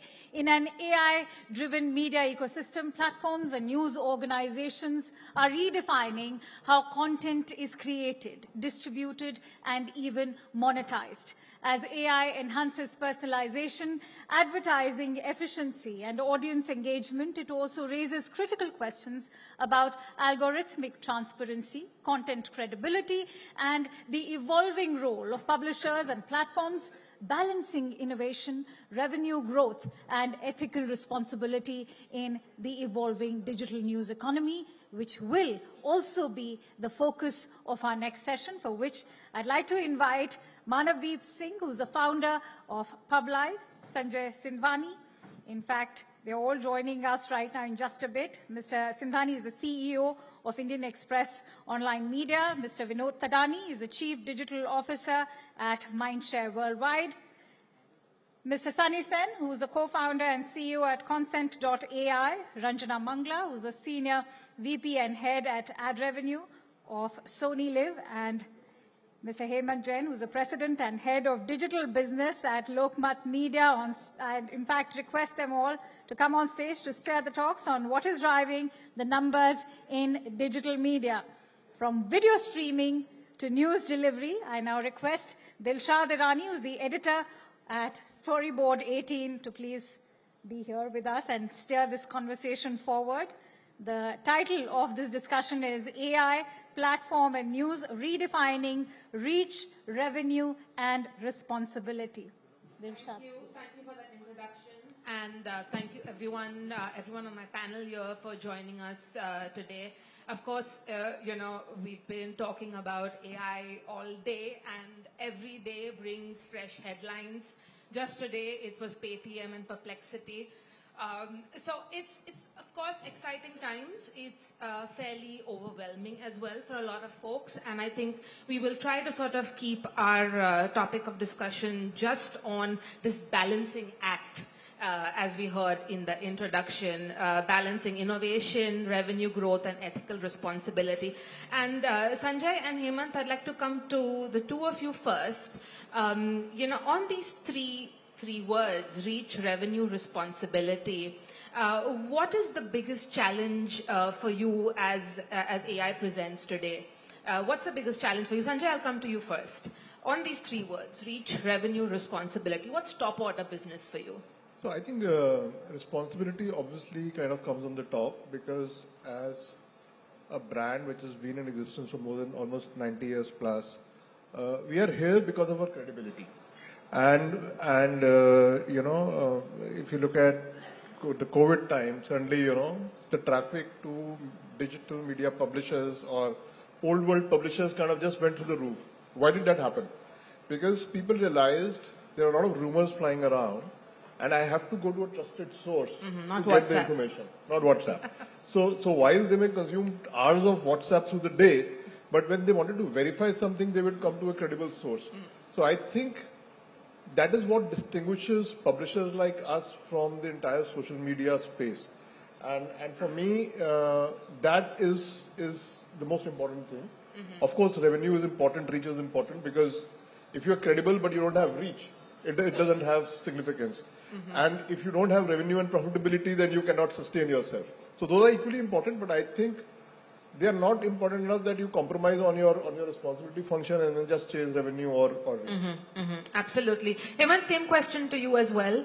What is it, reach, revenue, responsibility? Of course, you heard Sanjay mention how critical that credibility factor is, especially now with the amount of AI-generated content that we're seeing out there. Your quick thoughts on that? So when I look at Lokmat, we have been a 100-year-old enabler in the state of Maharashtra. I think so. A responsibility for the people of Maharashtra has been beyond just being the largest print daily and now the largest consumed digital content and media company. So for us, the core of journalism, the credibility would always precede anything else in terms of when you look at reach, revenue, because when you look at the two factors of reach and revenue have largely been a derivative of the core, which is journalism, which is content. And while we would always be very open to adopting to any change or development in technology, AI, etc., to largely bring efficiency in the way we run our core pillars of the business. But I would say responsibility would precede anything else, given the fact that content and journalism has been the core of our existence in the state. Absolutely. Manadeep, I'd like to come to you next, specifically talking about regional and vernacular news platforms. Of course, we have large swaths of our population, just discovering the joys of digital existence. And there's this plethora of technology available to us. Everything, of course, is at a click of a button or a swipe. So when it comes to, do regional and vernacular news platforms have any unique challenges to AI adoption, especially again on these three points of reach, revenue, and responsibility? How do you see AI impacting organizations and consumers eventually in regional and vernacular news platforms from your experience? Yeah. So regional platforms have come a long way. There is still a gap in our view. The markets are warming up. Consumers from regional markets are being warmed up to consume content in their local language. There is still limited, availability of contents when it comes to non-news. News, there's enough. But when you come to specific genres, like content on personal finance or content on any particular genre, it's limited. AI is playing a role. And what we heard earlier in this, in the day as well, that with Just Baat and other such platforms, the whole language, Indian language context is still getting sorted out. It's not there yet, but there's a long way to go. The markets are really, really huge. The regional spaces, the audience as well as publishers, there's a massive space to grow, we feel. But quickly, what's the unique challenge there? What do you think is the one thing that is holding back markets, holding back? See, media publishing ecosystem, the first thing that comes in with respect to languages is translation using AI, and that's a challenge at this point of time. The accuracy is not there yet, right? And I think it's on table to be solved. The moment you solve that in Indian context, regional will have a very different ecosystem. Speaking of ecosystems, Sani, I'd like to ask you, streaming and OTT platforms have, of course, deployed AI already in various aspects of their business, including the revenue models. If there are any lessons to gather from there for the publishing industry, news media organizations, what would you say those key lessons are? And Ranjan, I'll come to you next on the same question. Right. Perhaps the biggest lesson that publishers at large can learn, not just from the OTT platforms, but also from some of the traditional media platforms, is the importance of original content. Without original content, there is no amount of AI, personalization, technology that can build revenue moats. Because at the end of the day, the product is the content. It is nothing else. Having said that, OTT platforms have been traditionally more focused on using technology which is new in the market. Publishers have always been wary of doing that. They are slightly late in adopting technology to the fact that they are the last of the traditional industry to adopt technology. So whether it's building subscriptions, whether it's contextual advertising, whether it's even the use of data analytics to find patterns, recognizing what kind of content will work forward.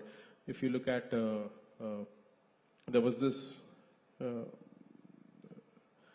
show, Crown, I think, where Netflix used pattern recognition about 8 to 9 years ago to figure out why Crown will do better than any of the series that were made during that time. So we have traditionally been late in adopting technology. So being at the forefront of technology while we write on them, while we produce them on our televisions, I think that is something we can adopt. Ranjana, before I come to you to ask about how OTT platforms and streamers have, of course, deployed AI to power revenue models, I want to quickly get Sanjay and Hemant's thoughts on what Sunny mentioned. Is the news media industry late to the party? Are we late movers? Hemant, would you like to go first? Yeah, I was just itching to respond to Sunny. In 1996, I was part of IndianExpress.com. We were the first news publisher to launch IndianExpress.com. I would say 95, I was with HCL waiting for 15 minutes to get connected to the BOM3 VSNL server through the router. So I wouldn't say news media publishers were late, because I would say 97 IndiaTimes.com was launched. If I have to speak on behalf of the industry, we are the most challenged lot, because we try to align ourselves to every single changing element, whether it's with regard to technology, content, formats, big tech. We are trying to please everyone. And in the end, when we sit down together to discuss revenue, we all feel very challenged. So I would say great work done by the founders in adopting to technology, from print to television to digital, moving from e-paper to web to video to reels. Phenomenal. Yes, I feel there are parts of a business which is where we could have done better, which is with regard to what I was talking to Vinod on the first party data.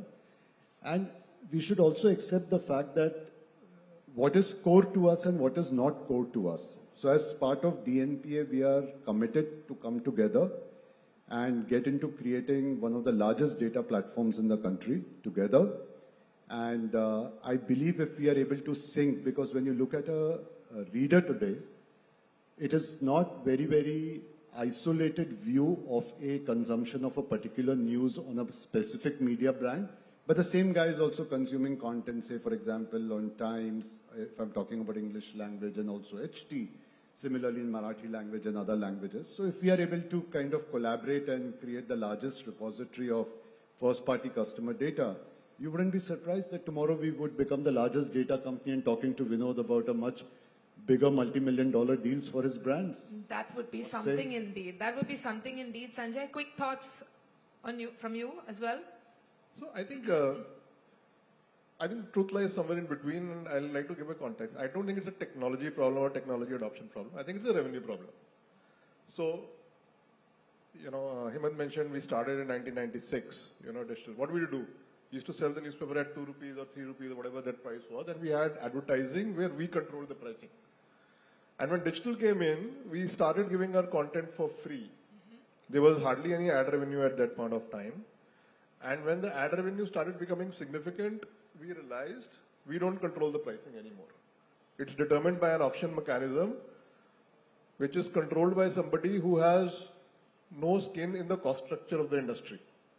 And I think that's the fundamental problem. And over the years, we've been evolving to create now a subscription model, create paywalls for content. And somewhere the entire media model has been about balancing costs and revenues. So sometimes critical technologies, you are ahead of the curve.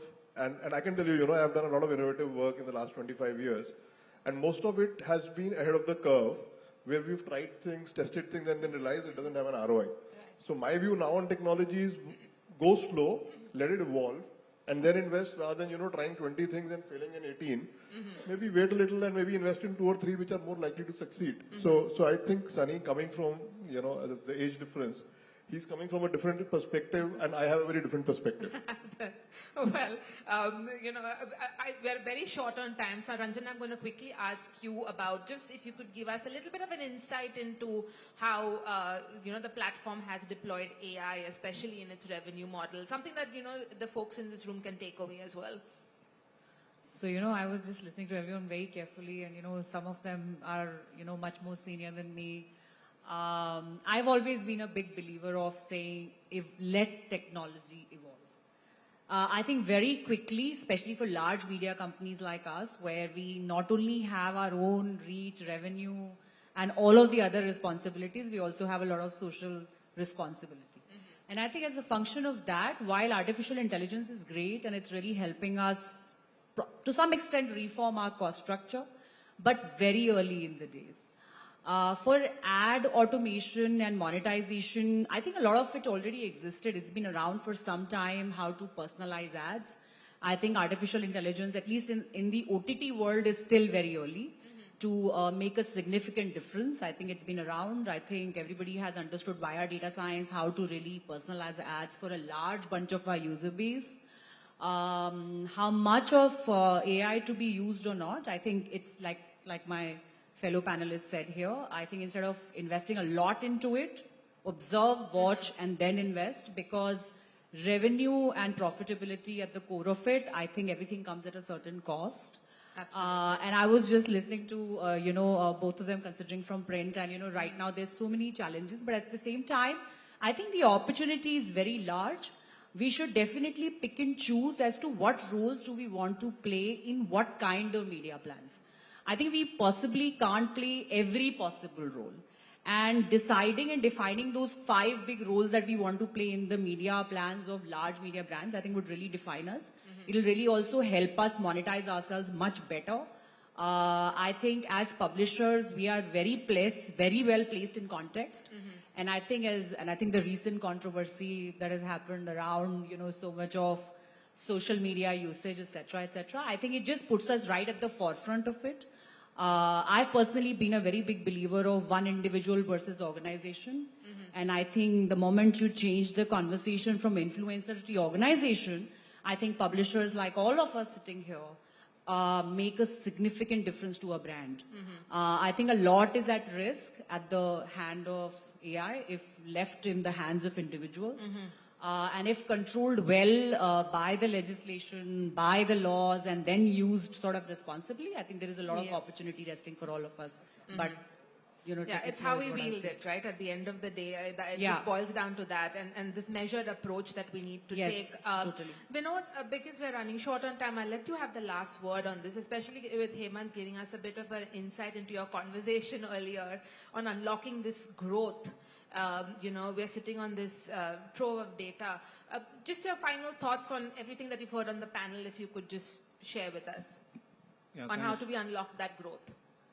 Yeah, I guess as a agency and dealing with brands, I guess what I would also want to, and it's not that we all have understood how AI is operating and what's the things, and we exactly know how AI will be profitable growth. We are all, currently experimenting things, working with different companies, trying to understand how do we monetize better, how do we actually take care of our own media operations. But just to tell you, as an agency, I think we are one of the early adopters on AI because it actually helps us also internally try and understand what are the things which we can automate, yeah? For example, right from brief to campaign management, to execution, to performance management. It's not that we are letting go of people, but at the same time, can I take those people who are working for me in a much more role where they can sit with the client and give more insights rather than reporting into Excel sheets, right? So that's one part of it, which is internal. The outside part is working with partners and companies which are, and very, very smart companies which are coming in, which are talking about what should and how can I enable you to do much more better in the ecosystem. So we don't believe in building everything our own. We believe in either acquiring or partnering to make sure that we do well. Even if you're talking about spends, I genuinely want to understand how AI tomorrow can actually enable me to take an, for example, an incremental reach curve across wall gardens. That's something which yet has to be explored. But to be honest in this forum, I think yet to understand, we are yet grappling with certain things which are the duopolies and the giants today, which are silos in nature. But if there is a solution which can give me an excellent answer as to how can I make a full funnel plan for my client, which is not concentrating on the giants, which are silos today, but actually talking about right from reach to implementation to even performance measurement, that's something which I would definitely love to see as a tool. Absolutely. And I think that's all the time we have today. Lots of threads to pick on. I wish we could have, spoken a lot more about responsibility, credibility, of course, and originality. I think that's another thing that we need to talk about sometime soon. But another, a key theme here, I think, is also maybe new definitions for what we, how we talk about technology, right? Maybe going from artificial intelligence to something like augmented intelligence. So anyway, that's thought starter for another time. Thank you so much, everyone on the panel. Really appreciate your time. Thank you. Thank you. Thank you.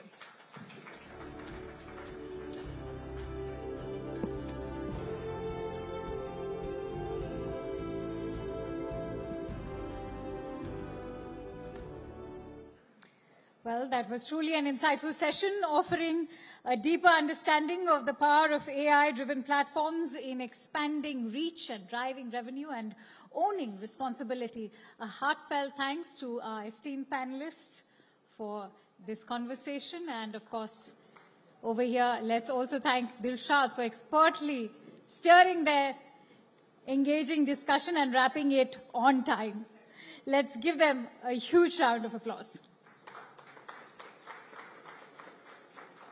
Now, in a world of rapid news and information consumption, AI is boosting innovation, productivity, and creativity in the digital news publishing space, offering greater and more interesting ways to access and consume knowledge. However, in this new age of creativity, certain challenges too stare at us.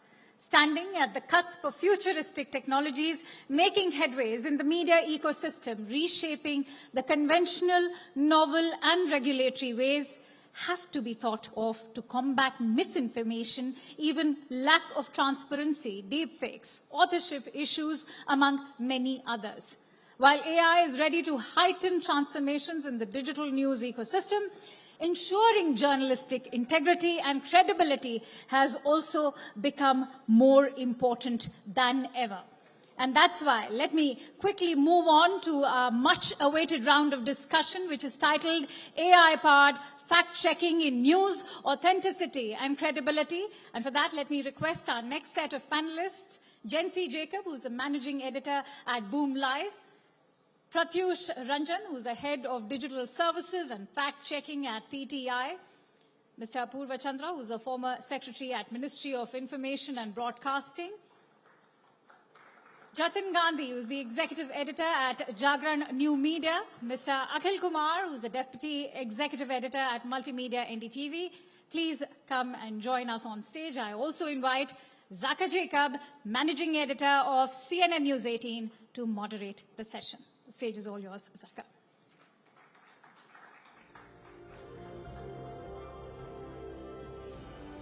Thank you very much, Akanksha. So, using AI, fact-checking in the age of AI, you'd imagine that fact-checking is kind of a redundant job with the advent of AI, but is it? Let's try and put that to the panel here, because you're all in the business of fact-checking. At the end of the day, we're all trying to get the most authentic, most credible pieces of information to our audience, whether it's our viewers, our readers, and for that, can artificial intelligence replace human intelligence? So let me start off, Jency, I'll start with you because you're in the business of fact-checking. How much has AI transformed your newsroom, for example? Is AI taking over a lot of the human elements that were involved in fact-checking? So just to put this into context, as far as deepfakes or AI misinformation is concerned, till last year, our monthly average was somewhere around 12 to 13 stories. Just in the month of January, when Delhi elections were happening, that number has gone up to 23 fact checks that we've done. Regarding your very specific question about whether AI is changing the way we do our fact checks, not really. And there is a reason for it as compared to probably large traditional newsrooms. Fact checking works on a very simple premise that there are certain code of principles that we follow. And those code of principles right now is weighing more towards the manual way how we do it. So when we look at probably a claim, we still have to use certain elements of manual fact checking, which is very useful to determining whether a claim and its nuance is being properly caught or not. Now, can this be scaled up? Now, that's a battle that all of us are fighting right now. But when it comes to very specific AI-related misinformation, there are tools that are available which we are utilizing right now. Those tools are pretty expensive, and I'm sure that you'll have many more questions related to that. But we have still not reached a stage where this can be scaled up to a level where you can have large claims being looked at and then being, giving out those verification to your readers. But yes, definitely when someone has looked at probably a claim which is repeatedly being looked at, and if there are already stories in your archives that have to be given out, there are AI models that are available. And we also have a chatbot model right now where, we can send those claims out. So, Jatin, one of the big reasons why fact checkers came into the fore was because of, preventing or at least correcting misinformation and disinformation. Is there anything that AI can do to help prevent that?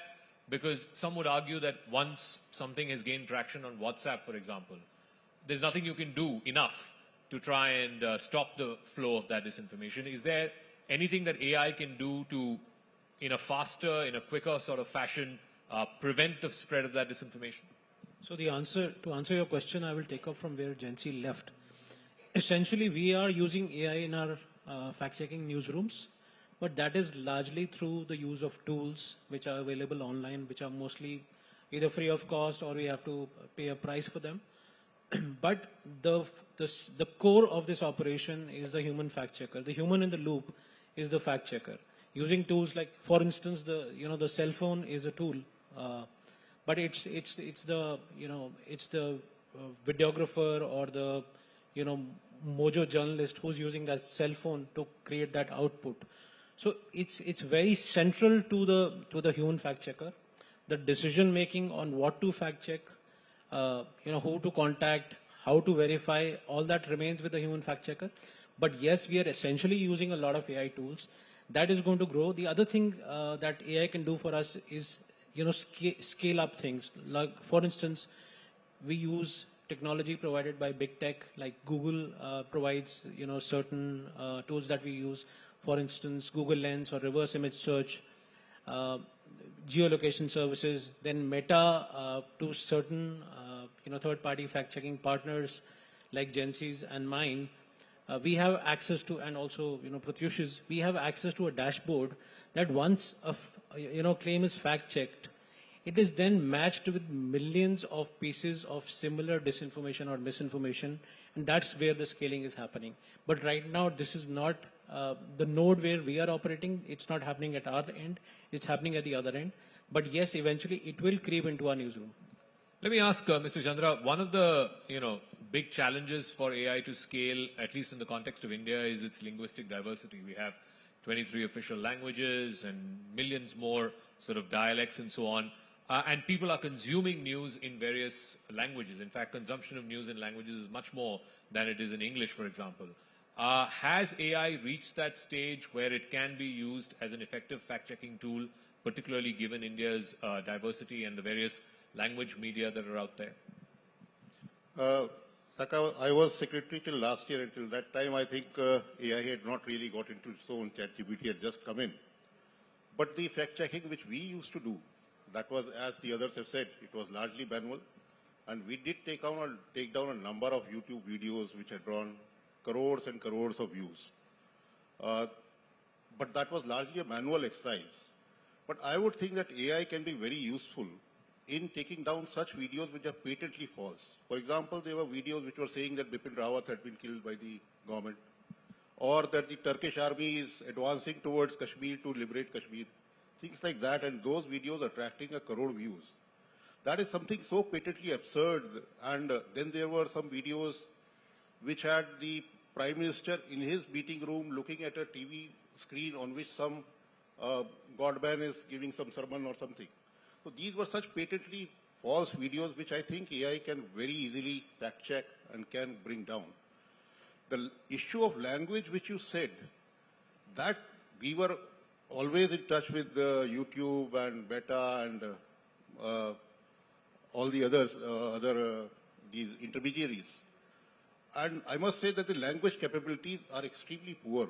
At least till that time they were poor. AI was yet to get in its own, and maybe they will improve. I'm sure they will improve over time, because they themselves were not able to fact check, because most of these videos were in Urdu or Punjabi or even in Hindi, and it was more difficult to fact check their capabilities, or much more in English.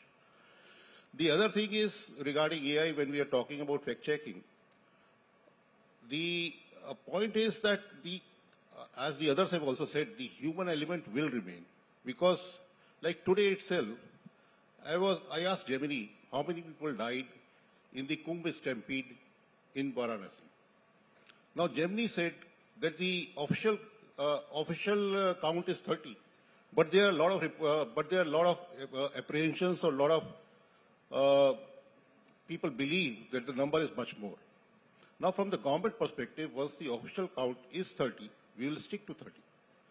But if you ask AI, and if AI says that there is a dispute on that, so that is a question of opinion.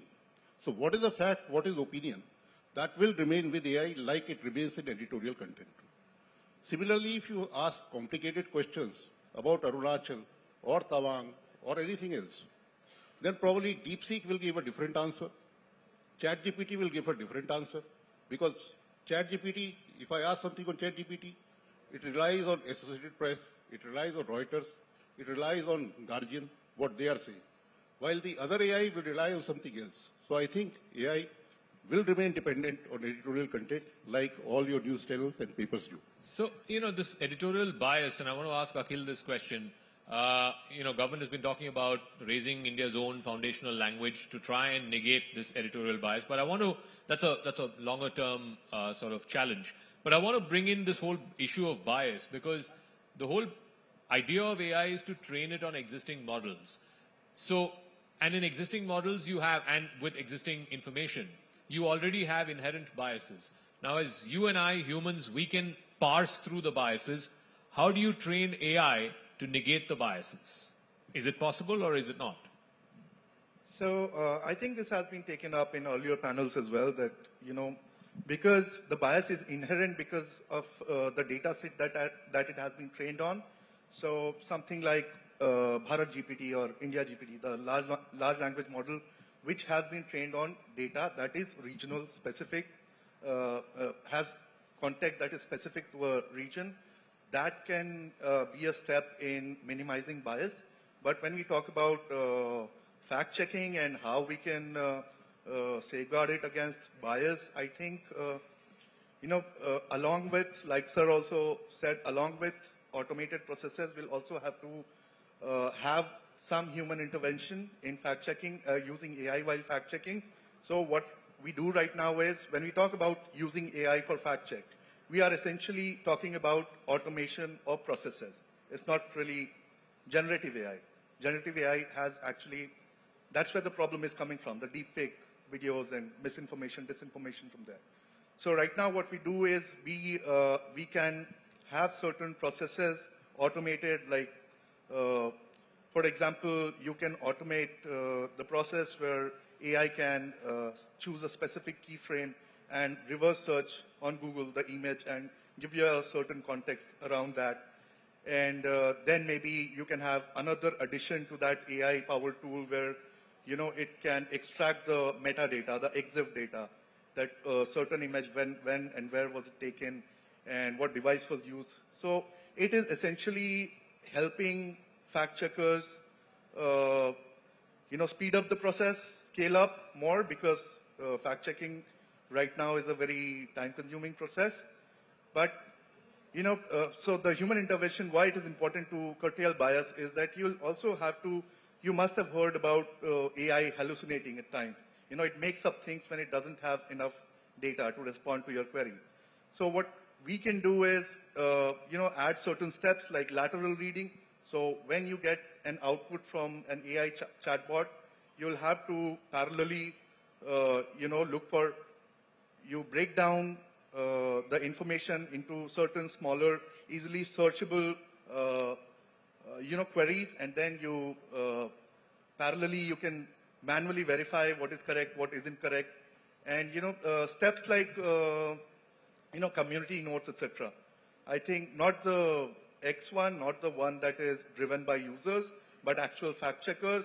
So say if an AI tool detects some information, it is asked to verify some information, it can say that, you know, this information is contradictory to, or, you know, goes against what has been, you know, what has been verified by this, say, PTI fact check or Boom, etc. I want to ask Pratyush, you know, one of the things that we saw in the recent elections, I mean, recent as in the general elections, and this got a lot of political play as well. There were videos of certain leaders that were taken, and then it was twisted, and then it became a big political campaign talking point.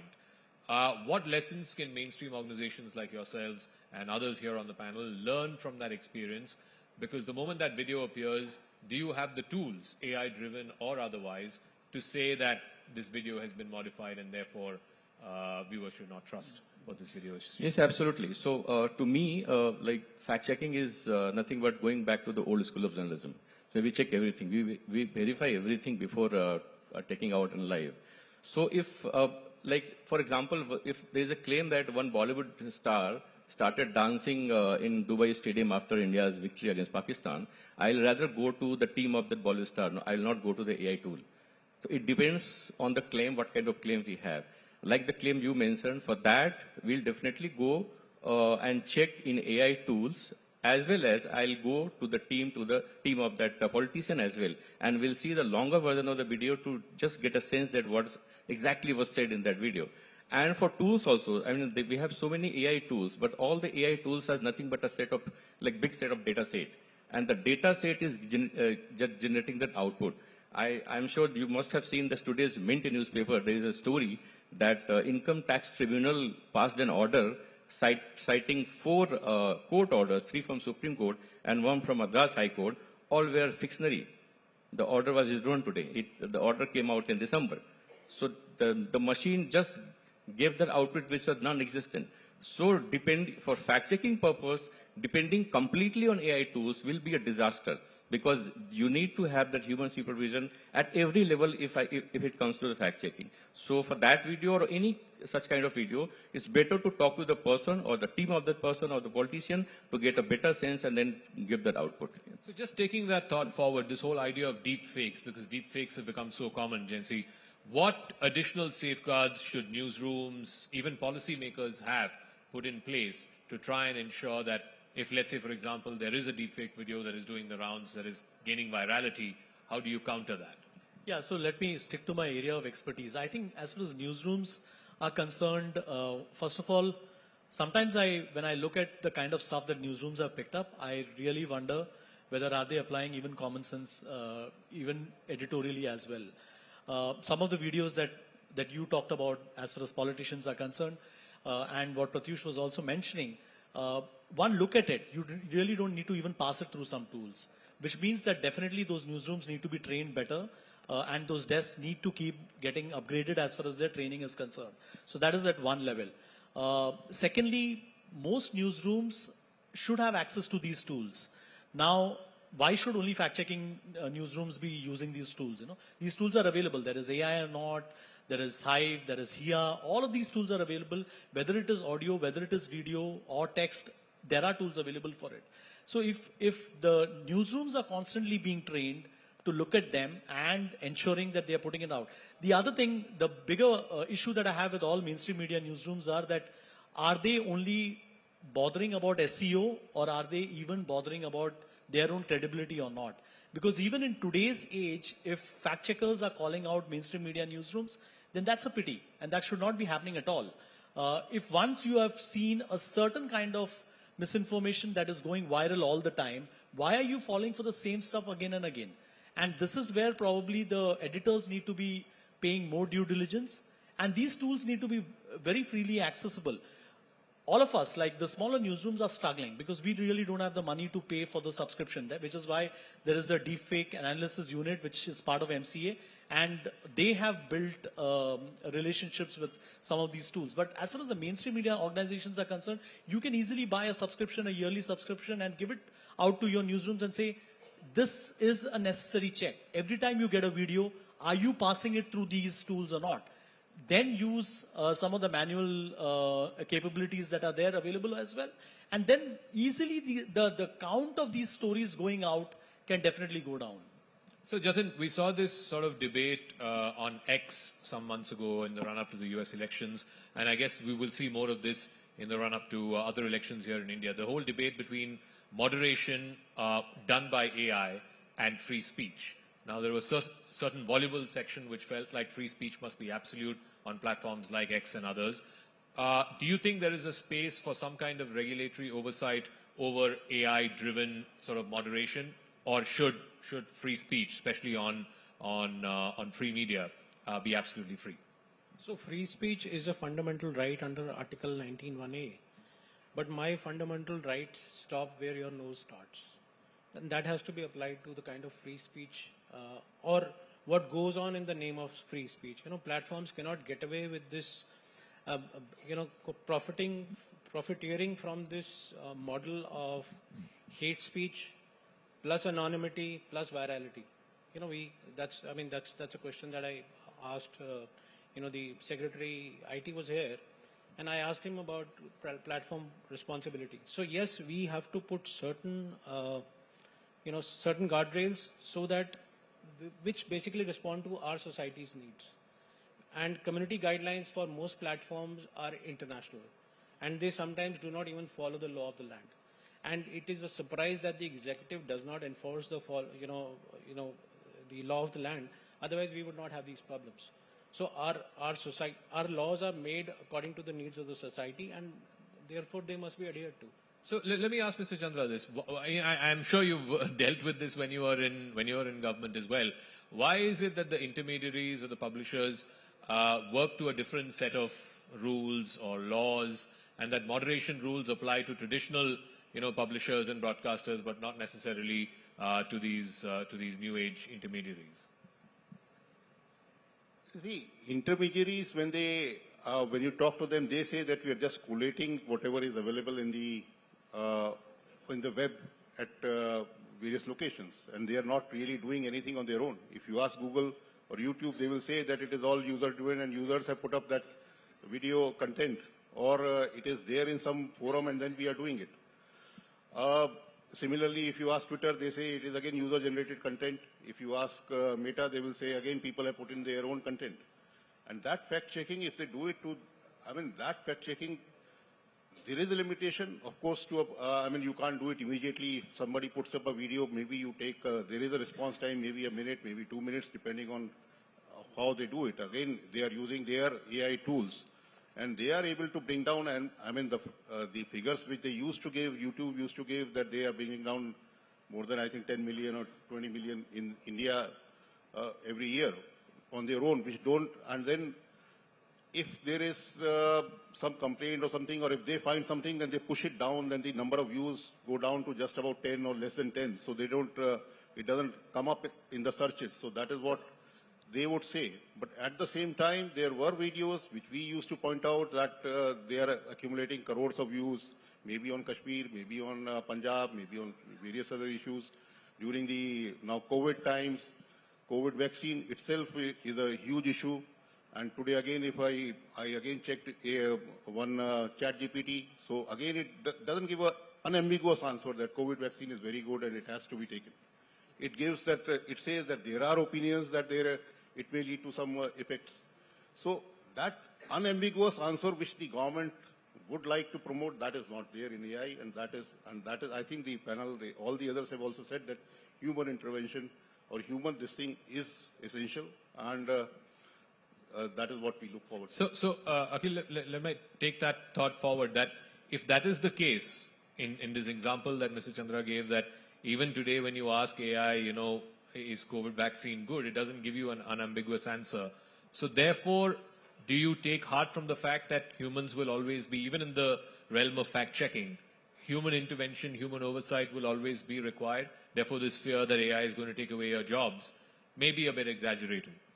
Yeah, absolutely. Especially in fact-checking, for example, like Sir said earlier, that going back to old school. Right now, we don't have, at least in my organization, we don't have a dedicated fact-checking unit. But we have reporters, journalists, editors, etc. So we go through a lot of user-generated content and things that reporters send us and whatever we get from the agency. So we have some basic step-by-step checks that you have to ensure that these are all ticked off, only then we can take it. So I think, yes, AI could be a very good assistant. It could assist fact-checkers, as in it can reduce time. You can automate some processes. But I think by its very nature, fact-checking will have an element of human intervention. Pratyush, I'll give you the final word, but the bottom line is also cost. At the end of the day, media organizations are very wary, very aware of the bottom line, which is the cost. So what is to say that traditional media companies turn around and say that AI is much cheaper alternative to having humans doing the necessary fact-checking?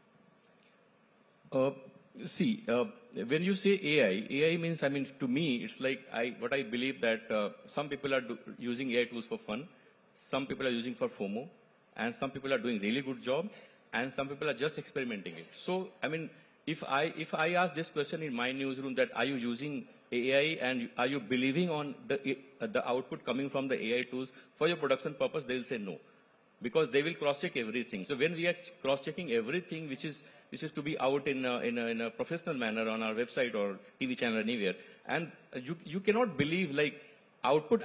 I can say that we are on a very first step. Did you see bias is there in AI tools as well? Our AI output is there. Did you see anywhere male AI anchor? You'll say female AI anchor. So there is a bias in the AI tool as well. So first we need to tackle, and first we need to talk about the target audience. If our target audience is ready to accept the content being generated using AI tools, even in 10%, 20% part, and ethical guidelines and editorial guidelines plus AI ethics should be there in our newsroom before we use all these AI tools in our production. And I think for this, it will take a lot of cost to that. So I'm not sure in last session, we also heard Mr. Chidwani that ROI, there's an ROI issue in every newsroom for that. So I'm not sure about right now, as of now, what will happen in the future, I'm not sure about it. All right, ladies and gentlemen, on that very optimistic note, we'll wrap up this panel on the AI-powered fact-checking in newsrooms. Thank you very much for tuning in. Thank you.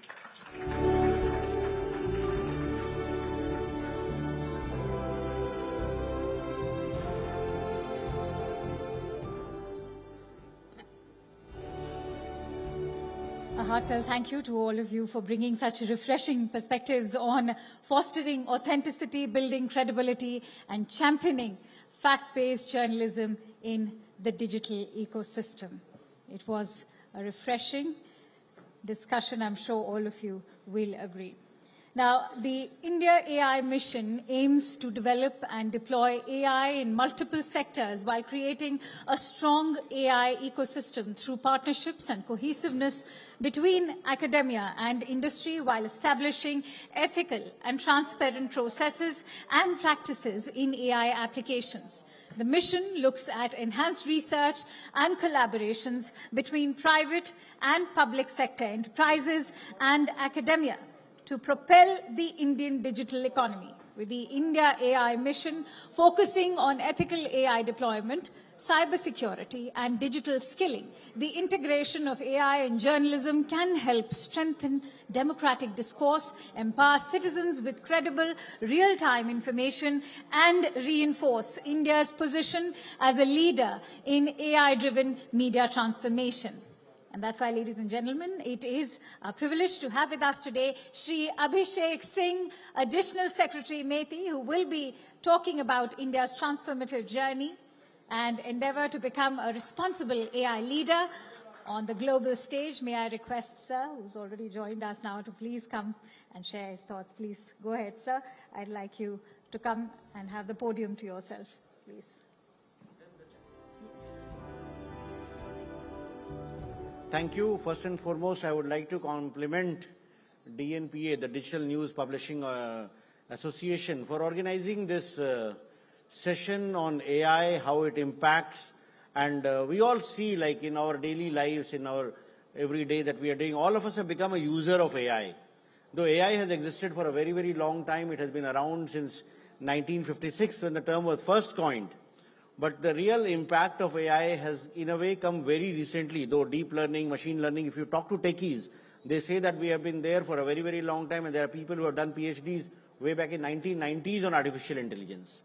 But especially after the ChatGPT moment, if I can say, the November 2022, when it was launched, AI became commoditized in many ways. And people started experiencing it, people started using it for various purposes. We just heard about how hallucinations and wrong responses can come from AI models, even though there are students and there are people who think that whatever output comes from a ChatGPT or a Grok or a Meta AI or a Gemini is correct and truth. But we all know what kind of mistakes they can create. In fact, today's Economic Times, I read a story about some order issued by Income Tax Appellate Tribunal, in which the order quoted some High Court and Supreme Court judgments which did not exist. So sometimes these models have this ability of creating content by itself, and that's where one needs to be very, very wary of. Having said that, the potential of this technology is immense. The impact it can make for improving public services, the impact it can make for making healthcare, agriculture, educational services accessible to each one and everyone is immense. So in view of that, Government of India, in fact, thought how we can use this technology for the benefit of everyone. We are implementing the India AI mission, which not only seeks to help establish Indian companies and Indian researchers take leadership in the field of AI, but also help build applications that can empower people. India AI mission is a 10,732 crore project, which we are implementing, which includes 7 pillars on which the whole program is designed on. These 7 pillars cut across all the gaps which are there in AI ecosystem. In fact, when we were discussing what all we do, we did a lot of consultations with companies, industry, startups, and they all said that we need compute in order to ensure that we are also able to train models, we are able to also build applications. So a lot of focus is there on the compute pillar under India AI mission, and we did empanel 10 service providers to provide compute services. Today we have availability of almost 18,000 GPUs, the graphical processing units, which are essential for building AI applications, out of which 14,000 have already been installed. So one bottleneck is solved to some extent, but we will need to do much more on the compute front. The second pillar is about data sets, about how do we make data sets available for building AI applications. For that, we are in the final stages of building an India datasets platform, and the version 1 of the platform will be launched within a week to 10 days from today. So that's also almost ready for launch, that platform. The third key pillar is about application development. How do we develop applications? For that, we published a innovation challenge across 5 themes. The themes included climate change, agriculture, learning disabilities, governance, and healthcare. And we got 900 entries for that, out of which 30 applications have been selected for scaling up, for deploying across country. So there are AI applications which can assist farmers. There are AI applications which can help diagnose tuberculosis.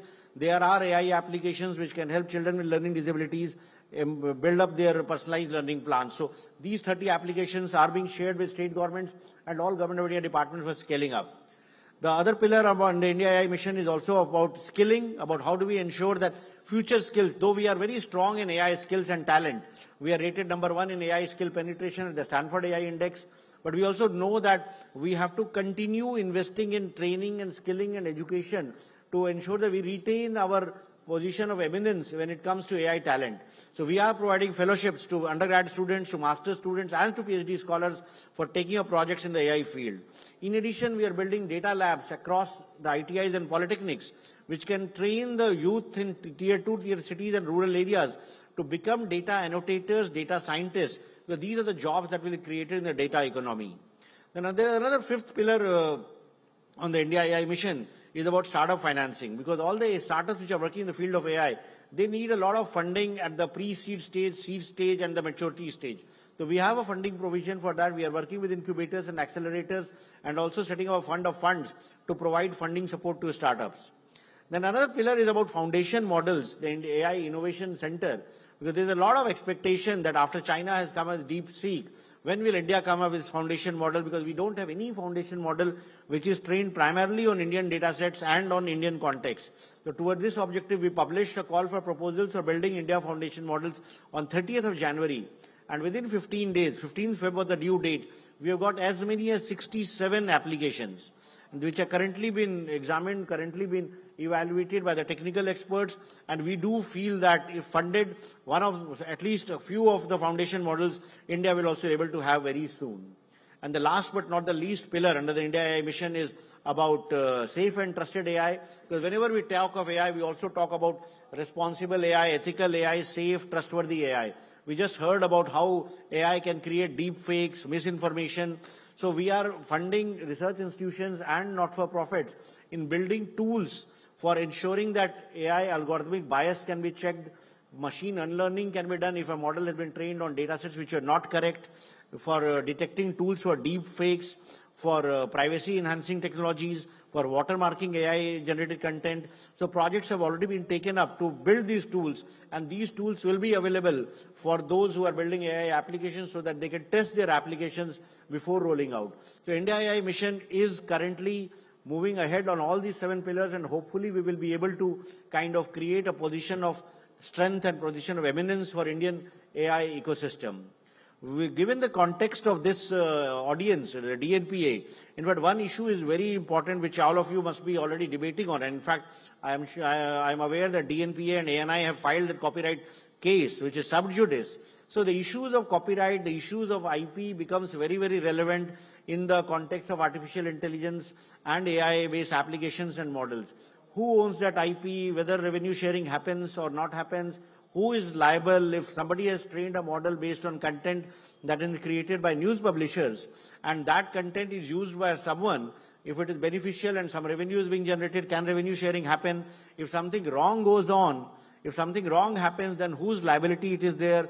Will the liability lie with the person who created the content originally, or will it lie with the AI model? Will it lie with the user? So these are all open issues. We have seen how the New York Times case is going on in the US. We are following this case very clearly. What is fair use? Where does infringement of copyright law comes in? Because our Copyright Act also mentions something about fair use, but when it goes beyond a point where when the content is used to create something which is verbatim copy or kind of copies the style of writing of a particular writer and author or a journalist, then we will have to think of where does one draw the line. So these are very interesting issues which are emerging, and hopefully the court will come up with some measure of balance, which kind of balances the AI innovation as also protects the rights of original creators, copywriters. Same thing we are seeing in the field of music also. IMI is also grappling with it, because today AI-generated content can be there. We can have AI-generated content who can create a composition of Khayyam or a composition of musicians who are not even there. So how do you protect your rights? These are real topical issues that we need to grapple with. So I'm sure the conference, the event that you have had today would have gone deep into that. And also with regard to harm that can be caused. Of course, the IT Act and Bharatiya Nyaya Sanghita, IPC, the new version of IPC, there are provisions which kind of try to regulate the harm that can be caused by misinformation, by deep fakes, by AI-generated content. But at the same time, when the technology evolves to such a stage when it becomes very difficult to distinguish or detect between what is real and what is not real, maybe we'll need to have a techno-legal way of regulation or maybe some provisions which will be able to limit the harm that can be caused. So our regulatory approach so far has been to look at it from the point of view of user harm and try to see how we can harness the benefits and limit the harms that can happen. So these are some of the thoughts that I wanted to share. I am sure the deliberations today, all your experts must have shared much more ideas and thoughts, and I will be grateful if DNPA is able to share a concise report on this, which can be very, very instrumental in us coming up with our policies for regulating or developing AI regulatory guidelines. So thank you once again for having me over.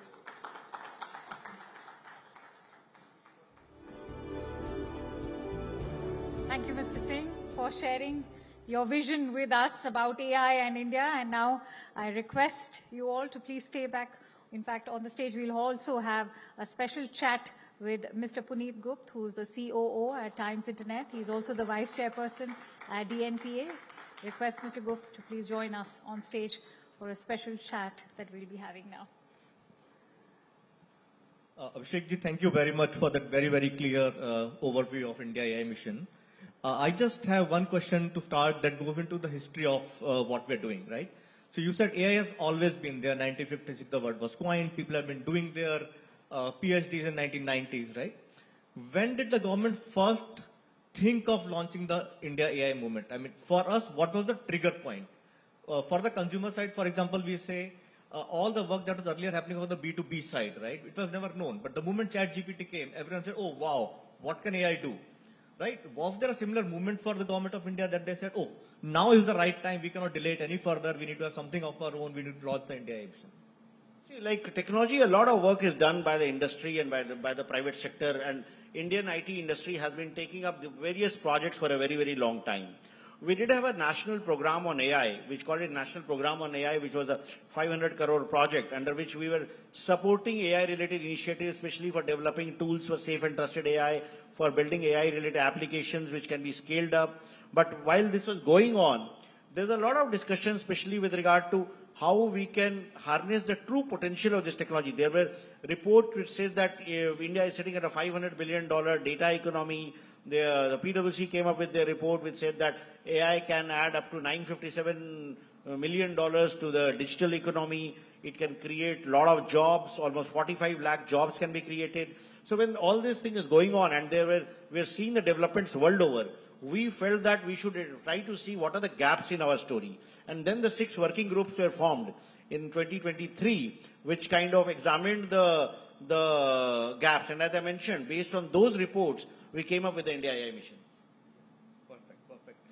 I spent some time understanding the mission, right, and its objectives and the sectors. And I had one observation I want to talk about, right? So typically the sectors that you have chosen, finance, education, agriculture, healthcare, cyber security, right? They're all public good. But one very important sector that's missing, that also stands for public good, Abhishek ji, is news media, right? News media is to democracy what, AI, other work that we can do is for healthcare, for example, right? So how can we bring in news media as an important part of the India AI mission? Right? What does the mission need from all of the members sitting here? How can we contribute? How can we be a part of it? And yeah, sorry. The 5 or 6 sectors that you mentioned, they are also part of news media, because news media is not a sectoral item. It cuts across all sectors. So number one, anything that will be done in these sectors will also apply to this. Over and above that, the projects that we have taken up for detection of deepfakes, or for watermarking AI-generated content, they have direct implication with the news and media industry. If you want to, and then the startups that have been funding under the startup financing pillar, a lot of them are working in the field of creating content. For example, and these companies have been getting compute as also they will be eligible for getting startup financing pillar. Like one of the topmost AI companies from India, the InVideo, they are one of the pioneers in developing video-generated content, which is, I am told, being used by various journalists. There are a lot of companies which are building chatbots which are being deployed on news websites. In fact, if you look at the major offerings of companies like Sarvam or CoreOver, all of them are trying to build interfaces wherein people can navigate a website by using these tools in a much easier manner. So these companies are also part of the AI ecosystem. So they are covered indirectly, but if there are any problem statements that you think we should cover in the India AI mission, I'll be happy to look at that also. Thank you. I think something you already mentioned, right? Copyright violation is one very, very big area for us. So for example, while the fingerprinting model that YouTube uses, for example, for videos and audio has been around for a while, there isn't a definitive model for text content, right? That's one area we would like to work with you and the India AI mission. Maybe can we create that as a problem statement? All the work that our journalistic organizations do, which carry the weight of a reportage, the beauty of a reportage, the facts, the collection at source of the content, plus the nuance of writing. See, typically the event is going to be the same for everyone, right? The Prime Minister has spoken somewhere, that's news, that's same for everyone. But the way it's reported is going to be very, very different, right? So how can we protect those nuances in that style is something we would really need your help and partnership to work on. Yeah, that will be very, very relevant. In fact, we can do that. But when we do that, another challenge that we'll have to face is that all those who are creating content, they will also have to try to ensure that they are using their creativity only to create content. The challenge happens when all those people, the content creators, start using AI to create content. Then what is their own and what is coming from an AI model, that line also gets blurred. Yeah. So maybe DNPA and media associations can come up with, okay, all journalists, we will not use AI to create content. But to adhere to that, with the deadlines and all that you guys have, when you get a 600-page new IT Act and you have to write a story on that, I am sure one will be tempted to use an AI tool to summarize it and to write a story. So it's a very kind of, the dilemma will be there. Like whether you write on your own after doing research or whether you use a tool to summarize and then write your story. And once you're doing that, you're becoming part of the whole ecosystem. So as we say in our newsrooms, that AI can do content, but AI can't do journalism, right? So we will love to find a way. Probably we'll create a bouquet of content pieces that we have that have not been touched by AI. And then we can bring them as a data set, right? So talking of data sets, that's also one of the core pillars of the mission, right? And a lot of our publishers have archives going back 150, 200 years. How can we partner with the mission with those data sets? See, those data sets are very, very valuable. In fact, we have been trying to speak to Prasar Bharati, because Prasar Bharati, All India Radio have the very rich data sets. They have news broadcast, almost the same content in all languages every day.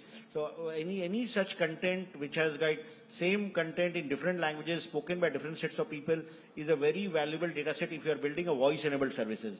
So similarly, the news publishers also who have such digital content available, if you kind of offer it to the India Datasets platform, it can become a very valuable resource for anyone to build up an AI model, to build an application on top of it. Got it. A related point, the government also has a lot of data sets, right? Standard data like the GDP getting released at every point in time, the crime statistics in every state, for example. If those data sets are also made public in a well-organized manner, then the level of journalism can go few notches higher. Is that also as a part of the datasets project? Yes, India Datasets platform seeks to do that. We are trying to get data sets from all sources, whether it's Department of Commerce, DPIT, Ministry of Finance, trade data, the export data, import data, as also data from agriculture, land use, productivity, yield. The very granular data is available, but right now it's all in silos spread all over. Plus sometimes the kind of data is there, but the geographical spread is not there. Or time series data is not there. So we are trying to work with MOSPI, which is the primary statistical body. So ensuring that these data sets are also available on India Datasets platform. And in addition, we are getting very deep into sectoral data. For example, eSanjeevani is a telemedicine portal that we have, on which 500,000 people get consultations, video consultations with doctors every day. So that audio samples wherein people tell what problem they have and what solution the doctor gives, That's a very valuable data set for somebody to build up a health model in which for normal complaints, even an AI bot can give a reply. So the data sets are going to be very, very valuable in all sectors, more so in the financial sector. I have two more questions for you, Abhishek. One is on your the call for proposals for India-centric foundation models, right? Great to hear 67 submissions have already been made. How would you measure? What's the evaluation criteria beyond the fact that the need is well known, right? Indian context, Indian sensibilities, our pride, our culture, the diversity of our languages. Let's say you have now these 50 proposals in front of you, right? What's the measurement criteria of saying that this is better than the other one? Because you can't follow the same state-of-the-art measurements that are done because the context is different, right? So is there a plan on how these are going to be measured and stacked up against each other? See, we do have a technical evaluation committee which includes experts who will be doing the evaluations. But more importantly, as we laid out in the call for proposals, the proposals will be evaluated primarily on the capability of the team which is pushing the proposal. Their credentials, the research that they have done, their capability, their past record, what they are doing currently, their overall model for kind of building a use case, and ultimately where does it go. So that all that will become very, very important factors. Not going to be easy. In fact, frankly speaking, when we published a call for proposals, I was not thinking we'll get more than 10 or 12 proposals within 15 days. And I was thinking we'll get requests for people to extend the time which normally happens. But to my surprise, when I asked my team on 13th, they said 40 proposals already aa gaye. Then I was shocked. And now 67 proposals, and we had committed that we'll evaluate them in a month, 1 month. It's going to be a very, very tall order, but we have involved top researchers from world over, professors from Berkeley and professors from Stanford and other institutions are also being involved, people of Indian origin who have volunteered to help us in assessing the quality of these proposals, because we may not have the same level of expertise which is required, because this is very high cutting edge research. So we will be able to, with the help of all the technical experts, we will be able to evaluate the proposals and choose the ones that will go forward. One last question. I think another key point of the program is future skills, right? Learning AI, learning ML, data science, and everything that goes along with it. In a country where we can't today differentiate on seeing a photo or a deep fake, and the level of literacy that we have, right?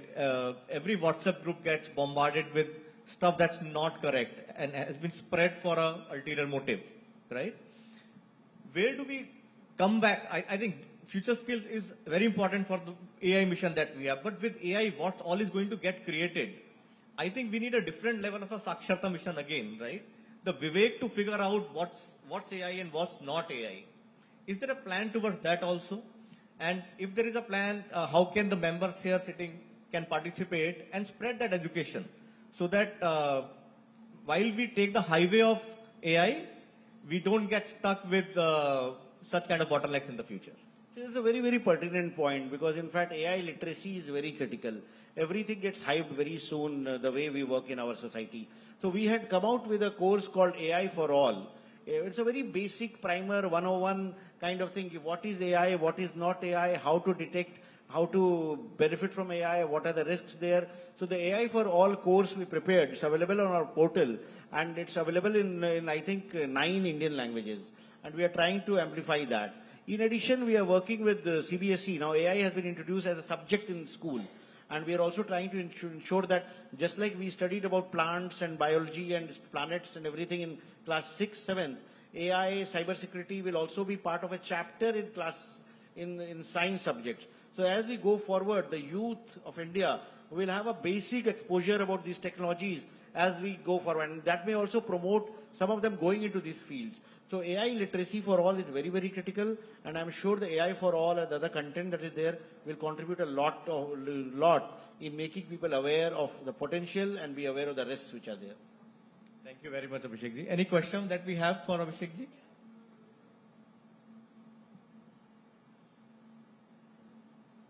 We have one right there at the back.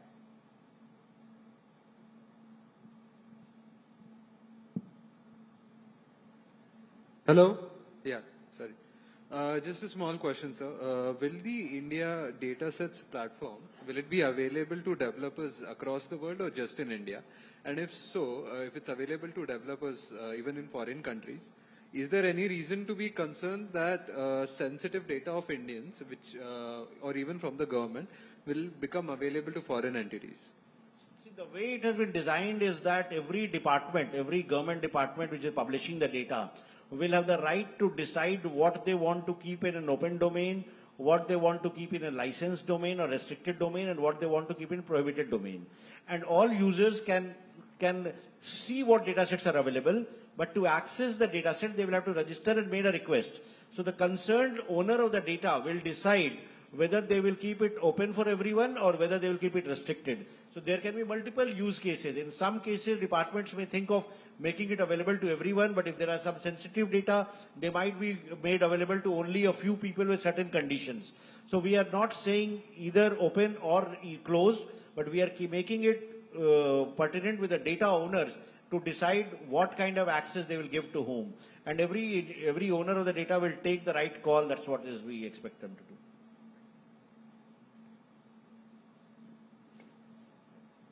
Thank you very much, Mr. Singh. Thank you very much. Thank you. Thank you. It was a pleasure.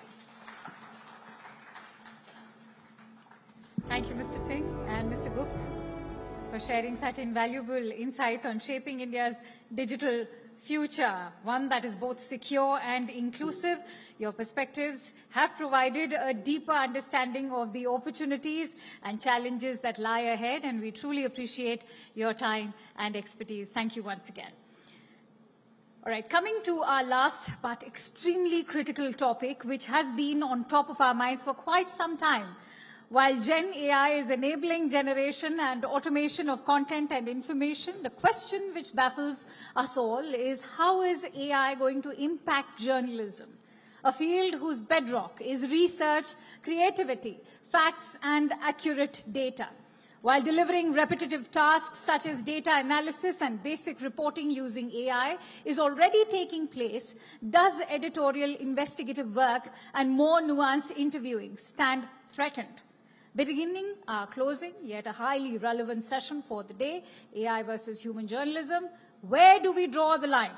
And for that, let me invite Mr. Sushil Bahuguna, who is the executive editor at NDTV India.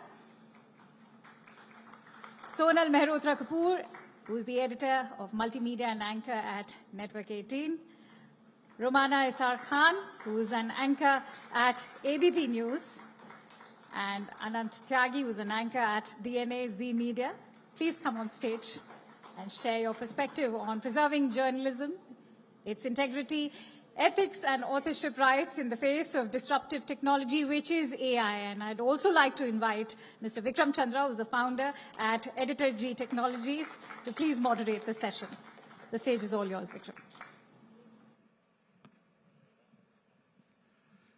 Hello, everyone, and it's great to be here, and it's also great to reflect on how much things actually change in just a few years. I think it was 6 or 7 years ago when I left NDTV to set up a startup in the field of AI and news. And at that time, 2018, most people told me that they thought I'd lost my mind. You know, have you gone crazy? What AI? AI in the news? You're insane. So that's what was happening when I was setting up Editor G 7 years ago. And now we are here with an entire conclave on media transformations in the AI age. So yes, the world does change, but I suspect the change we have seen so far is only a small fraction of what we are going to see in the period ahead. So let me throw it up to all of you. You are all actually in active newsrooms. You are seeing the starting use of AI. Now, there are certain things that I suspect AI will be able to do very easily, certain things it will not. So let me start by getting your overall take, and then we'll see the good and the bad of AI in journalism. Who wants to go first? Roman, why don't I start with you? So like when we are talking about AI versus human journalism, I think so we should need to correct this approach. It shouldn't be AI versus human journalism. In fact, AI should be complementing us humans, and then it should be AI collaborative journalism with humans. That is the way forward, which I feel. Because we all know like the AI and its strengths, we can't match its strengths in terms of its speed, in terms of the manner in which it can just sweep across all the data and it can summarize and it can give us transcripts and much more. the scale of the work, the speed of the work, we humans can't match it.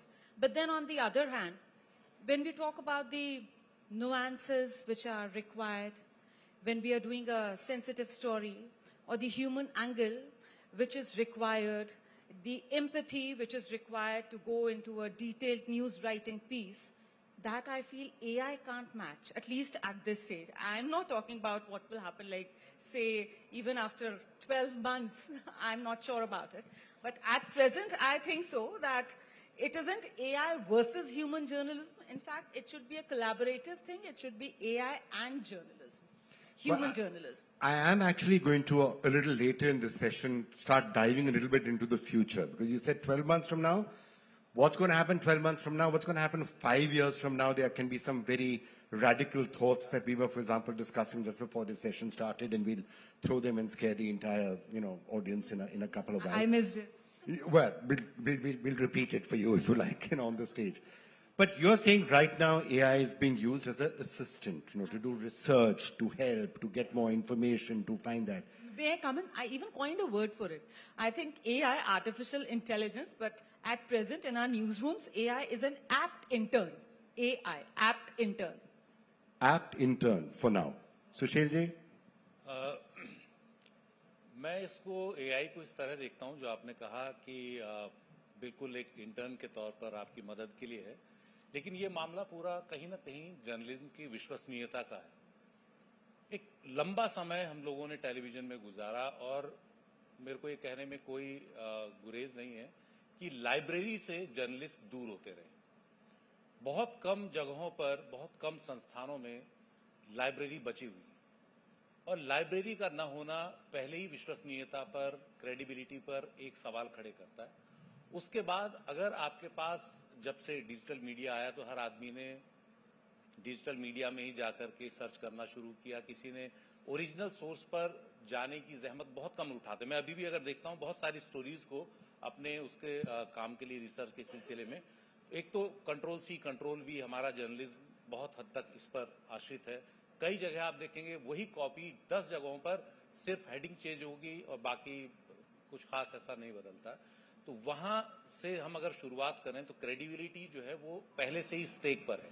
और अगर AI के आने के बाद हम लोगों ने जरा भी सावधानी नहीं बरती तो हम बहुत सारी गलतियां जो अभी व्हाट्सएप में जा रही है वो टेलीविजन पर जानी शुरू होंगी, वो डिजिटल मीडिया पर जानी शुरू होंगी, और वो हो भी गई। हमने देखा एक खबर कि एक जज का ही फैसला ऐसे कुछ फैसलों पर आधारित था जो कभी हुए ही नहीं। तो अगर कोई जज किसी इस तरह के एआई को इस्तेमाल करते हुए इतना ज्यादा भटक सकता है, तो जहां आप एक एक मिनट में खबर दे रहे हैं, उस खबर को अचानक हजारों लाखों लोगों के बीच में पहुंचाने का दबाव आपके पास है, तो बहुत जल्दी आपको इस बात का लालच होगा कि एआई को पूछें, एआई जो बताए उसको आप डाल दें। ये मुझे बहुत बड़ा खतरा लगता है आने वाले समय के लिए। और अगर हमने अपने न्यूज रूम्स में रिसर्च के डिपार्टमेंट्स को मजबूत नहीं किया, लोगों को इन डेप्थ रिसर्च करने के लिए प्रेरित नहीं किया, उसको कहा नहीं कि भैया आप रिसर्च करके लिखो, आप ऐसे ही कहीं से उठा के मत लिखो, और उस कंटेंट को हमने चेक नहीं किया, तो हम किसी दिन बहुत बड़ी गलती करेंगे, और ये गलतियां हो रही हैं। तो एआई के दौर में जो मुझे पहली सबसे बड़ी चिंता होती है वो ये कि हम जब लाइब्रेरी से पहले ही दूर हो गए, डिजिटल मीडिया से हम उठा करके कंटेंट ला रहे हैं, उसमें अगर एआई भी आ गया, और एआई भी अगर आप देखेंगे तो सबसे पहले गूगल जेमिनाई बताता है, जब उसके आप लिंक पे जाएंगे तो काफी कुछ विकीपीडिया से उठाता है, और विकीपीडिया में आपको मालूम नहीं है कि हर वक्त जो है सोर्स उतना क्रेडिबल है या नहीं। फिर वो कई जैसे डीएनपीए की एक चिंता भी है कि हमारे जो कंटेंट है उसको उठा करके एआई दिखा रहा है, और वो एक तरह से वो कॉपीराइट का वायलेशन भी है। अब उन लोगों ने बड़ी मेहनत करके एक रिपोर्ट लिखी, एआई उसको आपके सामने ला रहा है, लेकिन आप उसके बावजूद सीधे उसी को लिख दें। कम से कम जो हम लोगों ने सीखा आज से पहले कि कम से कम 2 सोर्स तो आप क्रॉस चेक करें ही, ओरिजिनल सोर्स के पास आप जाएं। रिसर्च पेपर्स के पास मुझे नहीं लगता कि जर्नलिस्ट जाते हैं किसी भी इशू पर। अगर आप, और आजकल बहुत सारे ऐसे इशू ही हैं, अगर हम चैट जीपीटी की बात करें, डीप सीक की बात करें, जैसे ही आप इसमें उतरते हैं तो आप एक इस तरह के माहौल में आ जाते हैं, लगता है ये सब कुछ नया है, ये एलएलएम क्या है, ये एआई क्या है, ये मशीन लर्निंग क्या है। और जब आप उस सब में उतरते हैं तो आपको और गहरे उतरने की जरूरत होती है कुछ रिसर्च पेपर्स में। उन जर्नल्स में मुझे नहीं लगता कोई जाता है। किसी ने लिख दिया कि नेचर में कुछ छपा है, किसी ने लिख दिया कि साइंटिफिक अमेरिकन में कुछ छपा है, आपने सीधे देख लिया, आप वहां भी जा सकते हैं। और ये भी एक बड़ी समस्या है कि बहुत कम संस्थान हैं जो उनकी सब्सक्रिप्शन भी लेते हैं, तो जर्नलिस्ट के सामने भी दिक्कत है कि ओरिजिनल सोर्स तक जाए कैसे। तो एआई के इस दौर में मुझे लगता है कि हम लोगों को एआई को इस्तेमाल जरूर करना चाहिए अपनी रफ्तार को बेहतर करने के लिए, और जो कंटेंट बहुत बिखरा पड़ा है उसको कंसाइज करने के लिए। लेकिन जो चीज हम दे रहे हैं आगे, उसको क्रॉस चेक करना पहले से अब ज्यादा जरूरी हो गया है। So, Sonal, as I come to you, so apt intern, research assistant, two use cases of AI, and in both cases, very effective. That's what people are using it for right now, right? You can say, get me the basic research. What are the other uses that it's being put to right now? Oh, tons. AI is not just an intern. In fact, my worry with AI is that once the intern has all the knowledge, it'll want to graduate. And what it'll graduate into is the worry. Is the editor in the newsroom ready for that graduation? I'm not sure. But I heard some fear, some love as well. But see, bottom line is you can love AI, you can hate AI, but we all have to learn to live with AI. Today, there are so many YouTube channels where spectacular storytelling happens, which is run, these channels are run entirely by computers, by machines. There is no human. There are AI influencers. There are also AI anchors. In fact, Trump Gaza just dropped, right? So like POTUS is speaking about AI. But where do we draw the line really? I think if you're able to use AI as a tool to elevate and not eliminate journalism, we might be okay. If you're able to use it to elevate thinking, not delegate work directly, we might be okay. Look at the country of like ours. Examples were thrown earlier, right? You have AI with great examples like number crunching, research, dig up your archives on things, etc. It saves time, it saves money, it's fabulous. You can't match it. It's a no-brainer that it will be used. But then are you expecting AI to cover the complexity of a Bihar election? Are you expecting AI to cover a stampede in Kumbh? I don't see that happening. But The word which is missing is yet. Yet, I know. But I do also hear a lot of fear on AI. Oh, AI is misinformation. It's biased. That's generally, oh, ye computer generated hai. Dude, are you telling me humans are not biased? Are you telling me people don't have inclinations and that's not the way journalism is going? At the end of the day, AI is a tool. And a tool in the wrong hand becomes a weapon. So is AI a weapon for miscommunication? Or is it a weapon to fight miscommunication? That's up to us. So we've got to define that. I mean, up to us so far, it depends on how you're programming it. It depends on what you're feeding into the system. You were talking about AI as an editor. The reason I called my company Editor G was because guess who the Editor G was? People thought I was referring to myself. I wasn't. It was the AI. You are the culprit, Vikram. You are the reason why this happened. It's all my fault. But the reason why it was Editor G is because actually that was the AI algorithms which were supposed to curate information and present it in an unbiased manner. Because you're right, it is perfectly possible to program those AI algorithms up to a point, I think, and then after that it'll take over, where it can be less biased and more credible than humans can in the selection of stories. Can I just throw that to you now? A couple of hot potatoes have come. He said, what about credibility? So who's more biased? At the end of the day, she's right. It's not that humans are necessarily, and certainly human journalists right now are not necessarily seen as being the models of credibility or being unbiased. I think credibility is very subjective to the individual. So is the biasness. But calling AI as an intern or a helping hand, I think it's a beautiful and very modest way to define the AI.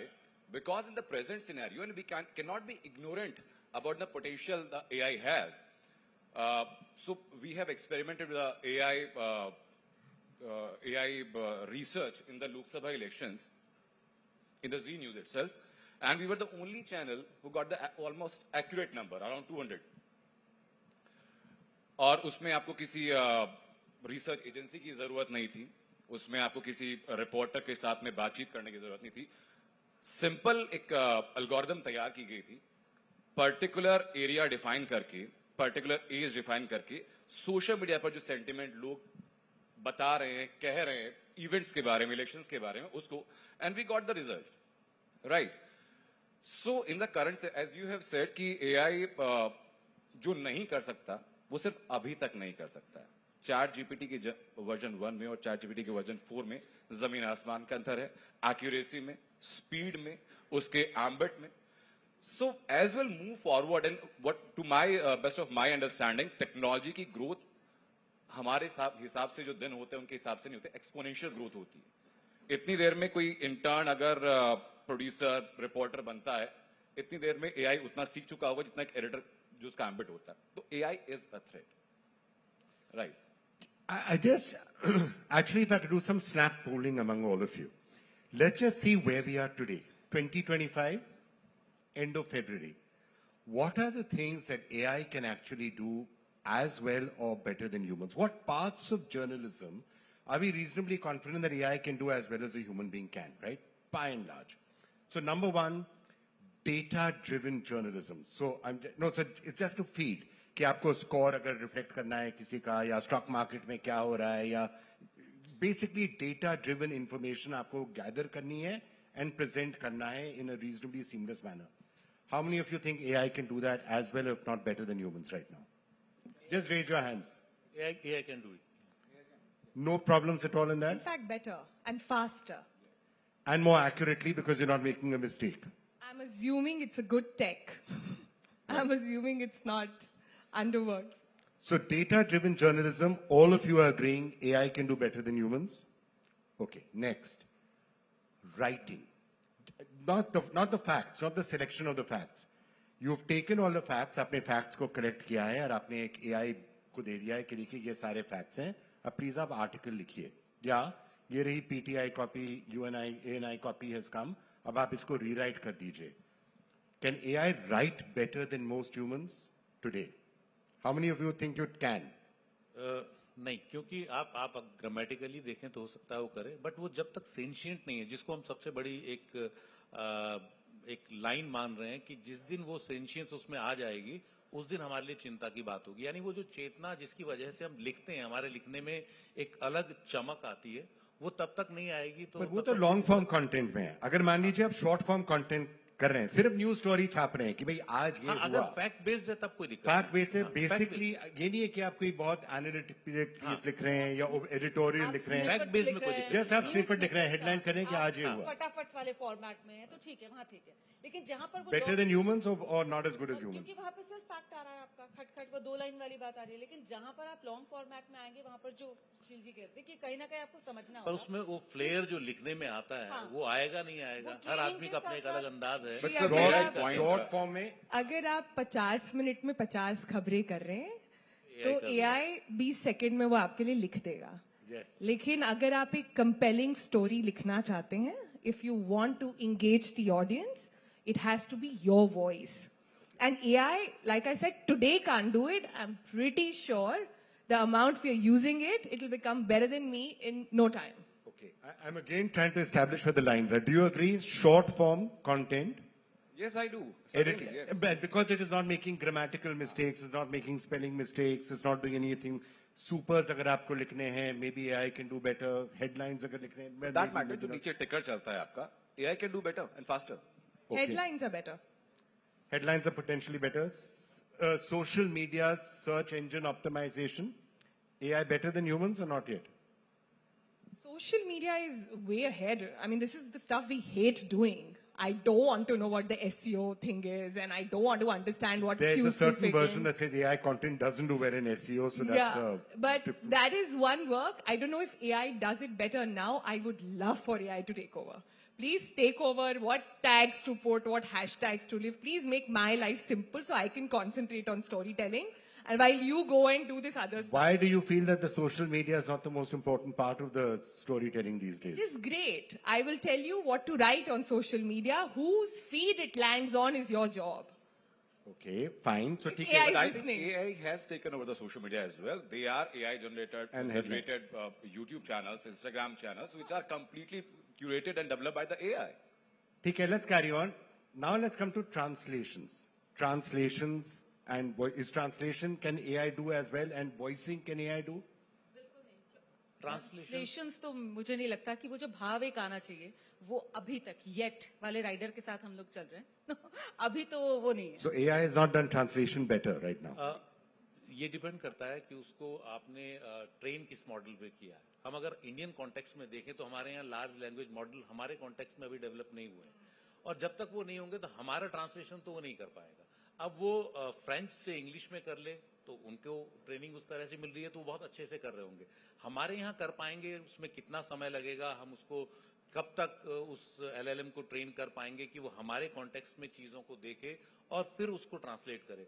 वो एक तरह से transliterate कर देगा, एक भाषा से दूसरी भाषा में कर देगा, लेकिन वो उसके अंदर जो एक जिसको बोलते हैं शब्दों का चयन क्या रखेगा वो नहीं है. वो एक जो रवानगी की जरूरत है वो रवानगी नहीं आएगी उसके अंदर. और AI इसमें मेरा एक पॉइंट है सर, जो भी होगा वो मशीन होगा. इसमें काफी कुछ इंप्रूवमेंट आ रहा है. अगर आप आजकल के जो पॉडकास्ट हैं, जो नोटबुक LLM को देखेंगे तो voice is quite good actually, but and AI is a self learning algorithm. We should not forget that. It'll improve. Right. So, आप उसको everything जितना which we are input they saying रहे is हैं, yes. हाँ, Yes. सब होगा. Everything which you are saying 1 month back, we'll be back here and you'll say, नहीं, sorry, Improve boss, सब होगा. आप boss. Improve So we agree on the yet wala thing na, quote unquote. I think languages, any other language in the world would perhaps be easier for AI. In the Indian context, I think it's up for a challenge. It might take longest. For example, I'm traveling in UP, I go somewhere and I say, हाँ भाई कैसे हैं? My tone defines what I'm saying. If I ask AI to transcribe that interview, it will not know the tone just yet. It just might, I'm saying. But because how diverse India is, it just might take a little longer because your question is now. Yes. Question 5 years down might. 5 years तो बहुत कुछ बदलने वाला है. I'm talking about next 2-3 months. Okay, let's come to video and video editing. Now that's one area which I don't think humans can do that well right now. Oh, I forgot graphics. Graphics? AI? तो बिल्कुल कर सकता है. Certainly. It can do better. You do realize that in the last 7 minutes, that's about 50% of the jobs in the entire media business. You've already said AI is doing better. Editorial. That's what I'm trying to arrive at. कि भाई अगर short script लिखना, AI can do better. Translation, maybe not. Voicing, maybe not. Graphics, it can do better. Social media भी AI कर लेगा. तो I'm about to reach anchors. क्या करेंगे, क्या नहीं करेंगे? इसीलिए हमने पहले ही कहा था कि वो कोलैबोरेटर के तौर पर काम करेगा. आप उसकी मदद लेंगे, बिल्कुल मदद लेंगे, लेकिन वर्सेस ह्यूमन वाला सीन नहीं है. Okay, video But editing. it is happening right now because even in the newsroom of Z News, हमारे यहाँ वॉइस ओवर AI कर रहा है, ट्रांसलेशन AI कर रहा है, to some extent graphic designing अभी AI करना शुरू कर चुका है. We are training the module, right? So it is happening parallelly. हम लोग नेग्लेक्ट नहीं कर सकते कि ऐसा नहीं होगा, या बहुत कम समय में होगा. I think it's just a matter of few more weeks और months. It will work as good as or maybe better than humans. Can I just say to your larger point? You know, I'm just when you hear everyone talking about what's going to happen in weeks and months, I can't help thinking about all those kids who are right now going into colleges to say, "Bhai, mujhe journalist banna hai." And you're thinking about our little kids who are saying, "Main bade hoke, you know, I want to be like Sona, no Sushi, no somebody. I want to be." What are they going to? What are you going to tell them? कि हमें तो पता नहीं कि एक महीने बाद क्या होने वाला है, whether you'll be able to still do your job effectively or not. Entry level jobs will be difficult. Okay, can I ask the leading question? Seeing as all 4 of you are here, anchors के लिए job होगा कि नहीं होगा? कि anchors also AI anchors? आप हमें डराने के लिए तो नहीं यहाँ पर बुलाया है. नहीं बिल्कुल नहीं. डराने वाला हूँ for a different reason. But actually, you'll be happy to know that I personally, my opinion, being anchors is the one job that are probably safe, because I've never understood why people would want to see an AI anchor, because they want to connect. They know you. You have a credibility. They may like an anchor. They may dislike an anchor. They may, hate an anchor. But there is that personal connect and that personal credibility, and that connect and credibility is not going to go away anywhere soon. So Absolutely. maybe anchoring is the one job that could. जिस बात का जिक्र अभी Sonal I don't agree. Why don't you agree? I don't agree. I don't think AI will spare anchors. And I think this is the time everybody should take very hard note of why and where the need will arise. I think I would love if a lot of the kind of anchoring we are doing these days, fatafat khabar, chilla ke baat karo, Okay, that can be done by AI. No, I'm saying I would be very glad if AI can do all of that so I can spend time on the ground and do some actual journalism. I would actually be glad if this space that exists for this hysterical journalism is filled up by AI. Please do it. Just leave me with mind space to do something which is concrete. I don't think taking the breaking news or going with the flow of news is not journalism. It is journalism. Doing a reporting and anchoring, both are different things, right? Can I break it up into two? Yeah. So one is, she may have a point that if it's just reading headlines, right? If it's just that speed news sort of a thing, maybe you can have a AI anchor doing it. Although I don't see why. What is the need for that, right? Because why are you spending that much money training a AI to be a human anchor when you can get anchors without that much cost to do that? Especially if all of you are correct and 80% of jobs are being lost, then you'll be able to afford anchors because to do it. Because you're thinking linear. I'm thinking if I have an app and I can choose my AI anchor reads whatever news I want. For that, okay. But for so that, much easier. Okay, but now that's true for that specific purpose. Now, if you come to the rest of it, you're talking about reporting, but he's right. Even the task of interviewing somebody, right? I'm interviewing somebody, I'm getting something out of that person. I'm having a panel discussion in the studio. That's also a form of journalism, and it's not crystal clear that an AI anchor will be able to do that, at least for the foreseeable future, better than humans can. Would you agree? हाँ, मैं agree करता हूँ और दूसरी एक बड़ी चीज है कि एआई कुछ भी करे वो एडिटोरियलाइज नहीं करेगा, वो नहीं कर पाएगा. हम अगर किसी अखबार को पसंद करते हैं तो उसकी किसी एक एडिटोरियल पॉलिसी के कारण या उसके एक अलग अंदाज के कारण. तो एआई किस तरह से करेगा, वो जो भी करेगा उसके अंदर वो ह्यूमन एलिमेंट नहीं होगा जो कनेक्ट करता है. तो मुझे लगता है कि जहां भी कनेक्शन नहीं होगा जिन भी चीजों में, वहां एआई कामयाब नहीं होगा. और मेरे ख्याल से एक चीज जो अभी तक हम इस चर्चा में नहीं लेकर आए हैं वो ट्रांसपेरेंसी, जो आप बात कर रहे थे कि ठीक है साहब आजकल तो जो जर्नलिस्ट हैं, जो एंकर्स हैं, उनके भी बड़े बायसनेस हैं, लेकिन कम से कम ऑडियंस के सामने वो ट्रांसपेरेंट है ना. ऑडियंस को पता है उनकी क्या लीनिंग है, या ऑडियंस को पता है कि उनकी वो किस तरह के विचार रख रहे हैं, वो क्या दिखाना चाह रहे हैं, या क्या कहना चाह रहे हैं. लेकिन एआई के साथ अभी तक तो वो ट्रांसपेरेंसी नहीं है. अभी तक एक वो जो ओपेकनेस है वो मुझे लगता है कि डीप सीक से हम सवाल पूछते हैं जब अरुणाचल पर या उससे पूछते हैं थियाननमेन चौक पर, तो नहीं बताता. तो इस तरह से आप एक एल्गो डाल सकते हैं ना.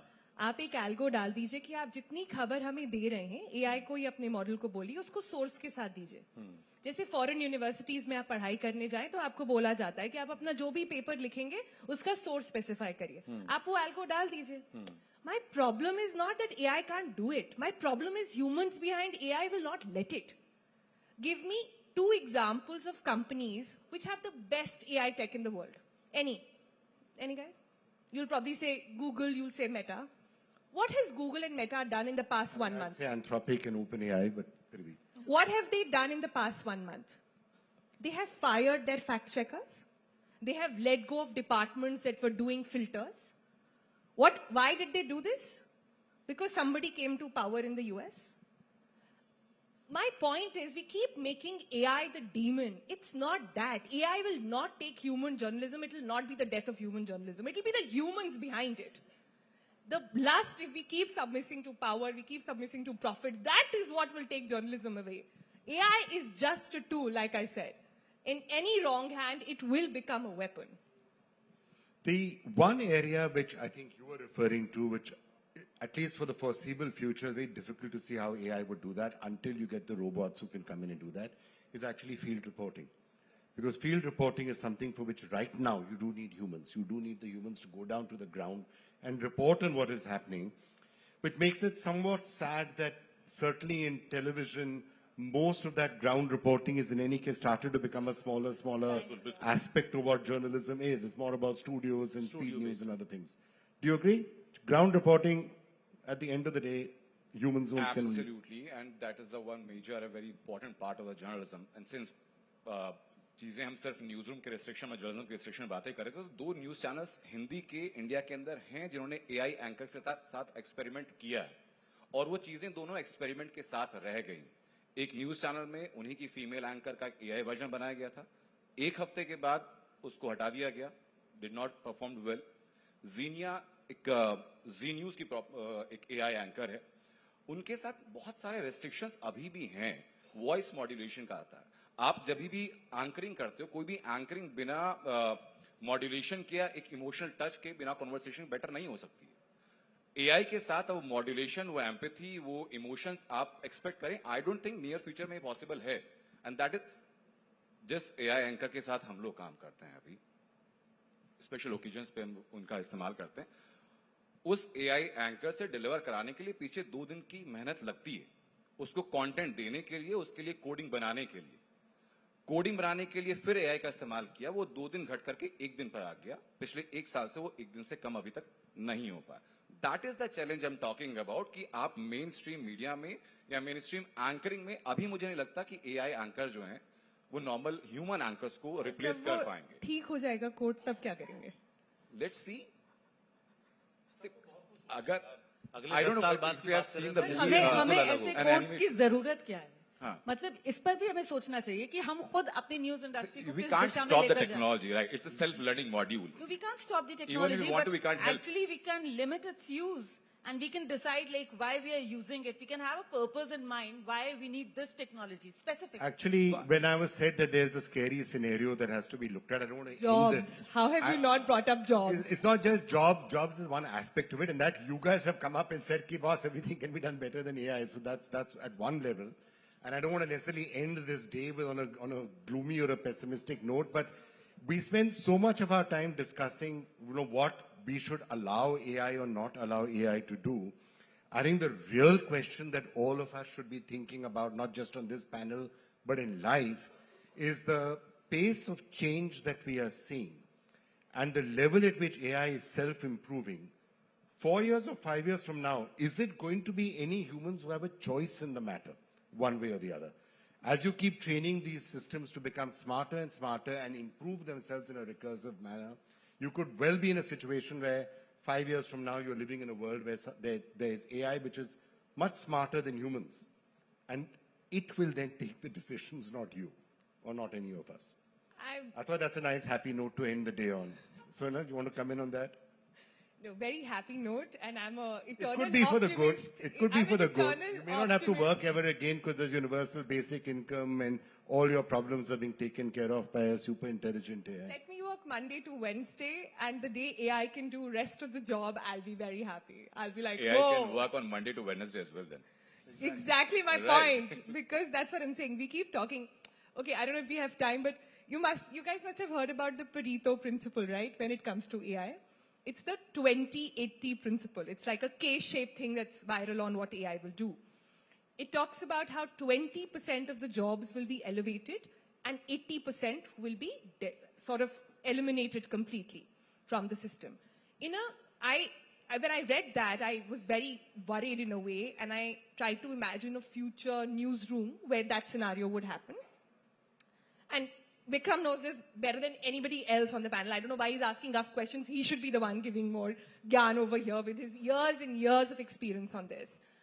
But the way to see it, I felt, was if we were to compartmentalize a newsroom between editorial and production, I see a lot of production jobs getting wiped off first, that getting automated first, and I see fewer editorial roles getting impacted. That's just the starting sort of good case scenario. Other than in places like copywriting and copy editing and scripting, those will be the first to go. Like Vikram used to make me write headlines on other channels, kya ho rahi hai, jaldi se batao, when I was an intern. Now I'll say, just ask Other me. channels? What is happening? We used to like match other things. I allowed you to watch other channels when you were in NDTV? We had to watch and see what is it that we have missed. And I had to, like, at 7 o'clock in the morning, be like, oh, this is happening. Now I'll say, just watch. But I'll tell you one thing. She was a much better intern than any AI ever was. That I will say. So that's one human tribute there. So हमारे हाथ में choice होगा क्या? हम लोग सब सोच रहे हैं कि we'll be able to control the entire process, but I think she's talking about 20-80 का Pareto principle. I think the Pareto principle, when I'm seeing all these debates and discussions which are happening on AI around us, the one thing we're missing is that there are some of the top AI thinkers on the planet are saying 20% choice chance है कि ये सब हमारे control में होगा ही नहीं. You'll have a super intelligent AI which may decide to keep you as pets or may decide to wipe you out. वही असल में सबसे बड़ी चिंता है कि असिस्टेंट से वो मास्टर जिस दिन बनेगा उस दिन शायद बहुत सारी चीजें बहुत ज्यादा बदल जाएंगी और वही लाइन उसको क्रॉस न करने दी जाए. वो जितना बेहतर असिस्टेंट होगा उतना बेहतर है, क्योंकि रहना दरअसल मतलब हम लोग एआई नहीं हो सकते. एआई की दुनिया जो है वो हम पर अगर कंट्रोल करेगी तो फिर ये तो दुनिया नहीं. तो इसीलिए मैं जानबूझ के मैंने ये सब्जेक्ट अभी रेज किया at the very end of this session, because if you believe that and she believes that, I'm going to ask the two of you believe that, all of you are very powerful people in the field of the media. It's not just about how AI is affecting the media. It's also the job of the media, I think, to start getting into the conversation of how AI is governed. Forget about what AI is going to do to the media. What's the media doing about controlling how AI's governance is working? Because by and large, it's in the hands of a few big companies, and profit motives and a competitive race is what is deciding what the path and the pattern of AI is. And I think it's time that all of us injected ourselves into that discussion and debate. And if all of us feel that this is a serious thing to worry about, start asking for some thought. You can't stop AI or put the genie back in the bottle, but you can start governing people who are working on frontier models. Should you be doing it on computers that are connected to the internet? Should you start having guardrails? Should you start putting some safety mechanisms into the entire process? Today, unfortunately, very few people are thinking about that. And in the big companies, the people who are thinking about that, as in OpenAI, all get sacked. They're thrown out of the job because they're saying somebody needs to worry about safety. So, I'm going to leave that thought with all of you. What are you going to do about it? Next show. आपने जो बात कही है वाकई में उस पर विचार करने की ज़रूरत है और मुझे लगता है कि जो न्यूज़ इंडस्ट्री है, जो न्यूज़ ऑर्गेनाइजेशंस हैं, उनको इस बात को समझना होगा कि अल्टीमेटली हमारा जो बेसिकली हम फ्लरिश किस वजह से करते हैं, जो हमारे फंडामेंटल्स हैं, जो जर्नलिज्म के फंडामेंटल्स हैं, वो कहीं पर भी कॉम्प्रोमाइज नहीं होने चाहिए और उसी दिशा में हमें आगे बढ़ना चाहिए. एआई को लेकर सोच यही होनी चाहिए. See, the basic instinct of human nature is evolution. Since the very beginning, technology का आप कभी रोक नहीं पाए. टेक्नोलॉजी को आपने एड की तरह इस्तेमाल किया and on the very same ground you can not stop or alter the AI. It's very much needed for us as a journalist to evolve ourselves into a better journalist or focus more on the ground stories which will be a part जहां पर AI नहीं जा पाएगा. But of course it is a beautiful tool. Efficiency आपकी बढ़ाता है, efficacy आपकी बढ़ाता है, accuracy पर अभी doubt है. I'm sure in the coming some time it will get done also.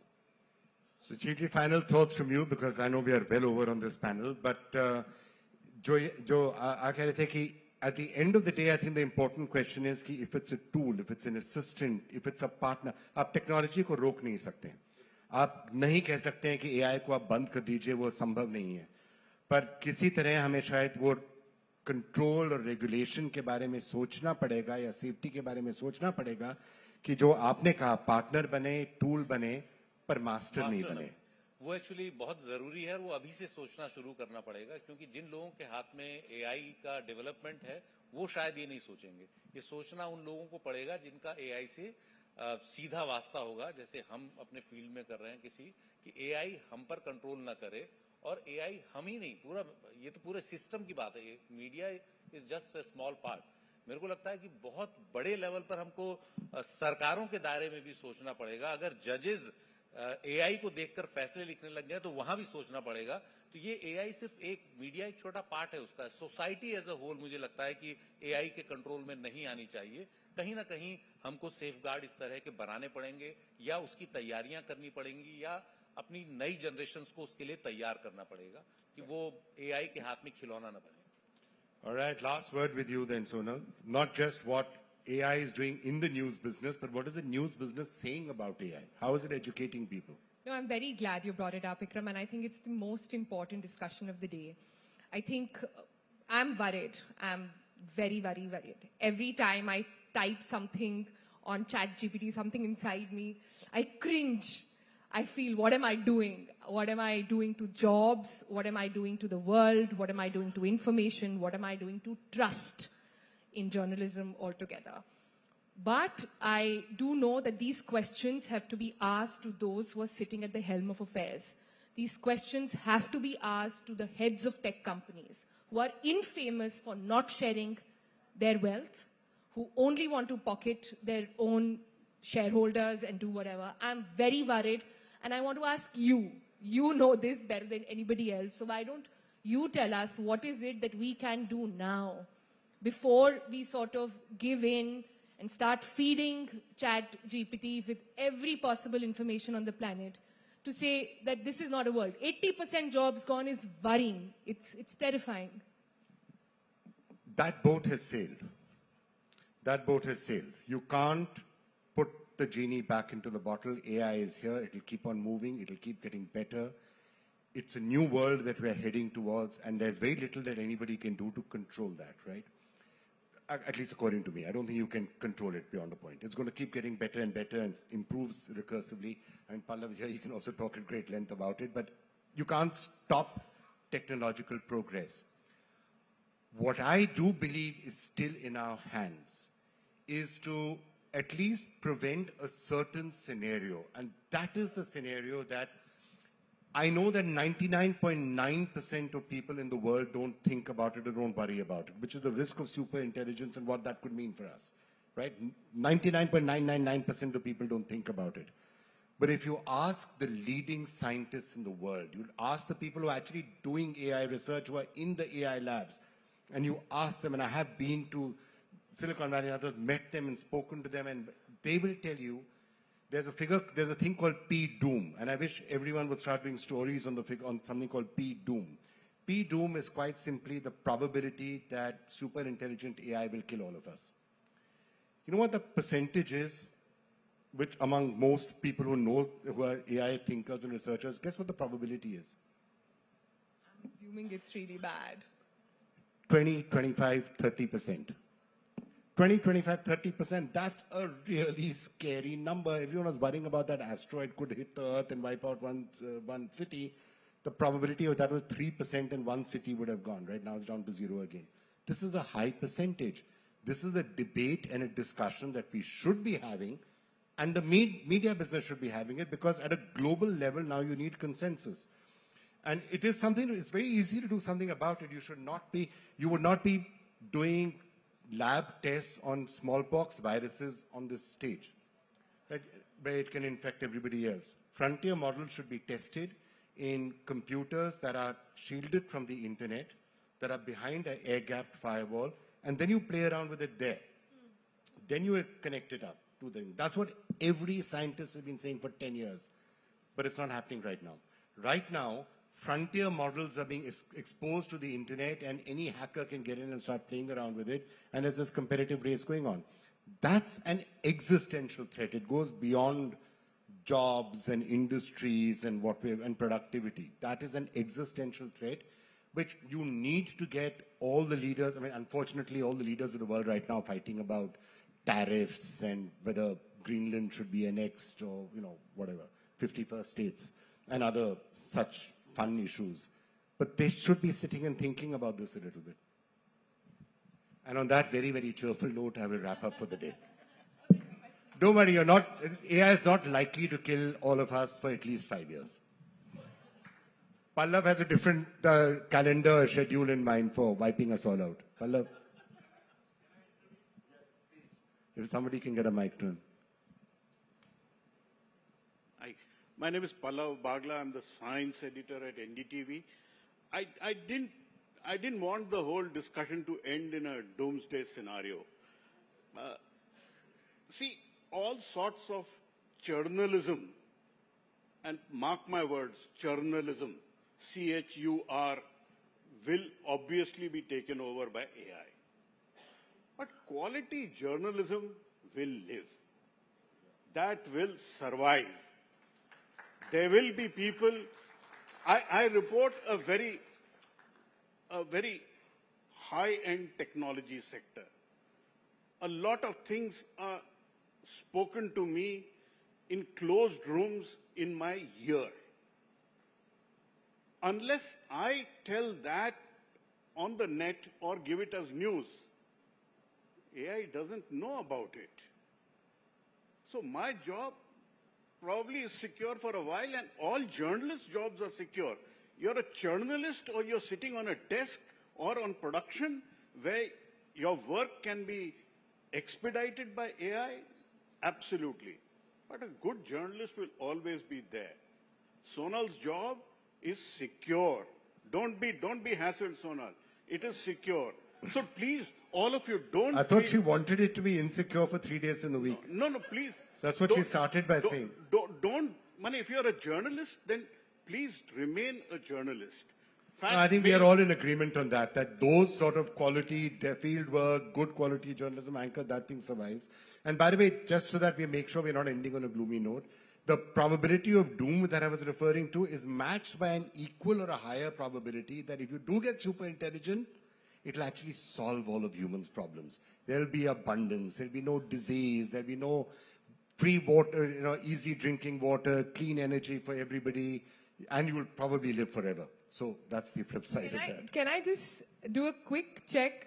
While you were discussing all this, I typed on ChatGPT and I asked ChatGPT this question. I said, ChatGPT, will you replace journalism one day? You guys want to know what it said?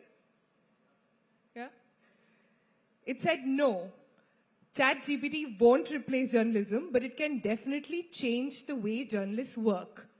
Great journalism isn't just about reporting facts.